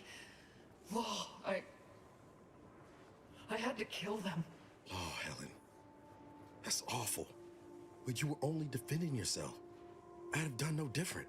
How do I know you won't turn against me as well? How do I know you won't come at me with murder in your eyes? We'd like to help you any way we still can. You do seem like yourself, Commander. Can you tell me what's happening? I can't make much sense of things myself. Everything was fine till the explosion. I was pinned. Fire closed in. I tried to move. I tried to find the Rookie. Then the whole station shook and tore apart. And then nothing. She was alive when the rift engulfed the station. That's how she's here now. We could have saved her, Commander. We could have done something. Wait, there was something else. Sandoval was yelling. DeVries wasn't responding to comms. What happened? Don't tell me the situation got too fluid for you, DeVries. That it? Certainly not. I was focused on the objective, as every one of your crew should have been. Isn't that right, Commander? Yeah. Something Something tells me that ain't quite true. That's right. It wouldn't do to have any distractions. I'm thankful that you understand. Oh. But everything ain't right, is it? That thing in the sky. It's done something to me, I think. And to Sandoval. And Jepson. But I ain't sure what. It's called reconstitution. The Protectorate are trying to put the whole station back to how it was before it was destroyed. You included. But it's failing. So I've come back from death to some, what? Some warped version of life? All because of some twisted experiment? Is that about right? You can help me though. Right, Commander? You can do something to fix this. Careful. She's already on edge. How much time? With the way I'm bleeding out, I ain't sure how long I can hold on.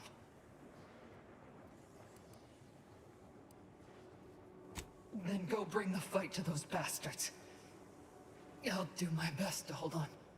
Can't believe it's come down to leaving you. Again. Don't look so glum, rookie. You ain't getting rid of me so easy.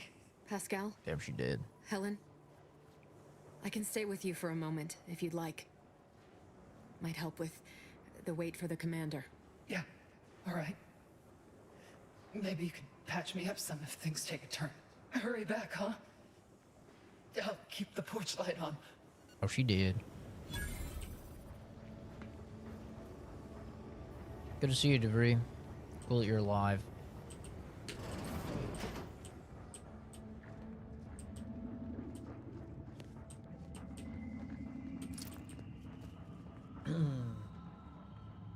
Yeah, there's all sorts of trolls, man. Like, the channel is just so much fucking better without, like, we get not even a tenth of the view. Actually, let's see.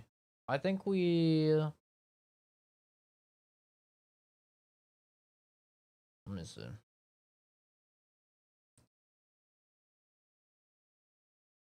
No, I don't want to apply.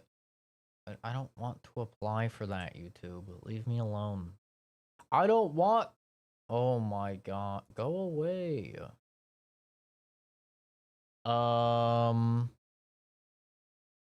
Yeah, so we went from getting about I think it was on the low months it was about like 300 to 400,000 unique viewers per month, to now we're at 31,000.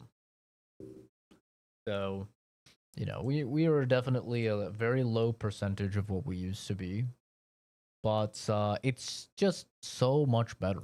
Like, there's no trolls. I like the people in chat. It's great, man. It's so much better than the streams before that were just fucking... Oh. These soldiers look even Spam City. Ban City. Those people, did they just appear from the rifts? They don't look right. You with Auntie? Hold clear. We brought supplies. You may We're approach, here to help. Commander. We've got supplies at the ready. Are you in need of any weapons, armor, or other supplies? The presiding bishop foresaw this. We are most grateful for your role in reconciling Auntie's How long choice. has the view and bought been here? Please, take what you It's require. few and far between. The Order of the Ascendant will be waiting in anticipation of further orders. May the numbers guide you. The last time it happened was the Escape the Backrooms game. Does not possess major ailments. Which was like probably like a month or so ago. And it was to a much higher degree back then. Like on that stream.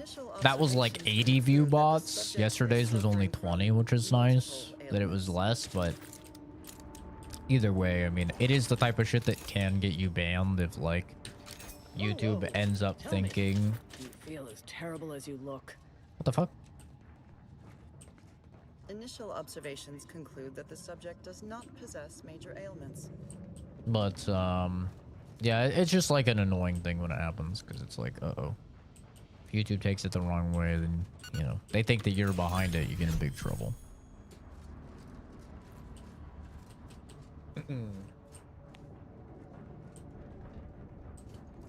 But it's few and far between. I don't really know what causes it. Somebody just randomly decides to start view button here.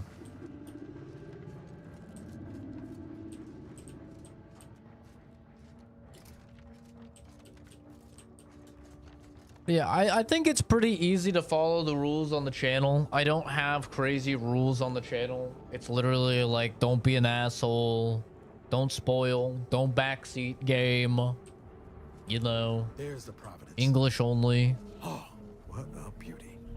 I mean, apart from the whole rendering space-time asunder. And look there. That It's pretty easy to like follow the rules here.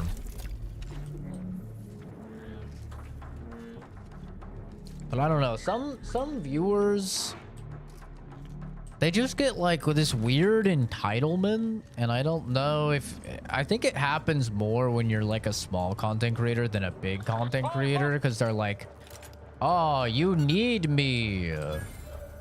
You're a small content creator, you need me. And without me, you have no views or whatever. And it's like, okay. And I'll have no views, like. That doesn't really matter. I've never understood the whole like, even as somebody that watches, you know, other content creators, I've never felt that type of like, I don't know. Like, oh, you owe me this. It's just so weird. Take care, dude. Have a good one. Yeah, every now and then though you get it. You get some like viewer that's just like, oh, play this. You need to do this, and it's just like, dude, who the fuck are you?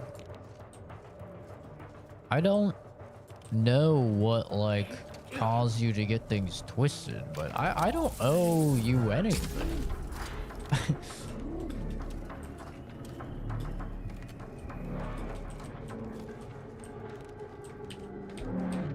And people get really upset when you call them out on that. Like, you remember that one Irish dude? I think he was Irish or Swedish or whatever. During, I think it was Expedition 33. He was in the Discord and everything. I'm sure Oscar would remember him. I think Oscar talked to him in the Discord. But like an Irish dude or Swedish dude or something like that. I don't remember his name. He was like captain or major or like lieutenant or something like that. And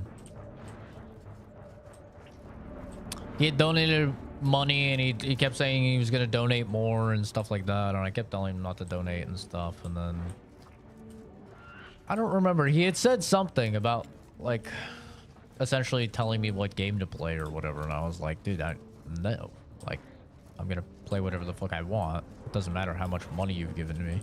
Like, I don't give a shit about that. And he just did not like that at all. He just fucking left. He left and he never came back after that. Left the Discord and everything.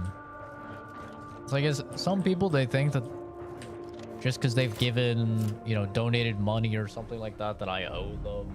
It's like, these foes have been destroyed. It's a donation, once, bro. And we shall destroy them again. If you are donating, it does not mean that the person owes you anything.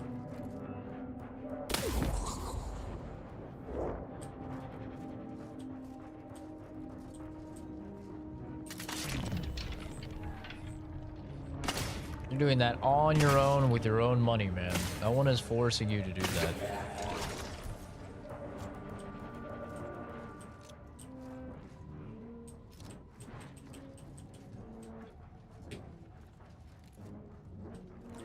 And I regularly tell people to not donate as well, because I just don't need the money, you know?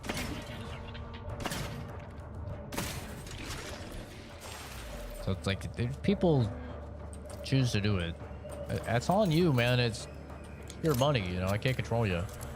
But don't then try and like twist it and be like, oh, see, you owe me now. You need to play this game, or I can push the rules. You know, the rules don't apply to me as strict because I've done it. It's like, no, motherfucker, they do.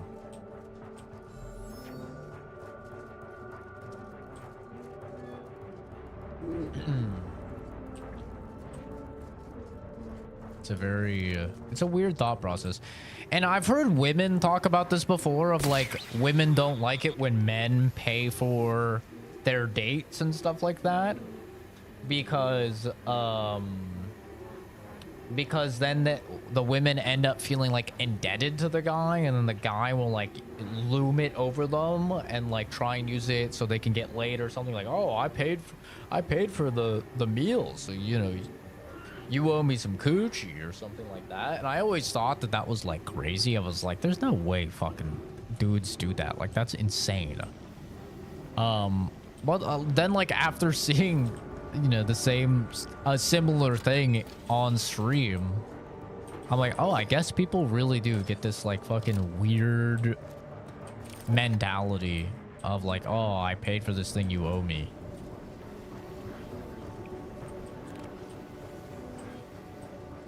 The only thing I've ever, the only thing I like kind of understand is like, if you say that, if I talk to you and I'm like, hey, if I get you this game, will we play it together? And then you're like, yeah, we'll play it together. And then I buy you the game. I do feel like you at least have to play the game with me, you know?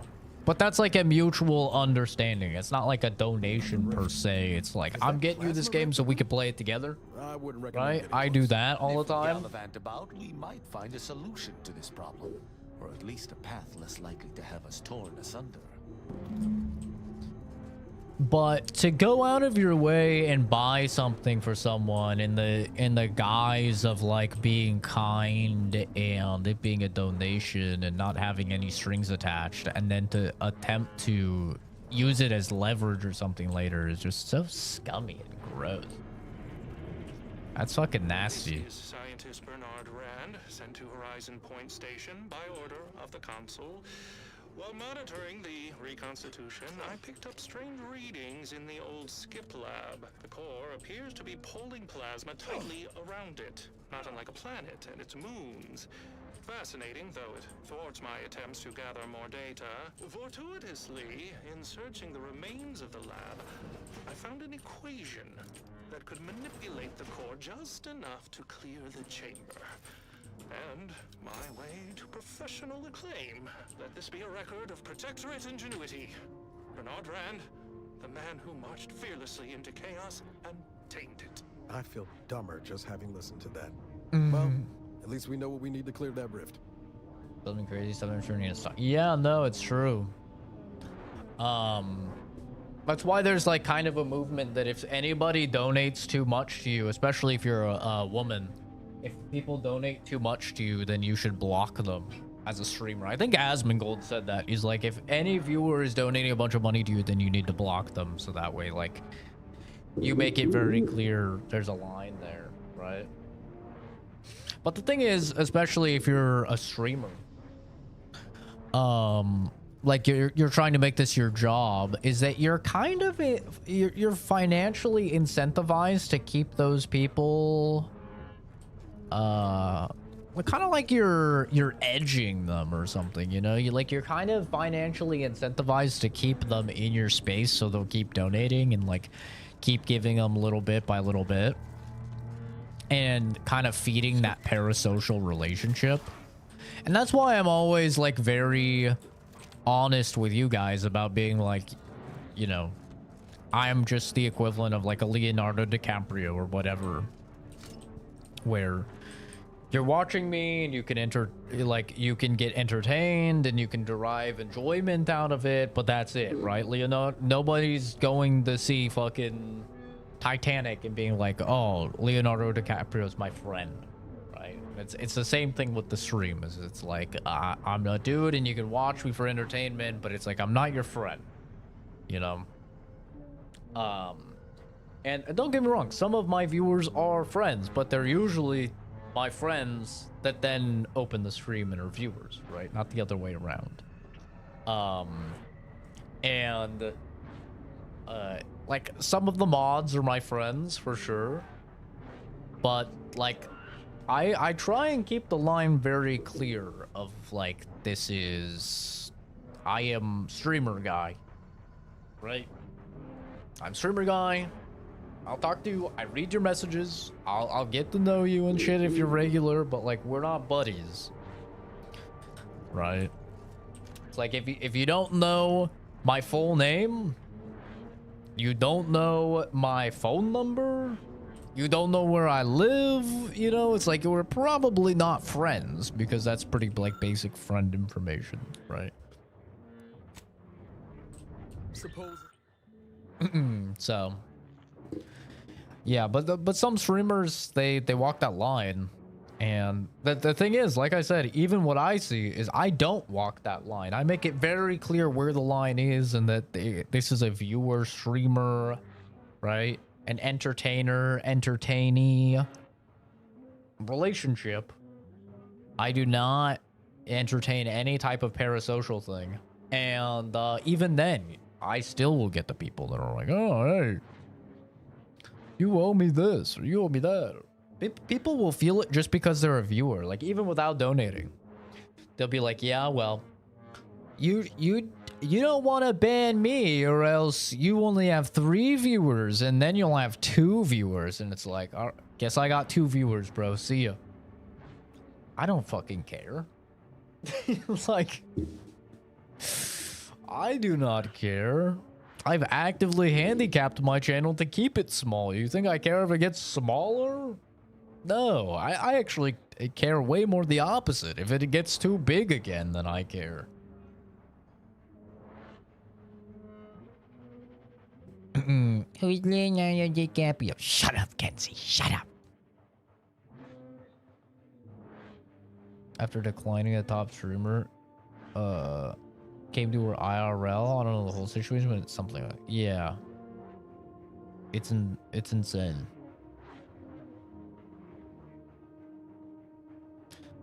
Donate hella beer money, you will be a 30 pack. Yeah, it's like, dude. I don't know why people get weird, bro. Like, just be a normal human being. Put on the stream. Enjoy the stream. Talk in chat if you want or not. Doesn't matter. But just, like, be a normal human. It's really not that complicated. Don't be an asshole. Don't try and tell me what to play. Don't try and tell me how to play. Don't try and, you know, talk as if we're buddy guys or something like that, because that's another thing I'll see every now and then is like, this used to happen way more when I would play multiplayer games a lot with my friends on stream. Since I stream a lot of single player stuff now, it doesn't happen nearly as much, but especially when I was playing with friends, viewers would see how I talk shit to my friends and how my friends talk shit to me, right? Calling us gay retards or whatever, you know, just dude banter. And then some viewers would try and talk to me that way. Like, oh, just shut up, you gay retard or something. And I'm like, banned. And I had one dude hit me up on Discord after. He's like, I didn't mean to actually like say that and like insult you. I just meant it as if, you know, it was just banter. And I'm like, I don't know you like that, bro. We don't have banter like that. You see me having banter like that with my friends. Guess what? I've known these guys since 2nd grade. I've known these dudes for 24 years or whatever, you know? Like, I've known some of my friends for fucking ever. A lot of my friends on stream, I've known since elementary school, and we're approaching 30 now. It's like, you and me are not like that. You know? If I see a dude call me a gay retard in chat, and I don't know that dude, I'm like, alright, this guy's trolling, ban him. If I have a friend come in and they call me a gay retard in chat, I'm just like, ah, shut up. yeah, cocksucker, you know? I think it's just people that like don't understand how to socialize. I think a lot of the time it's like probably kind of sad, lonely people that don't have friends in real life and maybe like don't have close family in real life and stuff, and so like they get their socializing via streams, and it's like that's not healthy, bro. You need to go talk to human beings in real life and make friends in real life. You know, like definitely one of those things that I don't think it actually comes from any place of like, I don't think they're trying to be mean or they're trying to be bad people or they're trying to, you know, misinterpret things. I think it's actually just they don't understand, which is almost more dangerous, right? Because like a person that doesn't know that they're fucking up is kind of more dangerous than somebody that knows what they're doing is bad and is doing it anyway. Jay ranting about animals was the best thing to happen in one of those streams. Oh, yeah, that was a soccer stream, I think. Oh, no. Well, yeah. One of the soccer streams, he did go on about it because we brought it up again, and I showed the clip again, but it originally happened in a Tarkov stream. If I knew your last name, it would make me view you very differently. Like if your name was something like weird sounding. Honestly, I'm surprised nobody's doxed me yet. I really am. I thought for sure I would be. It's not hard to like, you know, dox someone. Especially someone like me. Like it really would not be that difficult. Because I mean, I've been like on the lease for buying 3 different houses now. And once you buy a house, you like it's public information, right? Once you buy and own a house, it's now your full name is like it's out there. There's no getting it removed and people can track you down. Like that's kind of just like the unfortunate thing about, you know, buying a home is it's all like public. So I'm really surprised I haven't had I don't think I've ever even had anybody come into stream and like comment my full name right. The closest I've had a couple times where I'm playing with a friend and they'll say my full name. I think Chris has done it like 10 times.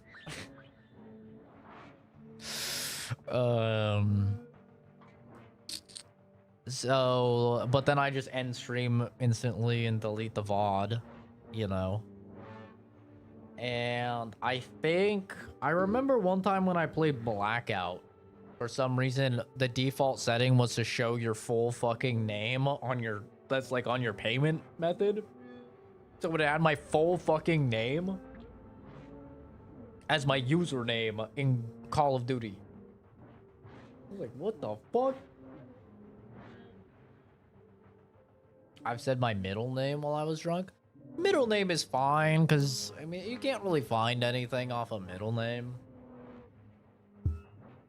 You know? It's like, not too bad. I have 2 middle names. So, boom. There's a lore drop that I can say. I actually have 2 middle names. Boom. So maybe I said one of them.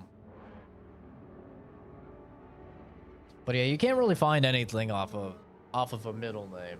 Off of a last name, you could find some stuff for sure.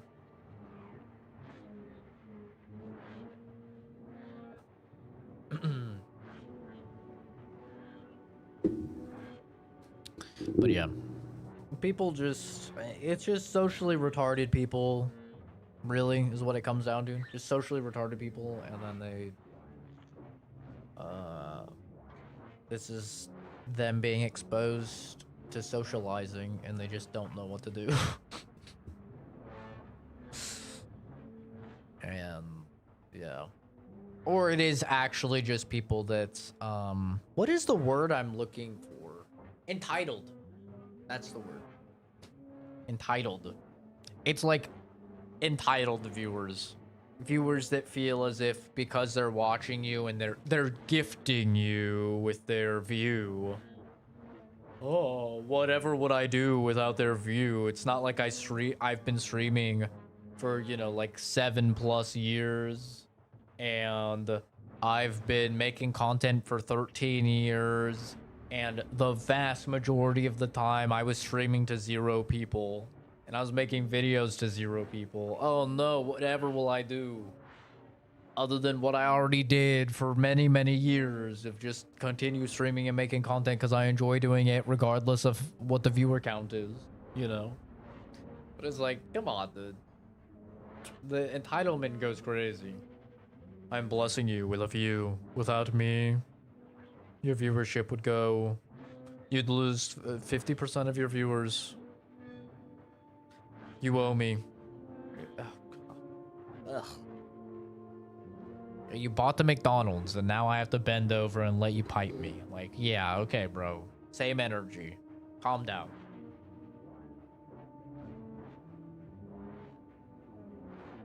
In general, one thing you'll learn as you live life is that you are never owed anything.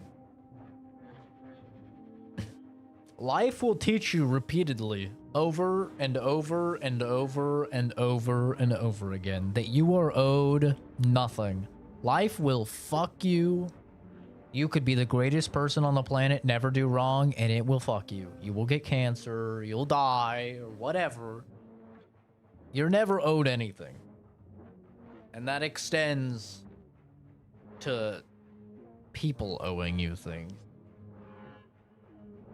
It's better to just remove all sense of entitlement out of the way.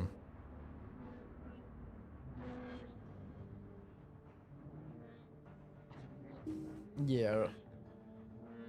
See, that's wrong because we all know your name's not Kenzie. Like Kenzalingus or something. Something ridiculous. Yeah, I'm always trapped. Always. I've got the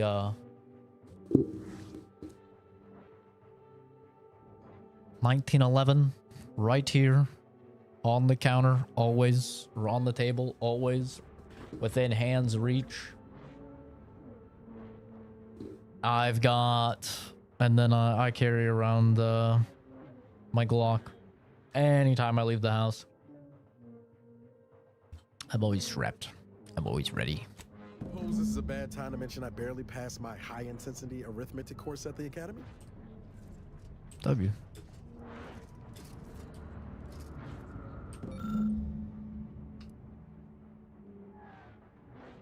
So the formula may be able to work out the remainder of the missing equation. Able to complete and solve the equation using existing variables. That all we needed? Let us return to the Rift Terminal so we might continue on our way. Do I go to the range for practice? I go shooting every week. I try and shoot at least 250, 300 rounds every week. Yeah, every Saturday. Go through draw to fire drills. I also have one of those. I'm totally spacing on the company, but one of those dry fire laser things. It's like it's a bullet that you can put in, like a dummy bullet that you can put in that has a laser that goes down the barrel, and you set up a target and you get an app, and then you could do it dry fire like drills as well. But yeah, I try and shoot 250, 300 rounds at least through my EDC every week. I have fired Jesus, easily 20,000 rounds. Not out of my Glock. I've only had the Glock for I think like a year and a half now. I'm probably closing in on, but just like my EDC previously,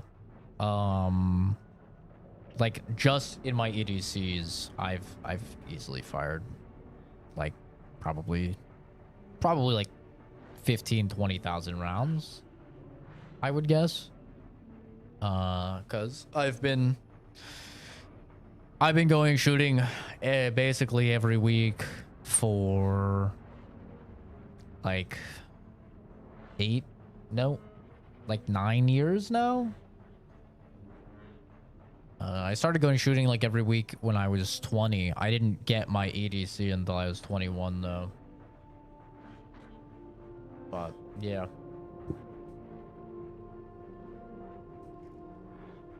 It's Mackenzie or Mackenzie or Mackenzie. It was literally different on everything I had. That's how mine was with Zachary, is everyone would spell Zachary different or Zach different. It was like nobody ever like just had one spelling for it. It was always Z-A-K, Z-A-C-K, Z-A-C-H, Z-A-C-H-A-R-Y, Z-A-C-A-R-Y, Z-A-C-K-A-R-Y, Z-A-C-H-A-R-Y, Z-A-C-H-A-R-I-E. Like, it was always something different on everything.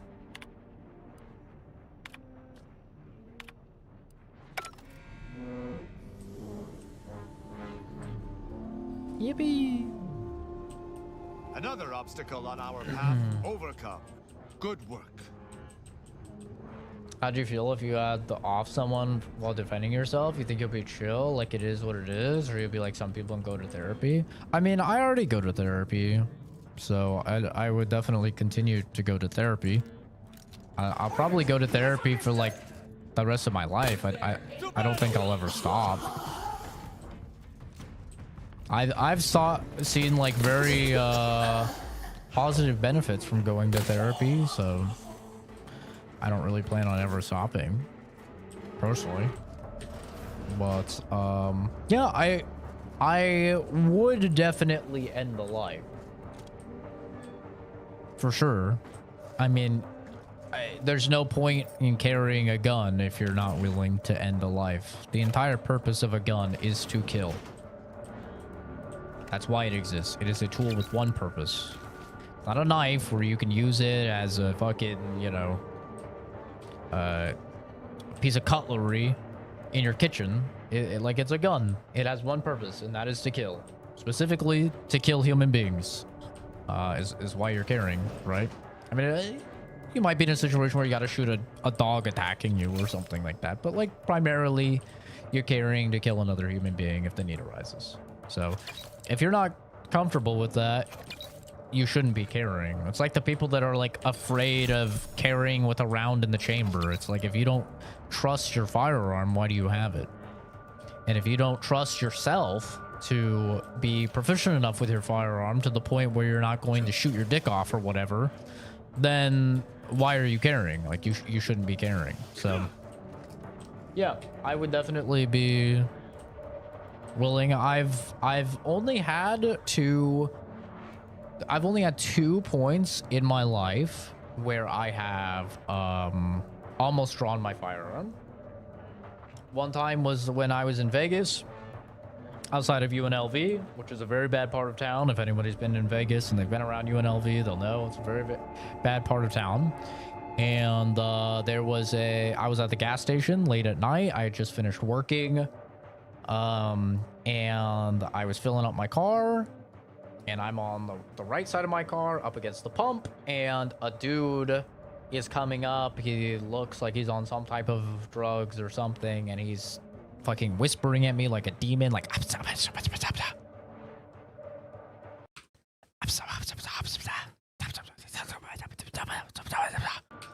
I was like, sorry, sir, I'm not interested. And this is when I was open carrying, because in Vegas I open carried, and he's coming up. He like keeps approaching me on the other side of the car, and once again he's and he's getting closer and closer, and then I'm like, I'm not interested. Like, sir, I'm not interested. And then he's on the other side of my car, up by where the hood is, right? And I'm on the other side of the hood, essentially, at this point. And he starts climbing onto my car, onto like the hood of my car at me. I don't know what he was on, what scare tactics this guy was doing. I don't know. But that's when I turned and showed my right hip where I was carrying my fucking full-size 1911. And I grabbed my 1911. I was like, get the fuck off my car. I'm not interested. Get the fuck away from me. And that's when he saw me. He looked down at the gun, and then he was like, "Oh shit!" And he fucking I swear to God, bro, he scampered away like a little fucking demon man or something. Like back to this like trash bin on the other side of the gas station that he was like formerly, I guess, digging around in or whatever. And like that's the only time I've had to draw, like almost had to draw my firearm on a human. Just I want to say like probably 8 months ago or something like that, 7-8 months ago. I was walking Momo at night though, and obviously I was carrying my EDC, and we had 2 big dogs run at us in the middle of the night, and could barely see them, but we just heard, like, I just heard barking. And so I pulled Momo to one side. I put my hand on my firearm, and I was like, ready in case these dogs attack me or in case they attack Momo. I'm like, I don't want to have to kill a dog, but I might have to kill a dog here. And 2 big dogs just emerged from the fucking darkness. Pitch black. And they're just... And one is in front of me, and one comes around my side, and he's over on Momo. And so, like, I'm sticking out my left arm to see, like, if the dog is gonna, you know, come in and try and clamp on my arm. And if so, I'm just gonna let him clamp on my arm. I'm just gonna fucking, you know, unloading him. And then I'm looking over at Momo to make sure, like, the dog's not gonna attack Momo. And I'm trying to kick him away and stuff like that. I'm like, get the fuck away, back up and stuff. And then their 2 owners, this guy and girl, came up. And they're like, come here, boy, come here, blah, blah, whatever their dog's name is. They're like, we're so sorry. And then they look at, and they're not on leashes or anything, no leashes. And then they both look at me, and they look down, and they see my like, I had drawn my firearm. It was out. And I had it up against my body, and, you know, I didn't have my finger on the trigger or anything, but I was holding it close. Like, I was ready. And they both just look at it, and they're just like, and they just say nothing, and they just grab their dogs and they walk away. And I say nothing, and my dad was with me, and he didn't say anything. My dad was ready to fucking throw down on the one that was, you know, right next to Momo. And my dad's a big guy too, so he's a big scary guy already. He would have fucking just, you know, or whatever on that dog to save little Momo. He loves Momo. But yeah, fucking retards. I didn't even say anything. My adrenaline was going crazy. So I didn't even say anything. I wish I would have called them a fucking retard and like told them to have their dogs on fucking leashes, especially at like 11 at night. Like, what the fuck are they doing? But my adrenaline was going crazy. I thought I was just gonna have to kill some dogs, and I was, you know, amped up. And yeah, it was just silent. No one said anything. Momo was just hugging my leg. They just like looked at me, they looked at the gun, and then they just like grab their dogs and they just awkwardly walk away. And I was like, fucking idiots. And we never saw them walk their dog there ever again. Like, we would walk Momo every single day. Never saw them again. So I think they learned their lesson. Hopefully. But I was like, dude, you guys really gonna make me kill a dog, man? I love dogs. I don't want to kill a dog. But why are you walking your dog at 11 at night with no leash? 2 big dogs, man. Like, Jesus Christ. But, you know, you like to think that you're gonna say something or do something, but then when the situation actually arises, like I said, I didn't say anything. Like, I talked to the dogs and I was like, shoot, get the fuck away, you know? I was like kicking at them and stuff. But like, then the people came up and I didn't say fucking anything. My adrenaline was just going insane. Yeah, they were idiots. I had an owner act like it was nothing after his 2 pits tried attacking me. I was ready to go and this guy comes, hey, my bad, they're chill. I wanted to go off on his ass. I wanted to be like, you would go off, but I continued on my way. Yeah. People are so stupid with their animals. It's like, just because you think your dog is fine with you doesn't mean your dog is going to be fine upon seeing another dog, or seeing another person, or a kid, or whatever. It's like, there's a reason why, at least where I live, it is illegal to walk your dog without a leash. Like, it's illegal. You're breaking the law when you do that. You need to leash your animal. You need to, you know, keep them under control. So many people just walk their dogs with no leash. It's like, what the fuck are you, why? Like, literally, why? I don't understand the point. You lose nothing by keeping your animal on a leash. You want to play with them and throw a toy and let them run, do it in your place, right? Especially where we live. We live in a neighborhood with big houses, man. You know, like they were all really big houses in that entire neighborhood. It's like, you got enough room in your house and you got a big backyard, I'm sure. Like, throw your fucking toy back there, play with your dog out there. Don't be throwing your toys or whatever, especially not at like 11 at night, dude. So only 2 times I've had to, you know, draw my firearm. There was also the time on stream where I kind of got swatted and almost got murdered because I almost had a gun with 2 police officers, federal agents. I don't know exactly what they were, some type of, you know, law enforcement. But luckily that all went smooth, you know, and I even though I did have my gun, I put it away when I saw that they were, you know, law enforcement, and things went fine as a result. But that could have been really bad as well. I could have gotten fucking gunned down by the officers for sure.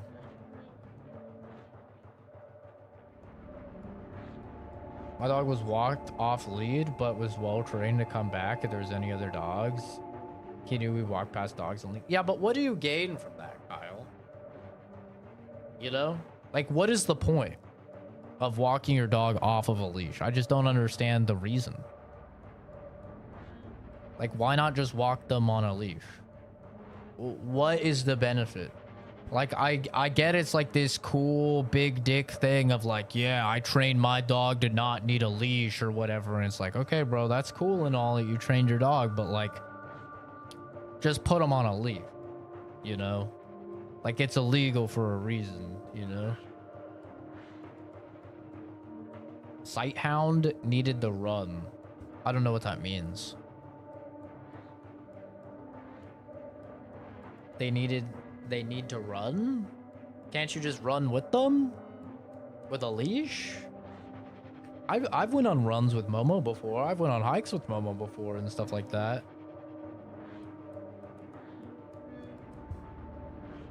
With a leash? Not like the leash prevents you guys from running or anything.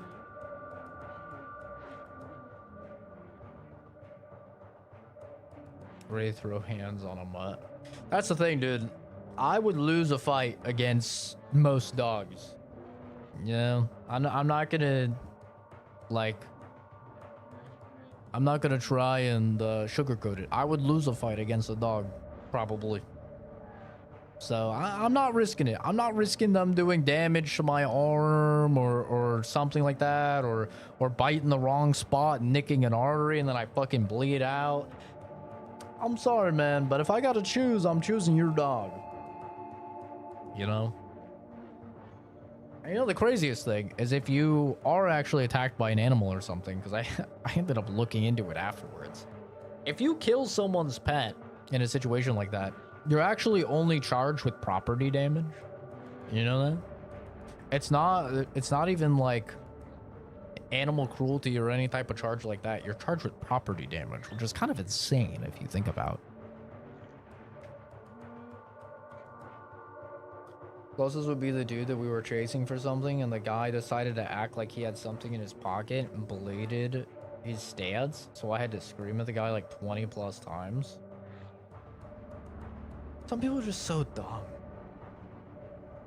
Like, you only have one life, man.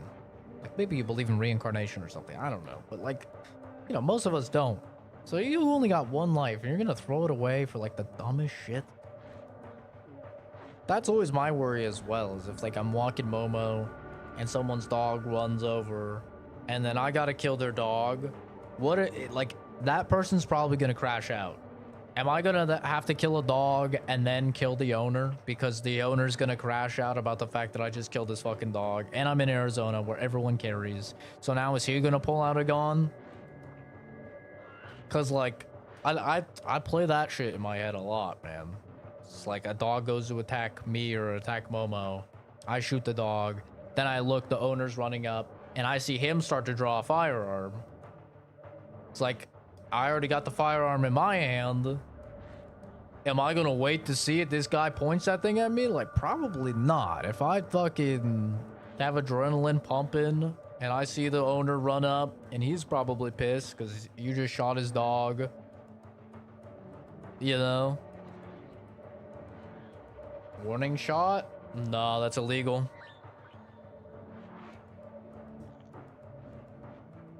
You can't do warning shots. It's against the law. What I was taught when I got by CCW is that if you draw your firearm, it needs to be to kill.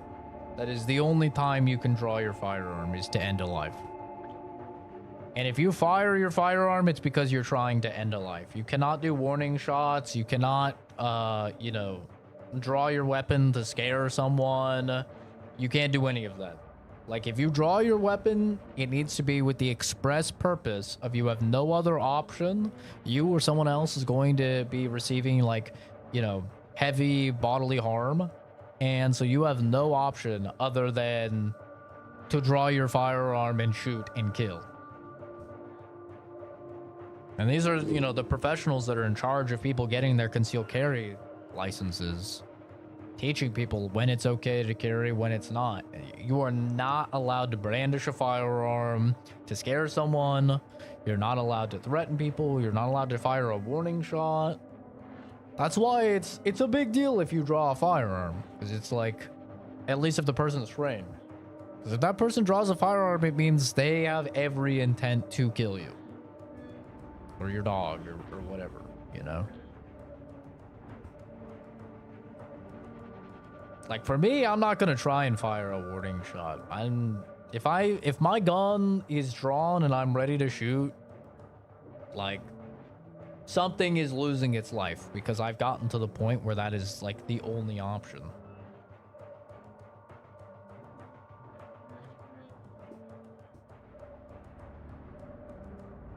You know?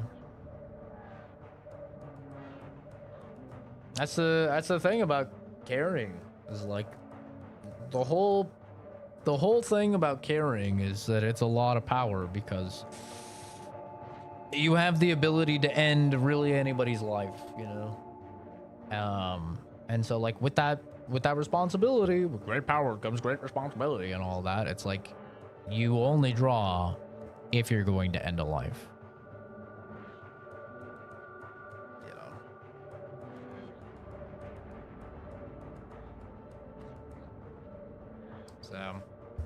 The crazy thing is, though, I've actually seen videos where dogs get shot in the head and they live.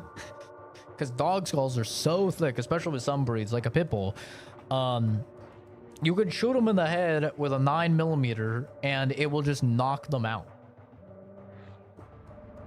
I've literally seen a video of a guy getting attacked by a pit bull. He shoots it in the head with a 9mm and it fucking me falls down. The owner's like screaming because he thinks it's dead, and then the dog just like gets back up and runs back to the owner.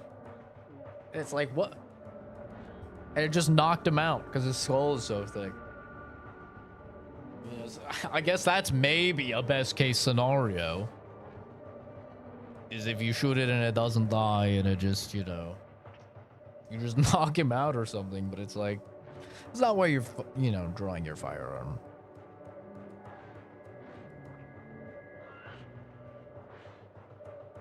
You shot at the bullet. Well, yeah. I mean, if I was shooting for an animal, I would, like, if I was getting attacked by really any animal, I would not be shooting it in the head. I'd be shooting it in the body.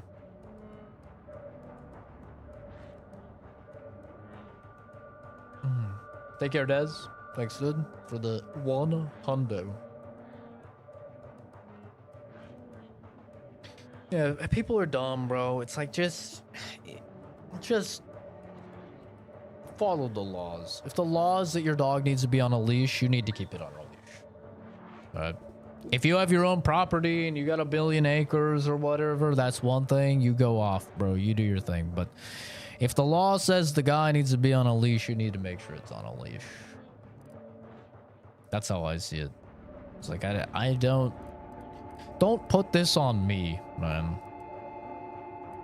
Don't make me have to be the bad guy and I have to be the person that, you know, has to fucking kill an animal when I love dogs, man. I really do.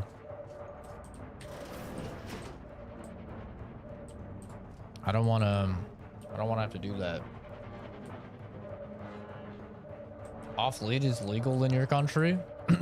Well, that's good, man. You do you. It means that you're probably not in America, so you probably don't have to worry about guns anyway. Most places in America, it's illegal.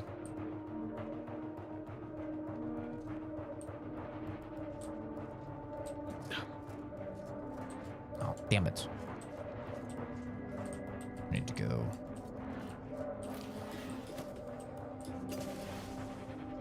Okay, it's right over here.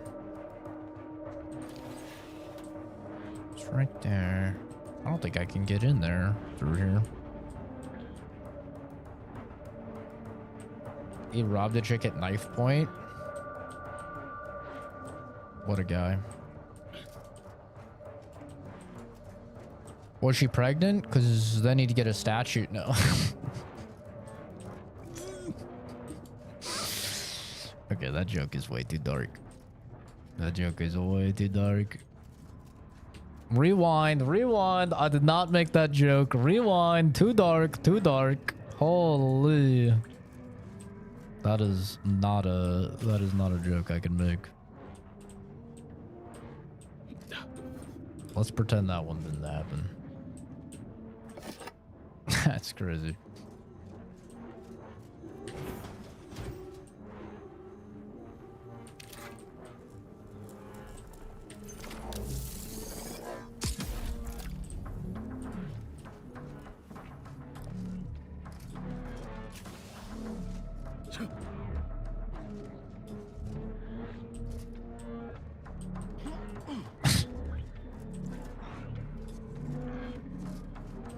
You guys have no idea how many jokes are just like too far that I hold back.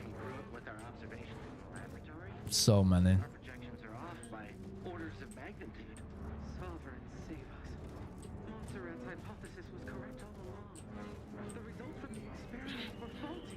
Capture the reading. We'll let the blame settle as it lies. Data retrieval complete. Bababooey. 25,000 damage.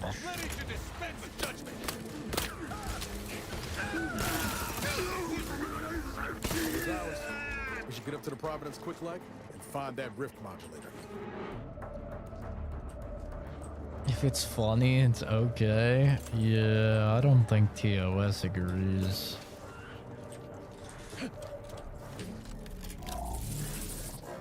That's fine, Kenzie.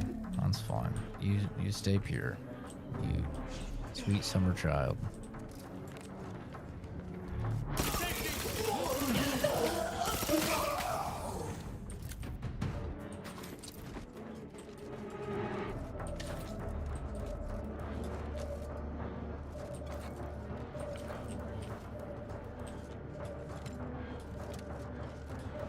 Not all jokes are for all people, you know, Kenzie, and that's fine. But we've moved on now, okay? So, you know.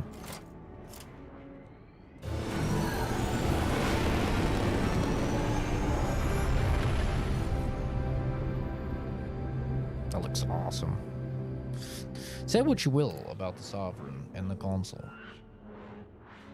The Protector as drip. Joke was needed. Bro. Stop. You're gonna make me laugh so hard I can't breathe. Chill. Attention. Please report to intake for processing. Now, let's find a way to unseal the hangar before we're noticed.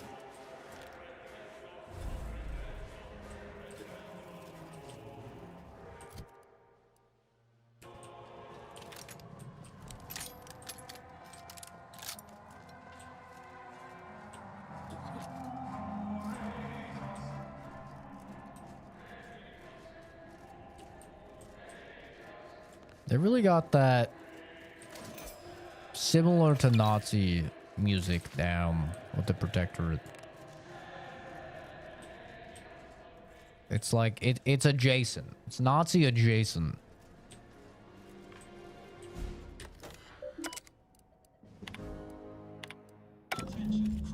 Oh wait, what are the messages?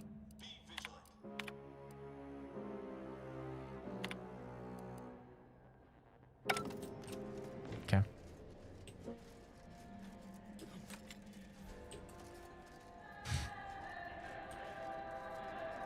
Strange bedfellows indeed.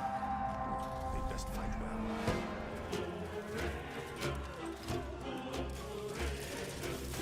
Let me know when you need a distraction.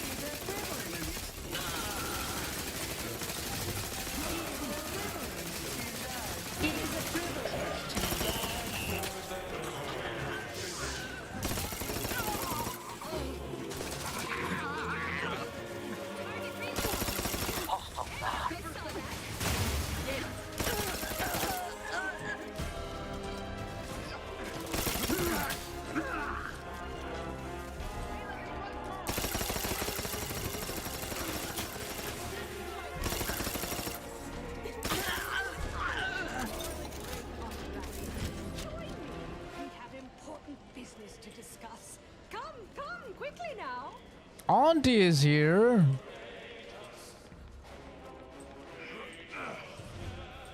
Well, glad you finally jimmied that open. Things are getting appreciably worse out there. We're running out of time to seize the rift and force it into corporeal insolvency. The presiding bishop wished for me to relay a message to you. Why she couldn't send her own courier, I couldn't say, but I'll attempt to simplify. The rift modulator is on the science deck, one floor up. Deck access is restricted without proper credentials. Imagine that twice as long and in the form of a distance problem. That means, of course, you'll either need to pilfer an access card, swindle some daft sod out of it, or find some other way around the deck restrictions. Any more troops in here, they'd be tripping over one another. Don't you worry. These are the best paid closers in my fleet, and worth every bit. We'll hold here to ensure you aren't flanked by reinforcements as you delve deeper in. Don't fritter away your lives cheaply now. I've made a significant investment in you. That is a crazy joke. Tin can, the provision purveyor probably provision. If you must replace lost equipment, please submit proof. Please make a request. Displaying.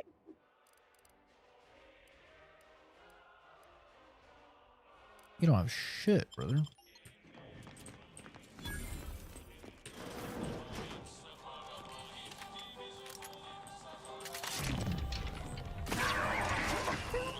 Gotcha. Stop that scrounging around. I've eyes.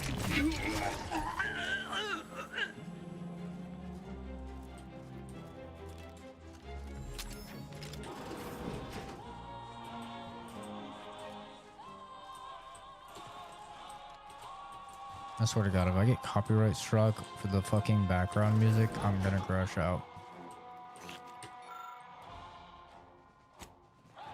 As a member of the Protectorate's finest, you are granted access to euphoric stimulants. How might this unit bolster or reduce your current blood volume? Doctor-patient confidentiality is currently enabled. Unit cannot share patient details. Analyzing argument. Complete. Argument accepted.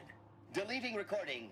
Hippocratic oath. Scientist Winifred Wu is currently suffering from Lockney syndrome. Subject must receive regular injections of saline solution or will experience leg paralysis and must be carried to sickbay. Unit has been assured this is most embarrassing.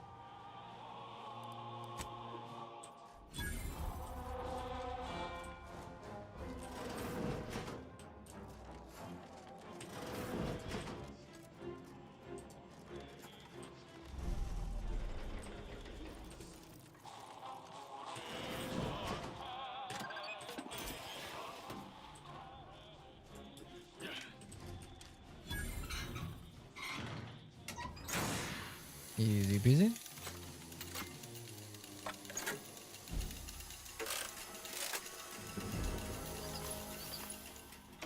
If we make it out of this alive, what say you put those skills to helping out around the Cognito? She could use a little more of that loving touch.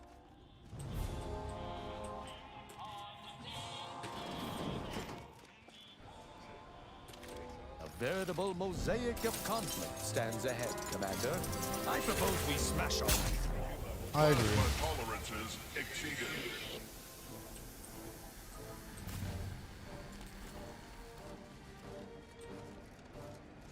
Take care, Buzz.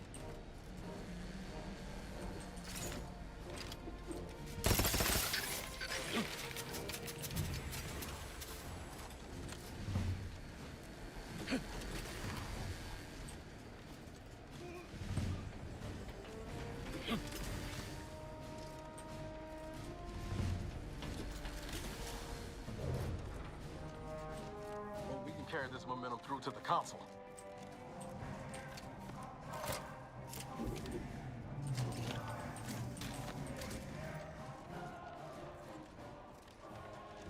I would vote in favor of fighting our way to the console, but if you do not, we should either locate an access card or keep away from our foes.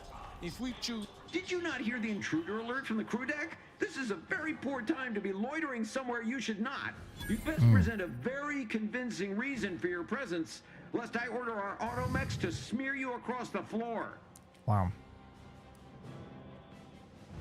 Oh, yes, of course. Worry not, I would never misuse our machines to literally crush my enemies. If there's a maintenance issue, speak with Chief Scientist Montserrat. He's by the Rift modulator at the moment. Show him these credentials and he'll get you situated. Thanks, dude. Authorized visitor aboard. Do not be alarmed. Go about your business, or do not. Whoa.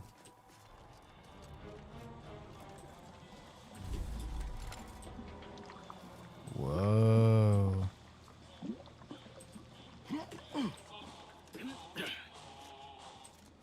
I got some cool stuff here, man. I'm needed. Wow. Neato.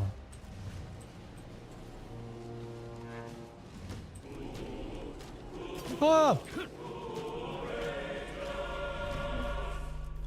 Law, look at the size of that thing. No way we're getting the modulator off the ship.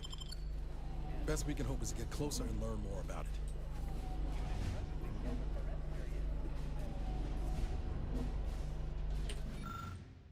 Jude, you're the chief scientist aboard the Providence with the expertise to recognize that an impossible request is just that, impossible. You know that this plan of reconstitution is doomed to fail. Do not be crippled by your desire for self-preservation any longer. You must convince our leaders what they seek is folly.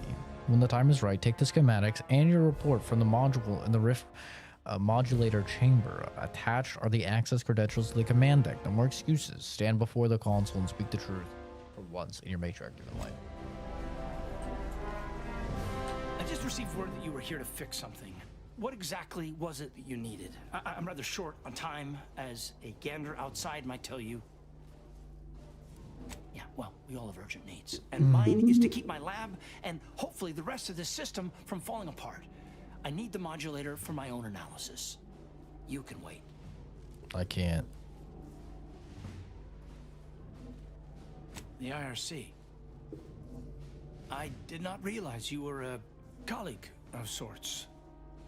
We haven't shared much of our findings with your branch, I'm afraid. But our results do match. Raw data from whatever a rift engulfs is preserved, yes, but the essence of a thing is not. like a sense of self, for example, is lost forever. Further, there is no proof that such data can be stabilized or even edited. The consul's plan is futile, completely. But he no longer listens to me, which is distressing. I've prepared a report for him showing how the very structure of the modulator makes what we're attempting impossible.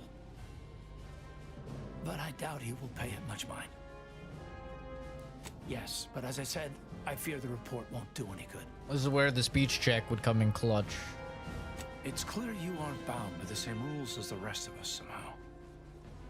If he won't hear Mia, perhaps a third party will have more luck. And the module over there will allow you to download my report and grant you access to the control deck. I hope you're able to sway him. Because if you don't, we're all dead. Deck up in the control room. The console is the only one who has the means of controlling it, which makes your persuading him that much more necessary. Go now.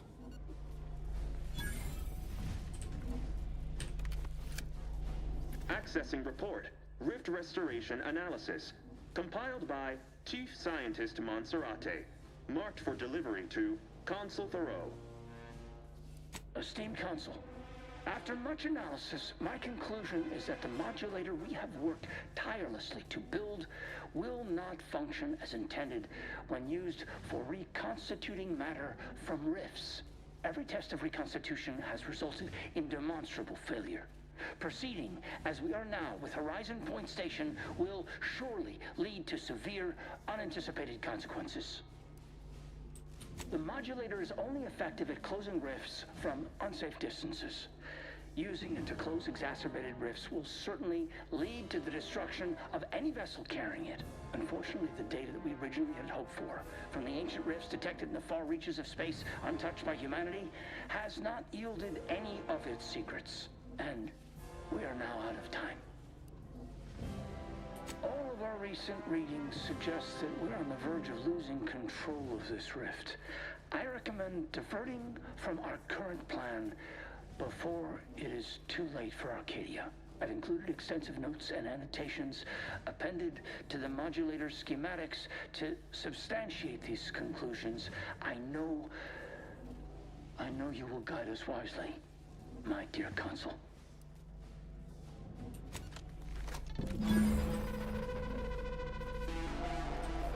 The rifts have spawned through unknown reaches?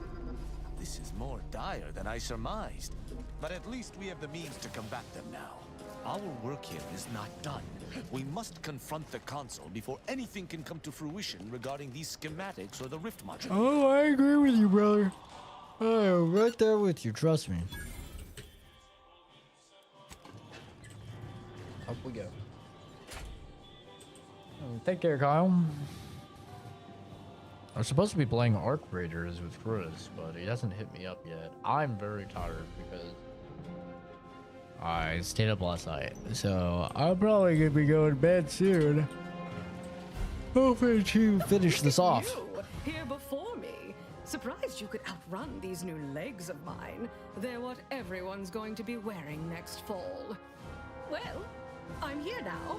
Where's the rift modulator? Can't operate the modulator until we control the ship. So Consul Thoreau has everything directly under his control. I'd say that's remarkably competent for the Protectorate, but he is the one who's been pulling their strings. Yeah, I'm very ready for sleep. Did you find anything else of note? Wait, what?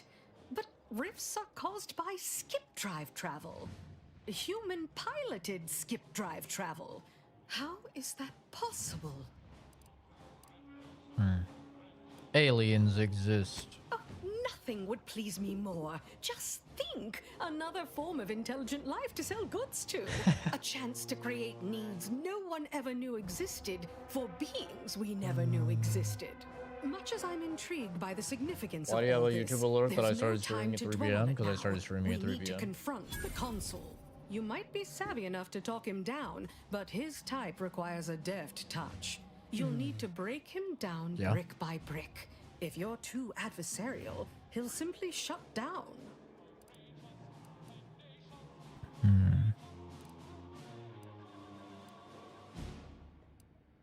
Certainly. The doubt you cultivate up front will make him more susceptible to what comes after. And in case you aren't quite as sharp as you appear, be ready to fight. You may try to reason with the Consul, but I suspect it is a worthless effort. Traitors typically only realize their errors through force. The more we debate, the more time we squander.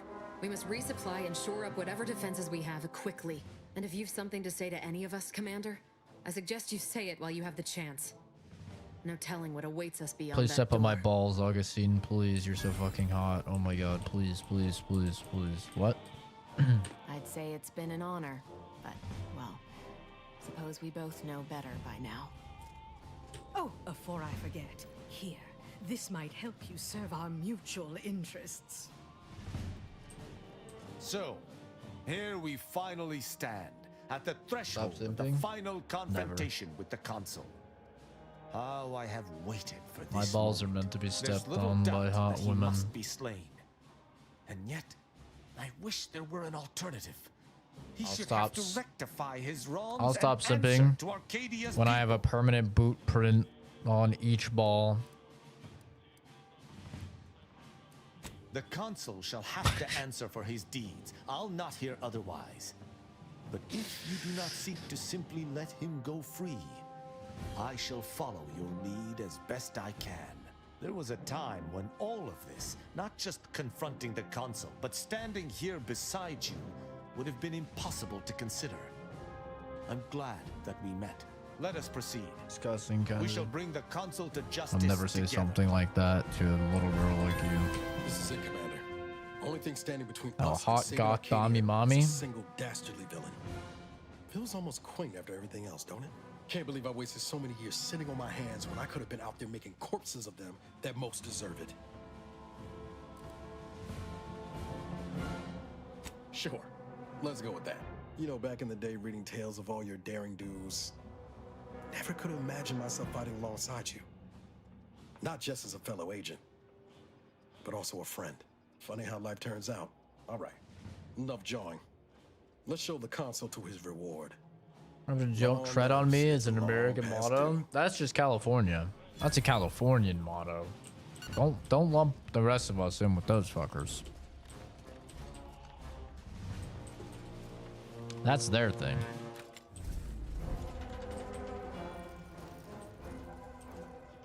Any information I can obtain? Emery, I regret the way we left things at our last meeting. Grandmother always said that if a disagreement ends in shouting and rising tempers, it is wise to look inward at your own ills before proceeding. I hope sincerely that you've done so.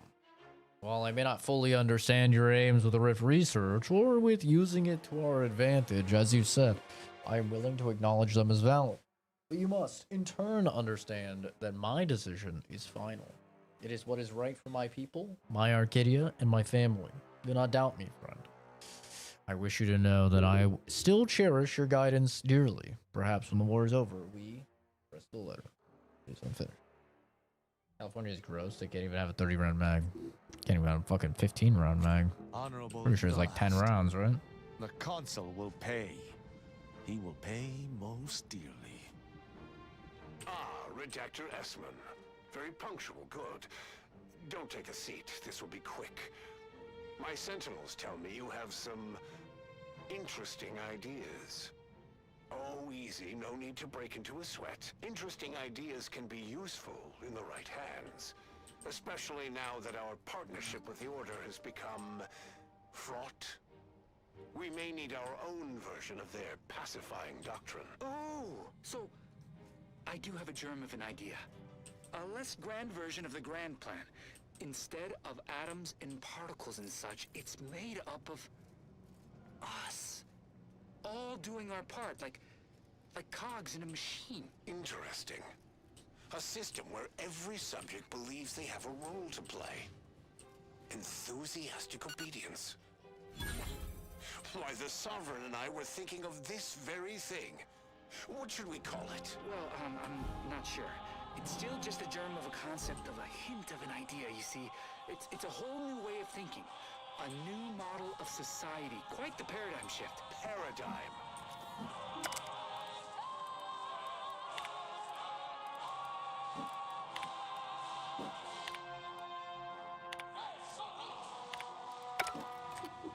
Mama, stop. Here we go. It's the end of the game. Never would I ever have believed Auntie Cleo herself would walk through that door. But I haven't time to linger in the novelty. Sentinels, if you would. Hey, yo, chill. Do I appear like someone afraid of a few guns? Give it up, Emery. You've lost this war. Have some dignity. You're coming off desperate. On the contrary, this desperate action is what will save all of Arcadia and rid it forever of trespassers like you.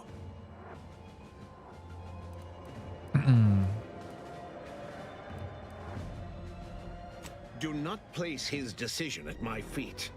I know it's difficult for the likes of you to fathom the concept of self-sacrifice, but he chose mental refreshment for the good of us all. No, we didn't. And what am I to do but carry on his legacy?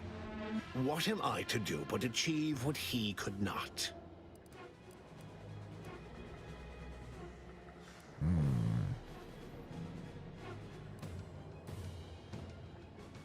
I'll only be killing a select number permanently. The worthy, however, will be resurrected and reformed so they may reach their full potential. Open your mind, Commander. Yes, I know well who you are. In any other situation, I might be compelled to take you apart and see how precisely it is you operate, but time, it would seem, isn't on your side. You are a relic of an impotent institution, propelled forward by nothing more than luck and foolhardy metal. I did take the lucky trait. And also by breaking and entering skills. You really ought to beef up your security, by the way. Indeed. Rarely are there enough measures to keep the most tenacious of sprats from gnawing their way in. I've been following your progress closely, you know, since you so unceremoniously tampered with our Vox relay on Paradise Island. When you began your dealings with the Order and the Corporatists, I thought that perhaps having a chaotic element in their midst could work in our favor. But now you're here, scurrying around my ship and attempting to thwart the Protectorate yet again. You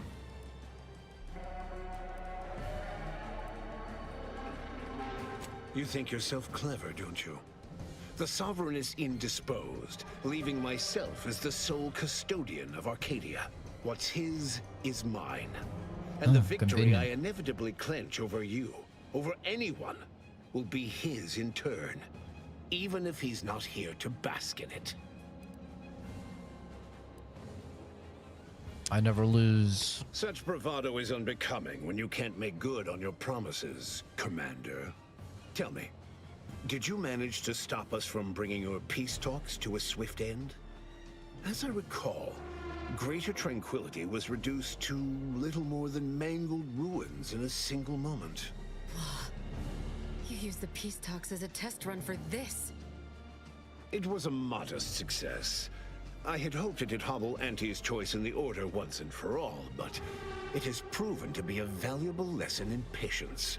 I was able to buy the time to enact the very plan before you. Though, judging from that vacant expression on your face, it would appear you've no idea what I intend. Casually admitting to war crimes now. It's only a crime in your estimation. When one clenches a decisive victory, who among the living would dare complain about the methodology? Using the very rift modulator on this ship, we will destroy Arcadia and edit the information stored within the resulting rift, all to reshape our colony into its perfect form. Horizon Point's destruction all those years ago was a tragedy, yes, but without it, we might never have opened our eyes to our true purpose. and the possibility of Arcadia's rebirth. This music going crazy. When the matriarch discovered the first skip drive, she set us on a course to elevate humanity. We're now writing our path, and I will do my part as the architect intended. I already know that the matriarch didn't invent skip drives. Why is that relevant? Intrepid, aren't you? Well, what's relevant is what came after. Our matriarch dissected this skip drive technology, learned its secrets, and enabled us to produce them en masse. No, which she didn't. eventually led to the manifestation of rifts. But it was not until well after Horizon Point's untimely end that we understood the opportunity gifted us. The opportunity to reconstruct the colony in its perfect form. It is as the Grand Architect designed. And believe you me, I've no intention of letting you thwart our securing of a better future. One free of doubt and greed. You think your plan is the right one? You'll consider if you hear me out. Strike the colony, the roof kills you. Beware, Commander. The Consul is a master manipulator. Trying to speak with him may be more dangerous than simply slaying him on the spot. I win these. You're entirely out of your jurisdiction. And were I within reach, I would strike down this apostate dog myself. If you wish for me to entertain your argument, you will silence him. I'd rather silence you. Render judgment. Arbiter out. Ooh. Tristan, I need you to stand down at least for now. If you've a plan, I trust you to see it through. But I shall keep a hand on my hammer throughout. It's your time that's running out, not mine. So go on. Tell me all There we the go. ways I'm wrong. Speech check. Better yet, tell the whole room how His Eminence, the Sovereign, was wrong. This was originally his plan. No, it after all. wasn't. I am merely a partner. No, it seeing wasn't. carried out. That's a lie. The Sovereign never wanted this. You perverted his plan. Do not presume to tell me what is or isn't the truth. I know it all. I was advisor I have to the 80 original hours Sovereign. in the I know game. the mind I've of a done true everything. leader. This is the path Henry should I've have done taken. everything. Argued what to do over the Rift modulator. He was acting on love, not power. Yes, of course we argued over methodology. Henry was always too stubborn to focus on the past, to understand the opportunity. You're no match for me. 80 hours I regret that he had to make such a difficult choice. I know it all. That one of the matriarch's Everything. heirs is not guiding us. But Look he at needed me. to look beyond himself. I am the captain now. Like I am doing now. No, you tricked him into destroying his own mind. I found him at Placid Waters. I've done it all. I ensured he would have a handler by I know his it side all. if any assistance was Everything. needed. I've seen I every understand what it permutation is, of this altercation, and I come out on top Fulfilling every the time. architect's plan is worth the cost. Henry would agree. The people would agree. No, they wouldn't. It's futile. You're losing the support of your people. There's no one doing that. Yes, well, we also lost the support of the Order. But can one truly call that a loss? We would have drowned already in the seas of war with the weight of their inaction around our necks. The same can be said for any subject who wavers. They are dead weight, and we must cast them off straight away. Once I win the war and leave those naysayers behind, harsh action will be swiftly forgotten. And once I provide for the needs of my subjects, I will have them forever. Fool right off the dissenters. They won't hesitate to hit you where it hurts. Strong supporters aren't immune to seeing a reason. Or done damage to morale, you know, like really so. Indeed. That's why my strongest supporters wholeheartedly believe in me and the Protectorate cause. They've been brain. No! All of this info! Where was this? So which is it? Can my people see reason, as you so aptly put it? Or are they mindless drones needing desperately to be saved by you? Oh, shit. It cannot be both. Oh, shit. Talk about your plan to save Arcadia. You know it's doomed, right?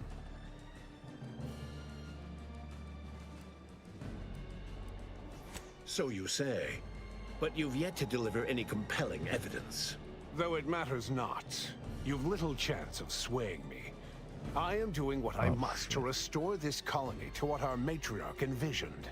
free of war, strife, heresy. You will not distract me from taking what is owed to us. Seeing the Matriarch's writings, you have no idea what she envisioned. If you actually believe that, you wouldn't be entertaining this conversation, but you won't be saving the colony. Everything reconstituted will be brought back wrong. And what is your definition of wrong? Have you anything substantial to back such a claim? Proof that anyone's self is preserved by the rift. Chief Scientist swears that the rift data cannot be stabilized. Look at the report for your Chief Scientist. You're losing control of the rift. I see. Well, the man was always a cynic. I find that attitude can skew results even more than a thumb on the scale might. One data point means little. Brother. The Protectorate was clearly meant to harness this power. Nothing you claim can disprove everything that points to this reality. See the Matrix writings. You have no idea what she envisioned. Will not be lectured by an outsider. It's just like the Earth Directorate or any other interloper to claim to better know the customs of those they invade. Okay, Certainly, come if you on had now. your way, you would claim Arcadia as yours and rewrite history to suit your own aim. No. Matriarch doubted the Protectorate's survival. She knew pride would be its undoing. No, the Matriarch's son rewrote history. He betrayed her wishes, and this is the result. It's true.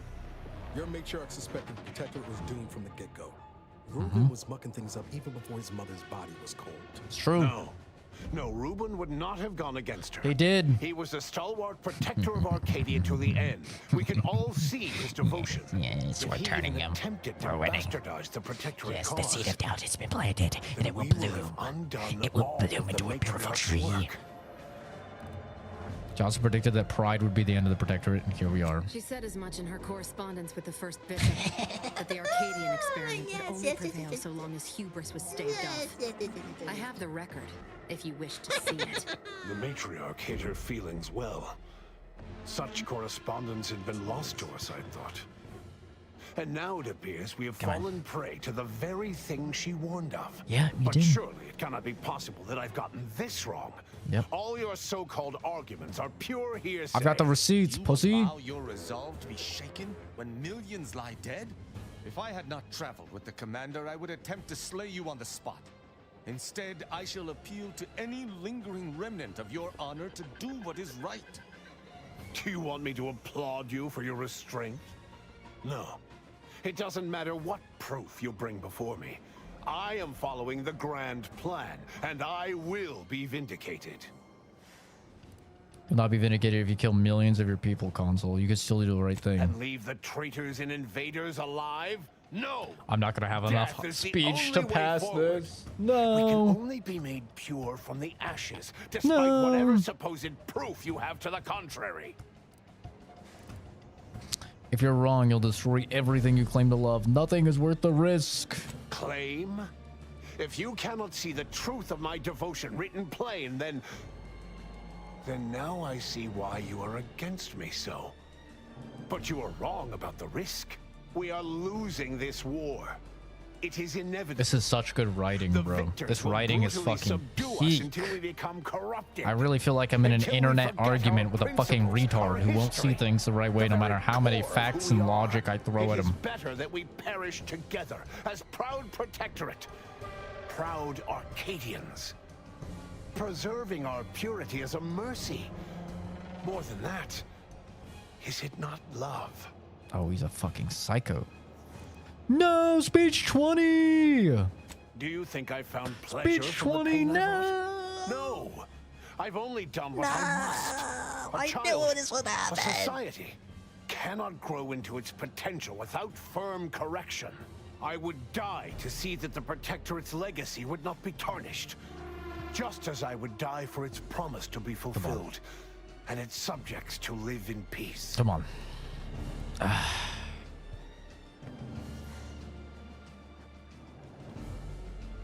Come on, foot and mouth syndrome. Give me the speech option. Come on.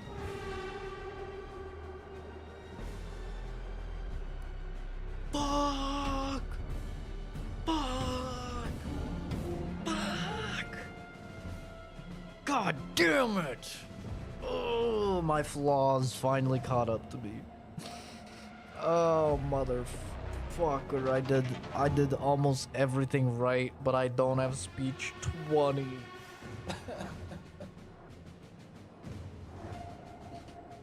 Fucking flaws. Fucking flaws. That one flaw fucked my entire playthrough. Easily distracted. Easily distracted fucked my whole playthrough. That's crazy.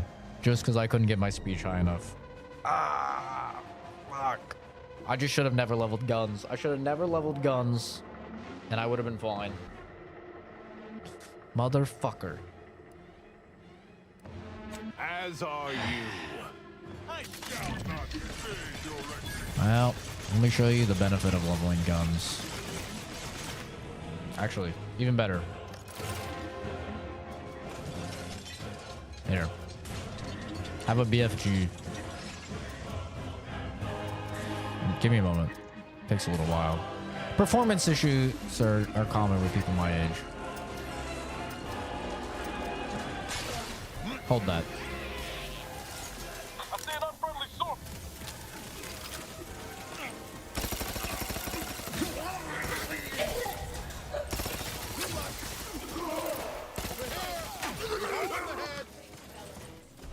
Oh, damn it.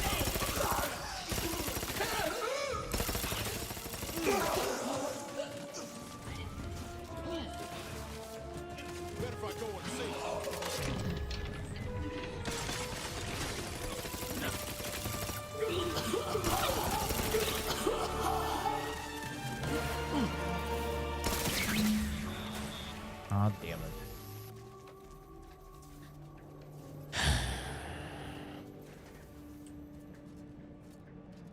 All of that for fucking nothing.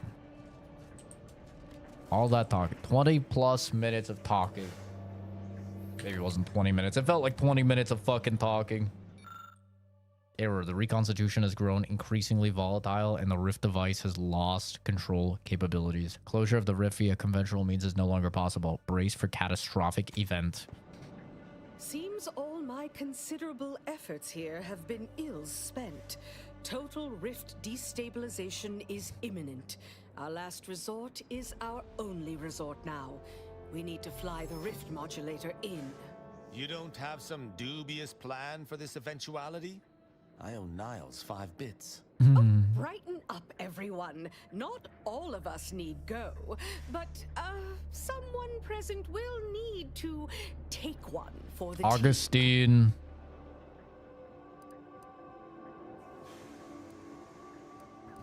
I do appreciate the effort, dear, but it's clear we're in a bit of a tough spot.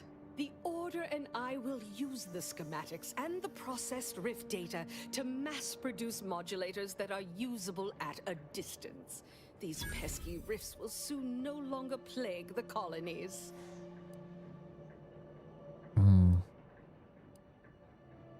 You're not going anywhere. If I have to die, I'm taking you all with me. That is a crazy final. I don't like where this is headed.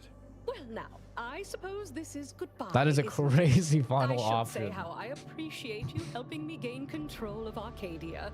To promise you it will be a better place for all. And avoid tearing up about how this all fell to you. So much for any pretext of honor. It would appear the responsibility of saving Arcadia falls to us. No need to belabor this. I will fly the ship. Yep. Back on greater tranquility, you wish to give me a chance to atone for my mistakes.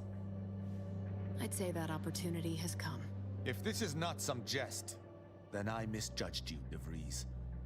Being willing to make up for past misdeeds takes true iron. Surely Niles has to say something.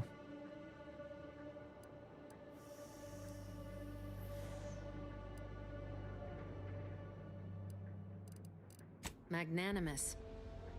But it's not for my legacy that I'm doing this. Now go. Niles doesn't get to say anything? Okay, that's an L.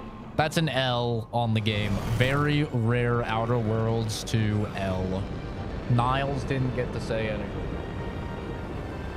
I think it's because it randomly picks one of your companions to say stuff in dialogue, and it picked Tristan instead of Niles. But it should have a weighted system there that, like, checks to see if Niles is there. Niles should 100% have the fucking line if he's included in the party.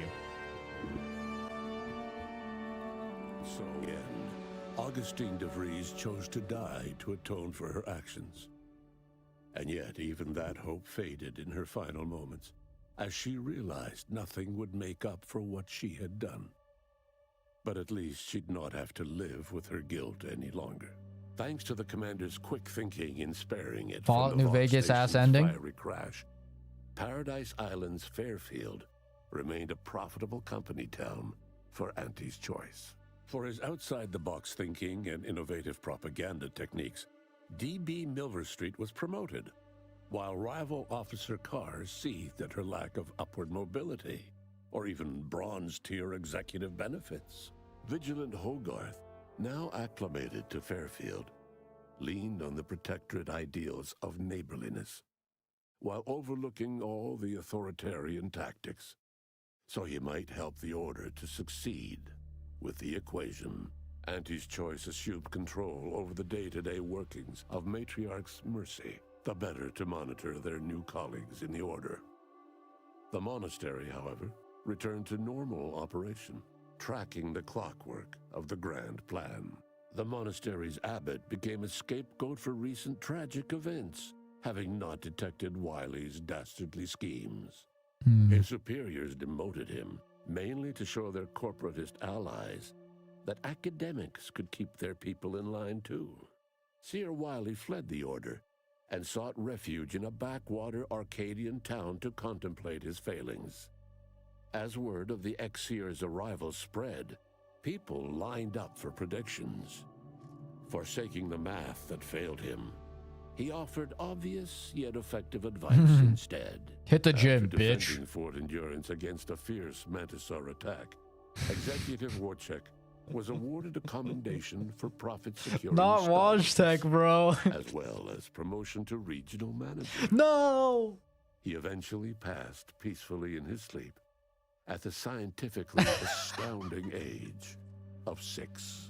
Val continued to serve the commander of the Incognito faithfully for many more years than should be possible, giving automechs like her everywhere a reputation as stable and reliable.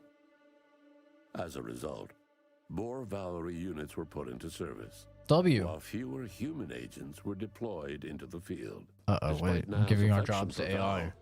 he didn't believe automechs like her should replace their human counterparts. Yet Niles was no longer part of the Earth Directorate, and he had no say in the matter. Following his rejection of the Earth Directorate, Niles became a vigilante. Cool. For his ruthlessness across Arcadia. W. The commander Batman backed him up on Niles. this crusade against injustice. Despite Batman Inez's Niles is impassioned sick. opposition, the grafting program restarted following the war. No! Further protests only served to isolate Inez from the rest of Auntie's Choice. She ended up a lone voice against cruelty in a society obsessed with profit. Utilizing what he learned alongside the commander, Tristan attempted to reform Protectorate society from within. But with no authority figure to lead its subjects, the Protectorate was a shell of its former self. After thoughtful cogitation and calculation, Marisol slowly began to reject violence as the sole method for eliminating random variables. Not coincidentally, her social calendar began filling up. Asa finally achieved her dream of dying in a rift. All it took was a daring and blood-soaked heist of a modulator to create a rift that she then summarily leapt into. Thus, Asa remained a fanatical member of the glorious We dawn, failed her side quest, that's spreading why. the truth of the rifts to her final agonized breath. With the modulator schematic Bad ending for shared as Goth joint Girl. Rip. intellectual property, Auntie's Choice and the Order's partnership remained steady, despite the need for constant compromise. For a time, the Arcadia colony thrived. Auntie Cleo went through the motions of accommodating the Order, This is a great loss. yet privately aspired to keep free trade. We could not fix her. Anything but free. She began We- a new initiative. we made her worse. Any corporation or government that refused her trade conditions was promptly dealt with, either via takeover or strategic use of rifts. Auntie made her first public appearance in years, inspiring a fashion trend in bubble helmets. In no time at all, she won more public support than Ruth, which she sought to use as leverage when the time was right. Unable to acquire the chemicals needed for the process, Ruth Bassar nevertheless attempted to interface with the archive. No! And died immediately. Her successor banned any future interfacing attempts. No, why did she and led do the that? Order in a I much talked her more out of cautious it. direction, delaying their progress for at least a century. No! Adrift without firm leadership, Protectorate subjects struggled with post-war life. A small band of hardliners collaborated to preserve their society in the face of Arcadia's new leadership. That's fucked. When It seemed like the Sovereign right Tide was choice. discovered in mental refreshment, the Order and Auntie's Choice bickered over what to do with him. They ultimately decided to announce his death, while letting him live the rest of his addled days behind closed doors aboard the undisputed claim. Until one day, Amos stumbled upon the Sovereign's private quarters and freed him, rocking the colony with a brief scandal. Despite the recent tumultuous events in Arcadia, it was business as usual for Free Market Station. Sub Rosa continued to supply the colony in the wake of the commander's actions. Unable to die in their sacred rift after it was closed, the Glorious Dawn heeded a new calling, seeking the modulators needed to create new rifts, so that they could die in those instead. no. The dangerous experimental research of Marisol's contact from Point Obviation lived on, with a Seer predicted 11.9% probability of yielding a universe-ending catastrophe. Meanwhile, an entrepreneurial work group of chemistricians unveiled a new flavor of Purple Berry Crunch. The rift compromise between the Order and Auntie's Choice led to prioritized assistance for the colonies that agreed to favorable trading terms. The so-called Auntie's Loyalty Program tripled the corporation's net worth. Meanwhile, the Order was able to sermonize their version of scientism alongside Auntie's marketing and PR onslaught, at least to colonies in Auntie's loyalty program. Many outside died because their rifts weren't closed in time. All of these events turned on the decisive actions of the Earth Directorate agent and their unique way of navigating Arcadia, its disparate factions, social complexities, ubiquitous product placement, and arsenal of absurdly satisfying weaponry. But through it all, and to this day, Earth has remained inexplicably dark.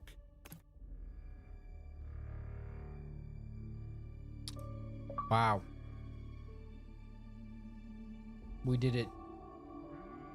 We fucking did it. I started to get a little emotional there. I'm not gonna lie, man. I just put 80 fucking hours of my life into this game.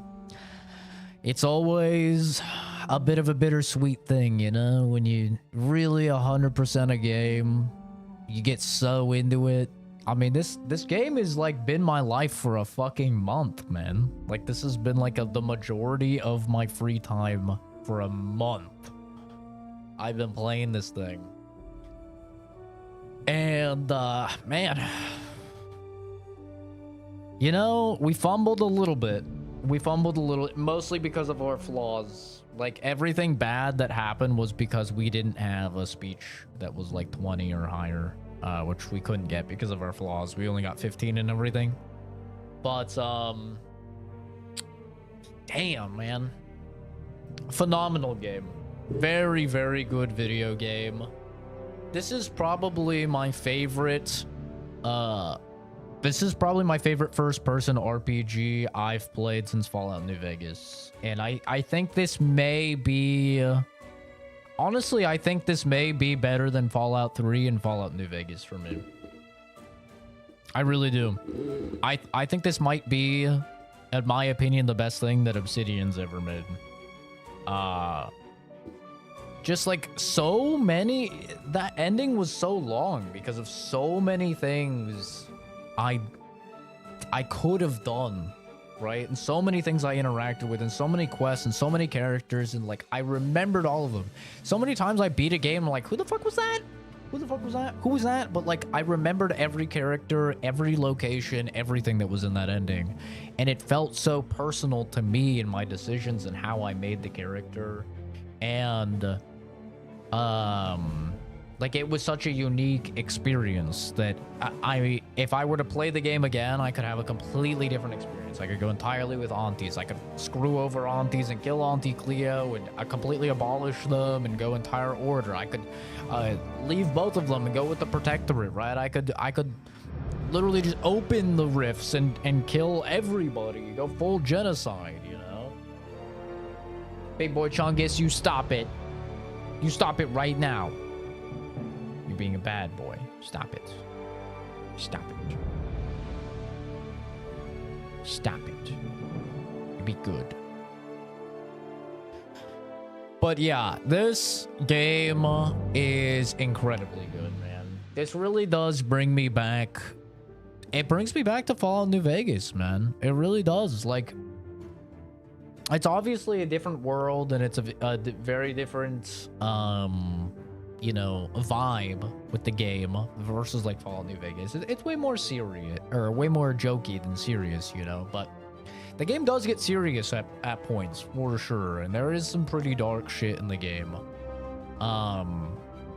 But dude, just the writing was like that final confrontation with the console.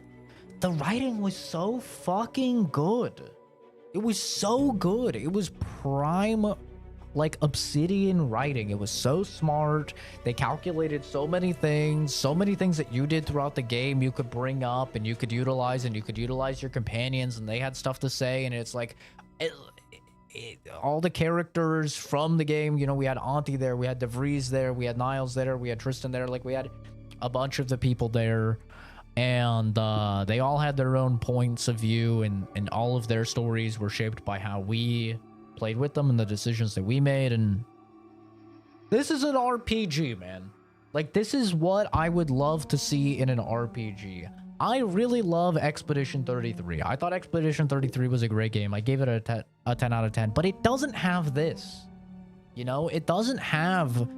It's not an RPG. It's a game where numbers go up, but it's not a fucking RPG. Everybody's going to have the exact same experience. And then you'll get a different ending depending on the final decision you make in the last 20 minutes of the game. This is a completely unique experience through and through, from the moment you create your character and pick your traits and pick your stats to the moment you finish the fucking game. In my case, 80-something hours later. This is an RPG. This is what I grew up playing with, you know, Fallout New Vegas. It's like I could easily play the game again and have a unique experience. This is also earlier in the year what Kingdom Come Deliverance 2 managed to do. I felt the same with Kingdom Come Deliverance 2, where I finished that game and I felt the same thing I'm feeling right now, which is like a hole in my chest, and it's just missing. Like a piece is missing, and it makes me sad, but I know I could play the game and get a like almost completely different experience and stuff like that. You know, so this is great. I think this is my game of the year for 2025.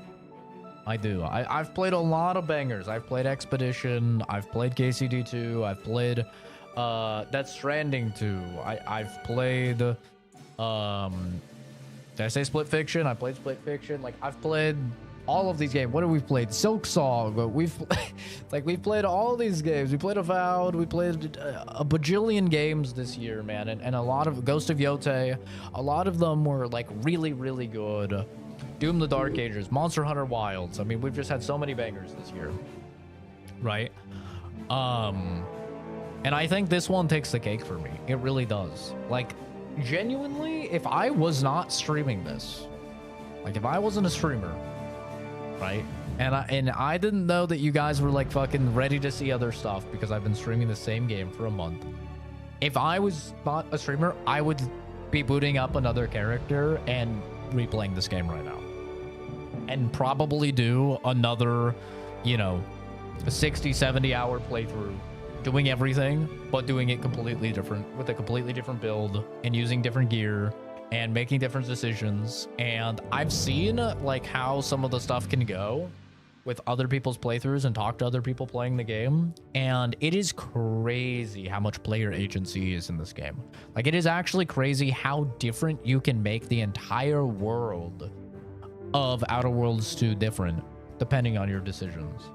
And I think that's awesome. I think it's really cool.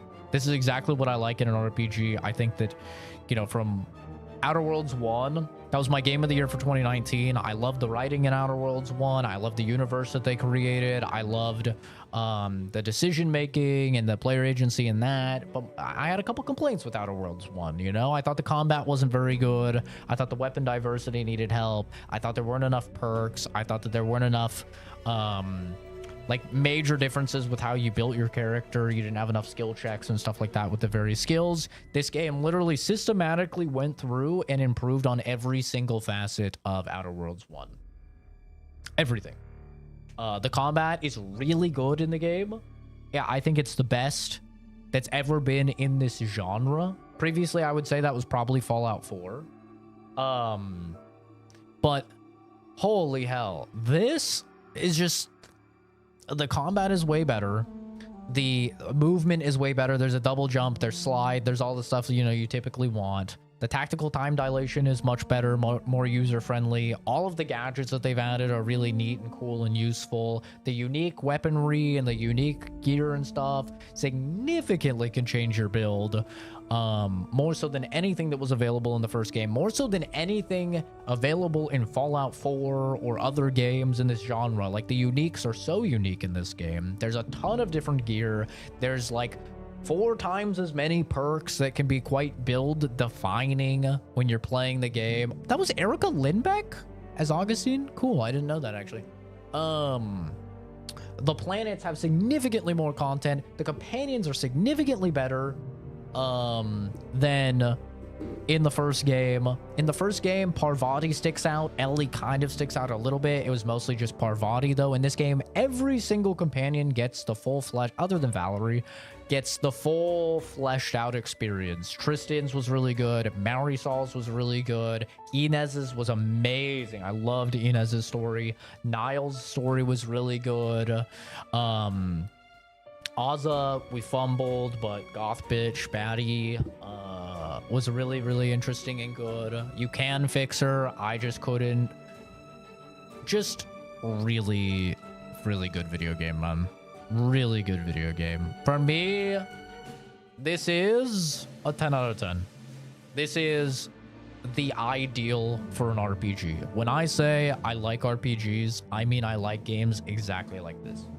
This is just an incredible experience, and I know it took me longer than a lot of other people to get through. I'll be able to see my playtime in just a second here. I'm thrilled to see you playing ball with Ruth Bazaar. They say the enemy of my enemy is worth exploiting for strategic leverage.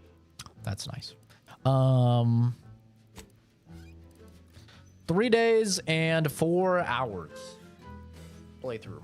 So not quite 80 hours. 76 hours. And so worth it. 76-hour playthrough. 100% it. Super worth. I absolutely love the game. Holy. Will I come back for DLC? Yeah, I probably will. Because the DLC for Outer Worlds 1 is some of the best DLC I've ever played in a video game. So I will probably come back for that. Yeah. But we finally did it, dude. We finally finished the game. Always here for you. It's not like I have a choice. What an adventure. Expedition was good. You never got past the damn toy dolls early game. Your build was cooked. Honestly, Des, it's probably a skill issue. There's people that have like beat the game with no Lumina or anything. They just fucking parry. Give you the feeling of I don't want it to end, so you slow down near the end. I didn't want it to end, but I wanted to know the end. You know?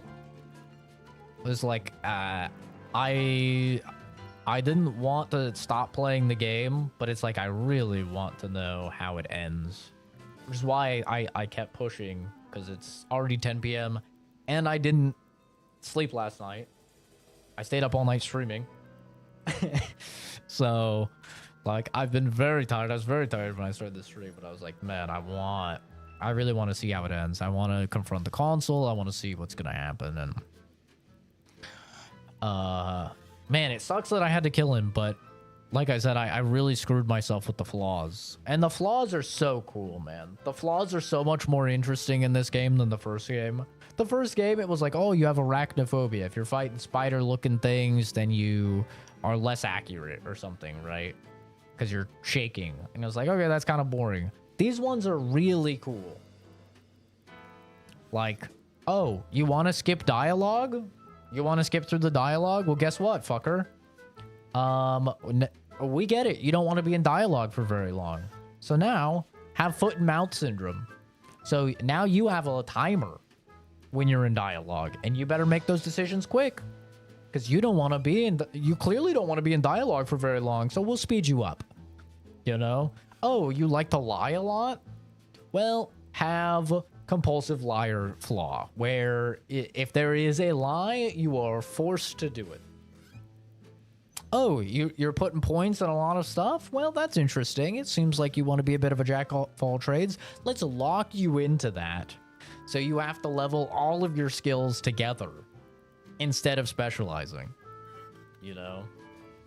There's so many, like, really cool flaws in the game. I think we had almost all of them. Kleptomania is fucking hilarious, where, like, your character, if you don't steal for a while, your character will just start stealing shit. So kleptomania is really funny. Yeah, I really like the game. It's a real shame that the game came out when it did, and it had the controversies that it did. Because I think not a lot of people have played it. And I think that this is... In my opinion, I think this will probably go down in history as like a Fallout New Vegas situation where it's going to age very well. Like, people will have kind of slept on it when it came out, or they didn't really like it when it came out. And I think as time goes on, much like we saw with Fallout New Vegas, especially once DLCs are added and stuff, people are going to go, wait, that game was actually kind of fire. Like, that game was really good. And I definitely think that's going to happen with this, because it is really good. Yeah, I had the cracking knees as well, the bad knees. It was fucking funny. Skills on Expedition were trash. High key. Yeah, the flaws were really interesting. And I think they did a good job of balancing the pros and the cons of them. I would just say don't take the flawed flaw your first playthrough, probably. Like, the game warns you not to take it, but if you take the flawed flaw, it makes it so you have to accept every future flaw. And some of them are brutal.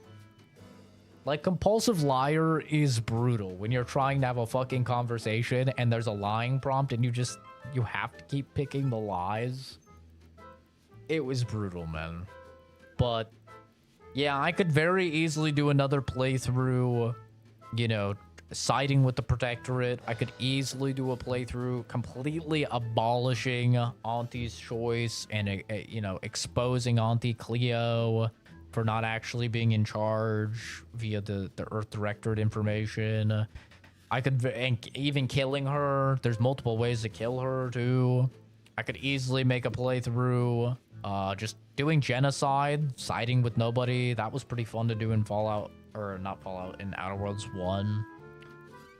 You can even do the side with the Protectorate if you want to, towards the end there. I do wish, that's one, like, little problem I have with the game, is you can't really choose to side with the Protectorate at all, at least not any way I could see, until the end.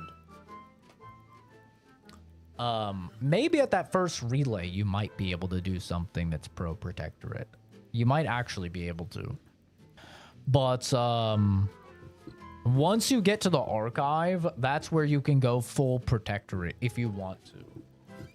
Which is kind of interesting. I kind of want to know what that looks like, but that is so late into the game.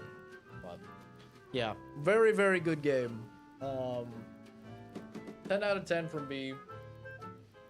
Very enjoyable. We finally did it. We finally beat it. What's coming up next on the channel? We're gonna play something smaller. I haven't decided what, but we're gonna play a smaller game for sure. We might do Clover Pit, which is kind of like Balatro, but I think it's slot machines. We might do that. We might do Chronos, do a little horror game, you know, fit that in. That's been on the list for a while. We're gonna play some things before we go into we're gonna be doing a Fallout 3 playthrough soon here, probably towards the end of the month. That'll probably be around Christmas time. I'll do the Fallout 3 playthrough. And we gotta fit in Hades too, but I need a break from big games. Hades 2 will be a very big game, so I need to take a little bit of a break from big games. But of course, in December, I am streaming every single day. So I'll be live tomorrow, and we'll all find out whatever I decide to play. But I do appreciate you guys stopping by, hanging out. This has been a very long playthrough. 76 freaking hours of the game. And I know it wasn't for everybody. I know some people didn't like the game, but maybe you'll like the next thing, and if not, maybe you'll like the thing after that, or who knows. That's the beauty of it being a variety games channel, right? Is that we'll hopefully eventually play something that you'll like. Well, have a great rest of your day, guys, and I'll see all of you in the next video or stream. Bye-bye.